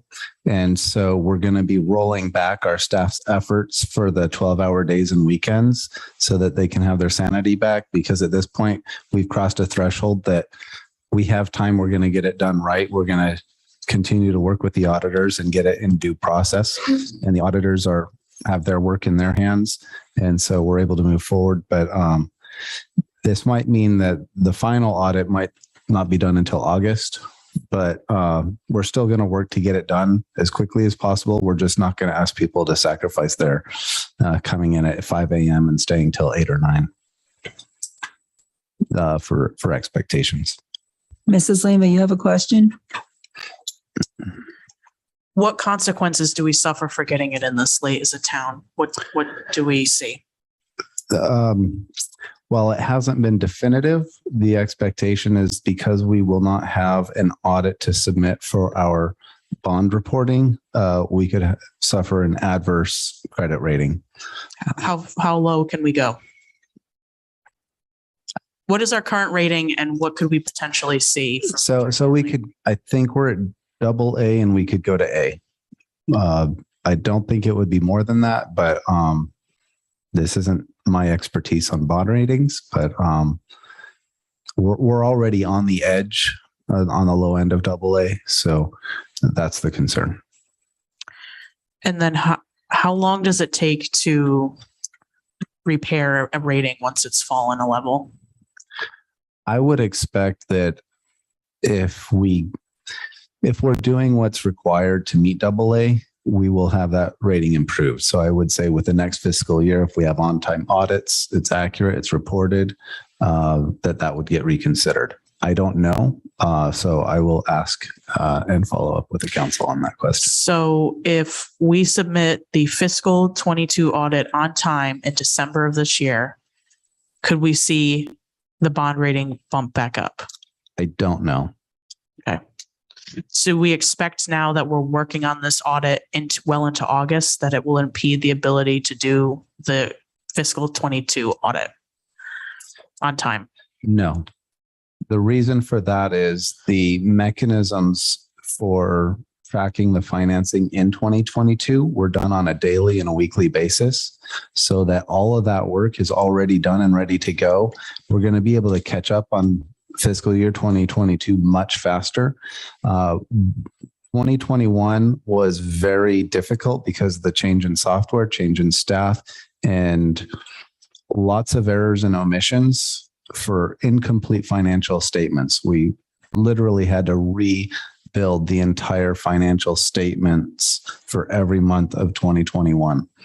And so redoing that entire fiscal year, it wasn't like we could just hand the fiscal financial statements over to the auditor at the end of the year. We had to rebuild them. So for fiscal year 22, we do expect we are a little behind. We have monthly reconciliations and reports that haven't been done since December while we've been working on this audit. And so that will need to be caught up, but we're going to be transitioning because we have fiscal year end this week. We start a new fiscal year next week. We're going to have 3 fiscal years open at once, which is not a position anyone wants to be in. And so for our own sanity, for the sake of decent financial management, we're going to try to get out of this pickle as quickly as possible. At what point will everything be out of our finance department's hands and in the auditor's hands, and it'll be done on our side and we're just waiting on the auditor? I don't know. Okay, Mr. LeBlanc? I have a couple of things here. Can you share with the town council that we've received an official extension from our bank covenant that we have? We have bank debt. We're required to submit financial statements to them. I'm assuming you've already gotten that extension, and can you please share that with the entire town council? I will follow up with finance department because I have not done that letter and I do not have that information. That's an extremely important letter because they can call that debt and it's millions of dollars. So that's number one. And number two, you have stated that it's not going to have an impact on 2022's audits, but considering that we're only receiving a budget to actual update from January of 2022 at the next meeting, to my knowledge, I just don't understand how it's possible that's not going to have a 2022 impact. I know you're saying that there's been changes, but if we're almost into July and we're getting a January 2022 update, there's a massive amount of work that still has to be done in 2022. So I just am extremely hesitant that there's not going to be an impact 2022. Just my thoughts. Okay. All right, any other comments? Ms. Ludwig? So my understanding was we had submitted everything, at least from municipal side, I thought by Friday. What specifically has been sent over to the auditors versus what we have left? So we have not submitted everything to the auditors by Friday. Our goal by Friday was to resolve all the outstanding cash accounts and get those to the auditors and get a trial balance to the auditors. There are a number of other items that need to be finished, including fixed assets recording and other projects that we're working on. So those can be run concurrently while the auditors begin their work with the trial balance and look at the cash accounts. So we're working in tandem as efficiently as we can. So, so my initial reaction to having the audit not submitted was, is there a problem somewhere? Why are things not reconciling? Is there money missing, et cetera? And so, Councilor LeBlanc and I had joined you and Lisa and a few people in the meeting with the Auditor General about a week ago. And so now my understanding is, and I just want to clarify this, the audit is meant to be transparent about the numbers we put forward, not every single line item that is being rebuilt, right? It's about the overall numbers, the reporting of that, the transparency of the auditor that we're using to say, are these financial statements accurate? And if something's not accounted for, putting that out in a list to say, these are the margin of error, et cetera. Is that still the understanding? Because I'm trying to understand. So while I'm a finance person, I'm more on the investing side and less on the reconciliation and audit side. So I'm just trying to personally understand as a counselor that doesn't have some of the background, what should I really be concerned about here? What should I be telling people when they ask me, the audit's not done? What does this mean outside of credit rating? What does this really mean? Like what should we be striving for, just to get the audit done? So with $100 million plus budget, what you want from an audit is to know that the funds you took in and the funds you expend were all recorded, that you know exactly what you have. And like in a person's personal finances, you want to know that your checking account got all the deposits from your direct deposit from your pay, and that all the checks cleared, and that you don't have any outstanding checks that someone didn't cash that are going to come and hit you 6 months later when you least expect it. Right. So with the town, we're trying to track 100 different checking accounts, all coming in and out for different funds, different departments, different activities, different legal restrictions. And you need the bank statements. You need to make sure each monthly bank statement matches the records of expenditures and income. And in order to do that 100 times, you need to have accurate records and data. And the problem of trying to recompile that information to know exactly what was brought in and what was spent when you're missing records, or that the data was input incorrectly, or there were duplicates, or there were omissions. You don't know what you're missing. So you have to go back from the beginning, start with a bank statement and start comparing it to what you have to see what was recorded and what wasn't. And so we're going through every month. And I think it's fair for you and for the public to be concerned that that wasn't done in 2021. And, but that's a problem that already took place. It's history. But in order to report it accurately today, we need to go pull all that information and make sure it's correct, so that when we present it to the auditors, they can say, okay, you've done your math, you've checked it, it fairly represents the town's position. That's what we want from an audit, that they have no outstanding qualification saying, well, we can speak to the town's finances up to this point, but no one reported anything on the pensions, and therefore we have a qualifier, an exception that your finances are good, but there's a big question. So we don't want to have any question marks when we're done with the audit to say that we've fully reported all of our financial transactions for fiscal year 2021. Does that answer your question? So it's creating the transparency in terms of the reconciliations. Yes, What- that's a really what's- great way to what's- characterize it. What's the margin of error here? This is $100 million budget. Are we talking $5? Are we, you know what I mean? Like for $100 million budget, it would be helpful to understand what the like, what is it? Materiality. Materiality. Yeah. Materiality is here. For every accountant, they want to see it balanced to the penny. They want it to be perfectly accurate. And as we had discussed in our previous conversations about this, there are certain things that are subject to some fluctuations where maybe the stock market's gone up or down in the pension fund. And so, there's an accounting for some variance from what we have on one bank statement to what's actually there today. And so that materiality, I don't know what that hard number is. Councillor LeBlanc, with his background in finance, suggested that it's within a 5% margin, but 5% on over $100 million is still $5 million. So the materiality, that's part of it. It's also, though, it would be a material breach if there is unaccounted funds that were not cost controlled.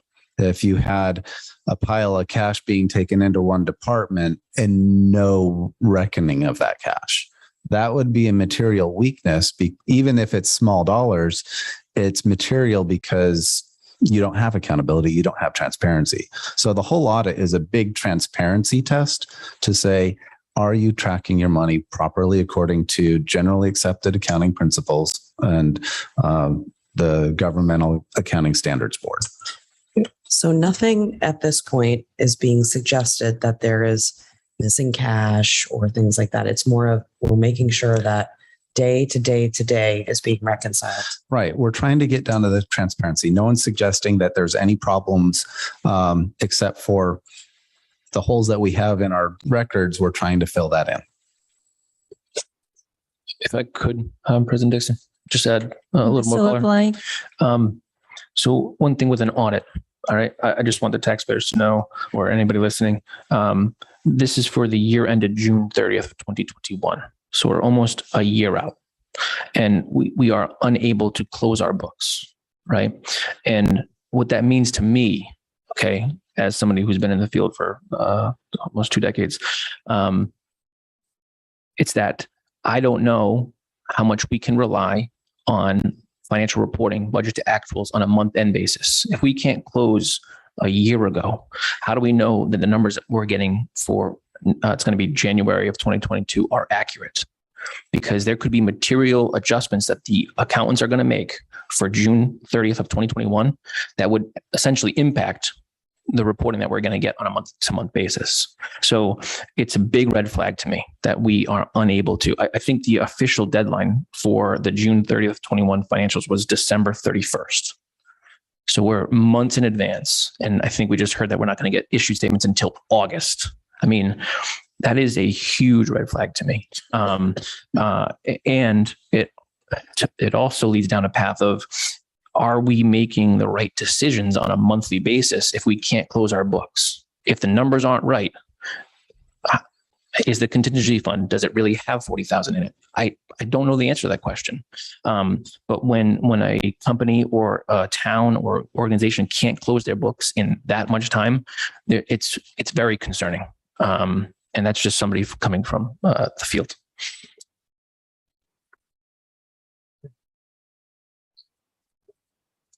Any more questions on the audit before I move on? No. I will say this is very concerning, and this has been something that the finance department and I have raised and shared with the council, but it's grown bigger than what we anticipated several months ago, and we're doing our best to manage it. So on the next item, there was a meeting today with RIDOT to discuss the painting of the Trestle Bridge located over Main Street near Whipple Court. That's the Trestle Bridge with the bike path over 117. And there was some discussion by RIDOT about certain nuts and bolts and flanges having a little bit of rust on them and new pavement needing to be poured on the bridge. And we said, look, that's your your responsibility. Will we in any way endanger the bridge or have any problems if we just paint it? And they said no. And so we got it in writing today that we didn't have to be responsible for any of the other improvements. And within 2 weeks, we can get it scheduled for painting. There was consensus among the council that we should go to the RIDOT blue theme and to match our new town signs with white background, blue lettering. It was also suggested that we include the logo on the sign. And so it'll be a simple welcome to Coventry logo. And that's it. We're not going to have any slogans or taglines at this point. But that is moving forward. There, I do need to note that when we looked to reduce the cost of the quote and estimate we received by $25,000, they said that that $25,000, it was listed as a line item for traffic and flaggers and traffic control. And so when we tried to take that out, they said, wait, not so fast. That also included our mobilization fees. And so the traffic patterns and flaggers and cones was only 8,000 of that. So with that, the budget's back up higher than what we approved. And also with the signs that we're taking down until we find out the condition of those signs, there's an adjustment to the cost of signage that could be between $5,000 and $8,000. So I'll be back to the council with an update on those costs. Okay. And when you say you're going to go with the logo, did you mean we're going to go with the seal, the Coventry seal? Yes. Okay, because you had said logo. The town seal. Yes. Town seal. Okay, excellent. All right, fine. Okay, any other questions? Anything else to add? Nothing tonight. Thank you. Okay, thank you. Okay, public comment. If you wish to speak, please raise your hand, be recognized, come to the podium, state your name and address, make your comment. And if you are in chat, please raise your hand and our IT administrator, Mr. Houghton, will let you in. When you're ready to ask a question, state your name and address. Yes, sir. Please come to the podium. Good evening again. Raymond Angel, 206 Station Street, Coventry, Rhode Island. I just wanted to address a couple of things since I wasn't allowed to speak during the meeting in my capacity. There was discussion about gender neutral provisions, and I 100% agree. I helped draft some of the language, went by what's in the charter. Currently, I can tell you that the charter, as I think you referenced, is woefully not gender neutral. That discussion came up in my house. It references policemen, which my police officer wife of 20 years retired. Thought that was very interesting. Is there I think you referenced that there was a document that the town has produced in some way, shape, or form that talks about this? Yeah, I think what we're referring to, we passed the council, I don't know what we call them, bylaws? Rules of engagement. Just town council rules. That's all. And I'm assuming that that's what you would like mirrored in the charter language. Is that accurate? Yeah, I think we can give a copy. You just send read you my mind. A draft copy. Yeah, Yeah, absolutely. that would be great. I appreciate it. I was not aware that that was in existence. The only other two things that I'll say is, to Mr. Gorham's point, that the things that the commission put forward are, while I know that they look very expansive and there's a lot of language in there and blue underlines and things like that, all that has to go on the ballot is a summary of what it is that they're proposing. And I think you were referencing this, the details get worked out well afterwards, because if it doesn't pass, there's no reason to rewrite a whole charter section. It's maybe I or we went too far and presented you with too much. I think the thought was more is better than not enough. But there's a lot there to digest. But just a summary, and in the document, there's a lot of references to additional work is going to have to be done to reconcile all of these conflicts that you kind of mentioned. So that certainly was understood. And I just wanted to address that. I will, because I think I have to, go on the record and say that I don't agree with not being able to give input in my capacity that I was hired to do. during the meeting. I think that presents some professional problems. You wanted to ask me a question and I wasn't allowed to answer you. I'm here to answer Can I all ask why? questions. Can I ask why we didn't allow that? What? Can I ask why we didn't allow him to speak at the time? At the time, he was trying to speak from the audience and we told him to come here and he didn't come here. I don't remember that. I do remember You that. never told me to come here, Madam President. Anyway, But so the next time we meet, I'll be here if you guys want me here and the commission wants me here, and I'm more than happy to speak.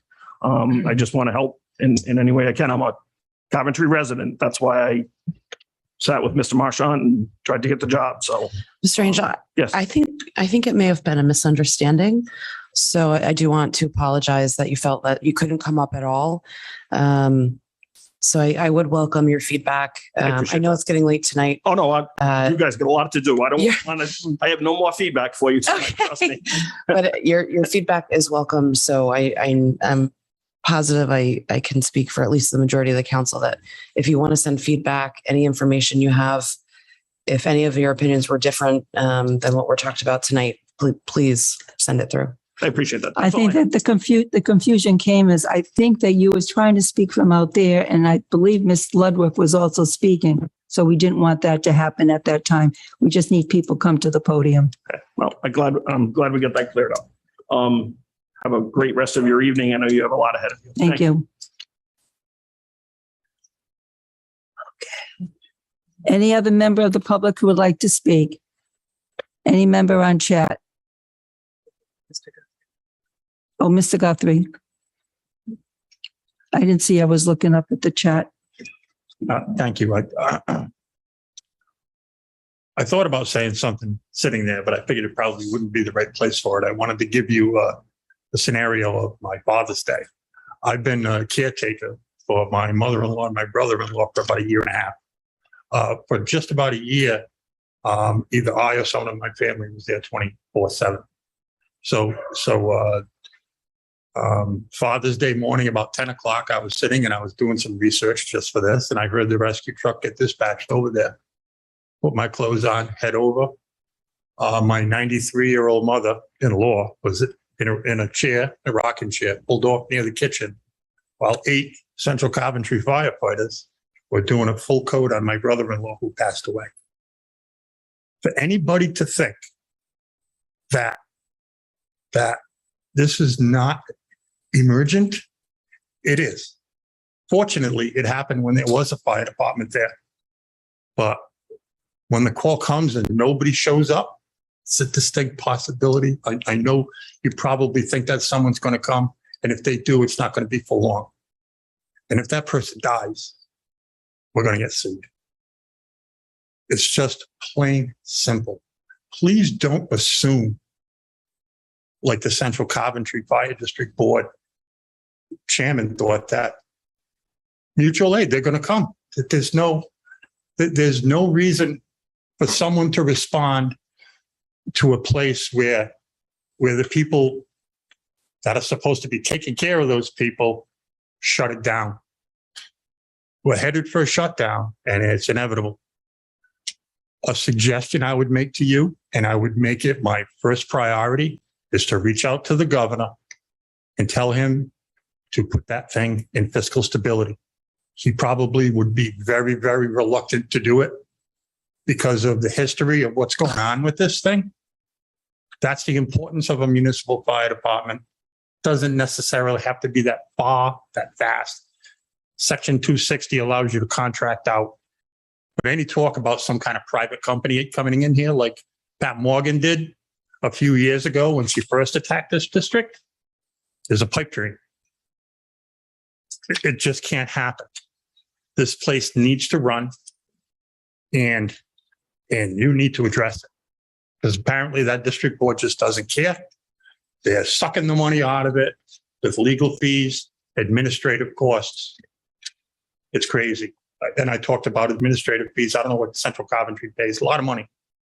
Anthony just up there is to $100,000. Western Coventry, I know they give them $400 a month. Hopkins Hill, $500 a year. So what's happening, and I've said it to you before, lawyers are putting themselves on the public payroll at the expense of firefighters. And I said to you in here, and I know that Mr. D'Agostino's ears popped up that when I said it was, lawyers do not respond to emergencies. That is a big part of the problem that happened in Central Coventry.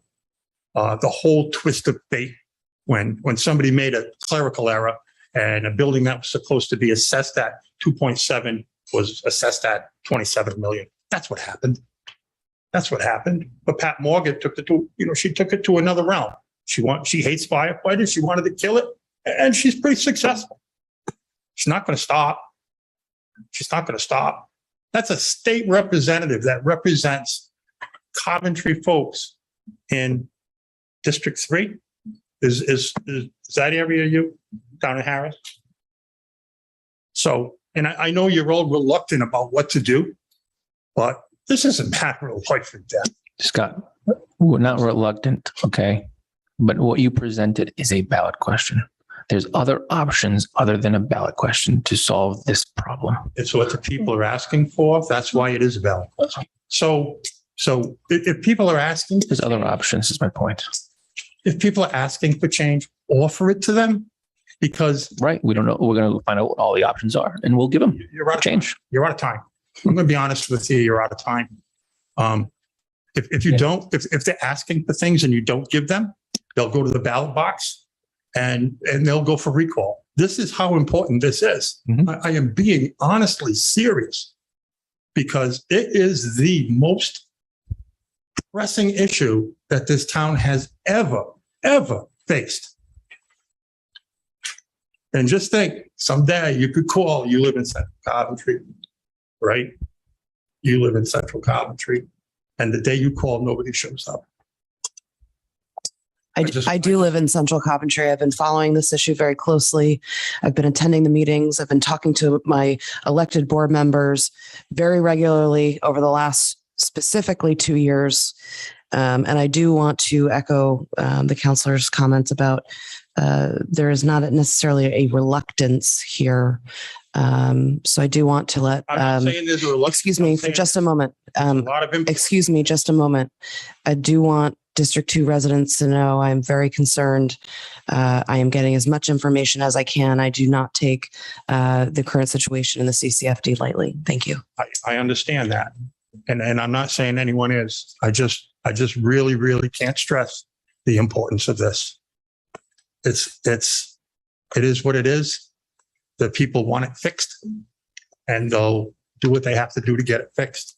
When I was approached, I thought the best thing we could do was ask them that question with the hope that things were going fine, because at the time, Central Coventry was still operating, right? Then all of a sudden, out of the clear blue sky, it's falling to pieces again because somebody stuck her fingers back in it again. It was gone. When she ran for governor and she was out of the General Assembly, it was operating kind of like, on the red line, just barely getting by. But just barely getting by is going to end in a few weeks. We have a problem. I'm sorry, I'm passionate about it, but that's just great. Thank you, Mr. Guthrie. Okay, agenda item H, executive session. President Dixon, can we just talk about timing before we get in? Yes, we are going to talk about timing. We have 3 agenda items, one of which is number 4. We've already postponed number 1. We have agenda item 2 and 3. Mr. Gorham said it would take about 5 or 10 minutes for 2, 5 or 10 minutes for number 3, and it probably will take us about an hour for number 4. It's getting very late in the evening. So what's your pleasure? Could the counselors be available on maybe Thursday or, next Wednesday or, another day to go over all 4 items? It's a possibility. Are any members of the council available on Thursday evening? I'm not. Okay. The other option is that since we are going to have a meeting on July 18th, we could start an executive session on July 18th at 6:00 and then start the public session about 7:30.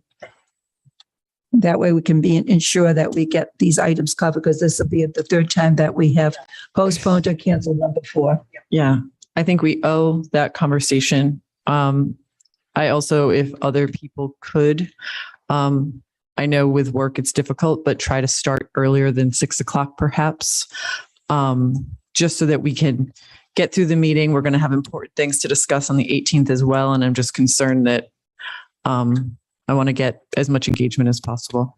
We can start earlier, but I believe Mr. LeBlanc has specifically asked that we start no meeting earlier than 6. So Mr. LeBlanc, you have to let us know. Can I just ask why we are throwing out Thursday the 30th, but then we don't throw out any dates pre-July 18th? I'm sorry. Throwing out what, please? I said I heard this Thursday being thrown out as a possibility to have a meeting, but Because I think Mrs. Linda said she wasn't available. from you're right. We have the week of the 4th. We have the week of the 11th that we could possibly meet. So I'm just throwing out other weeks. That's all. Oh, and you're suggesting that we would have a meeting sooner than the 18th, You got it. but not this week. Is there any, Correct. is Friday night available for people this week? This week is not good for me, at least. I mean, you guys obviously can, but yeah, Let's be honest. this is not a good week for me. It's also my daughter's birthday this week, so I got a lot going on other than just work. So, but we have the week of July, like we have 5th, 6th, 7th, 8th, 11th through the 15th. I just feel like there is those items are extremely important. So we can have one meeting just for those items. I think we should personally. But That's what we're discussing. understood. Yeah. Okay. So, So can I make a motion to postpone all executive items, specifically 2, 3, and 4 that weren't voted on yet? And the council will send their available dates send it to for me. the week of the 4th and the 11th to President Dixon and Manager Marchant. Was that a motion? The whole thing, yeah. I second that. All right. So we've got a motion to postpone items H2, 3, and 4. Item H1 was going to be on the agenda on the 18th. So that was already scheduled for that, but we could move it up. So we need to set a date for items 2, 3, and 4, so we can keep all 4 together. We don't need to keep them together. We can still keep the first one. Let's on keep the one 18th. on the 18th since that's been scheduled now. Okay. All right. So items 2, 3, and 4, we need another date sometime the week of the 4th or the 11th. And you'll have to send me your availability. If you could do it within the next day or 2, that would be greatly appreciated. Okay. All right. At some point, it would be expedient to discuss H1. I'm not saying tonight. No, It's on the 18th. It's on the 18th. that's already on that. No, it's going to be on the 18th, but if you feel that since we're going to have a meeting earlier than the 18th, if you feel that you would like to discuss it, just let me know. That's okay. That'll be fine. Okay. All right. So we've got a motion. Do we have a second? Okay, didn't hear it. Okay. Roll call, Mrs. Lima, Yes. Mrs. Shockley, Yes. Mr. LeBlanc, Yes. Ms. Ludwig. Yes. Mrs. Dixon, 5 yeas, no nays. The motion passes to postpone the discussion of I think it's H, 2, 3, and 4. And members of the council are going to be submitting, hopefully within the next day or 2, their availability in the week of July 4th or 11th. And now may I have a motion to adjourn this meeting at 10:59. I'll make the motion. Second. Thank you. Roll call, Mrs. Lima, Yes. Mrs. Shockley, Yes. Mr. LeBlanc, Yes. Ms. Ludwig. Yes. Mrs. Dixon, yes. 5 yeas, no nays. The motion passes. The meeting is adjourned at 10:59.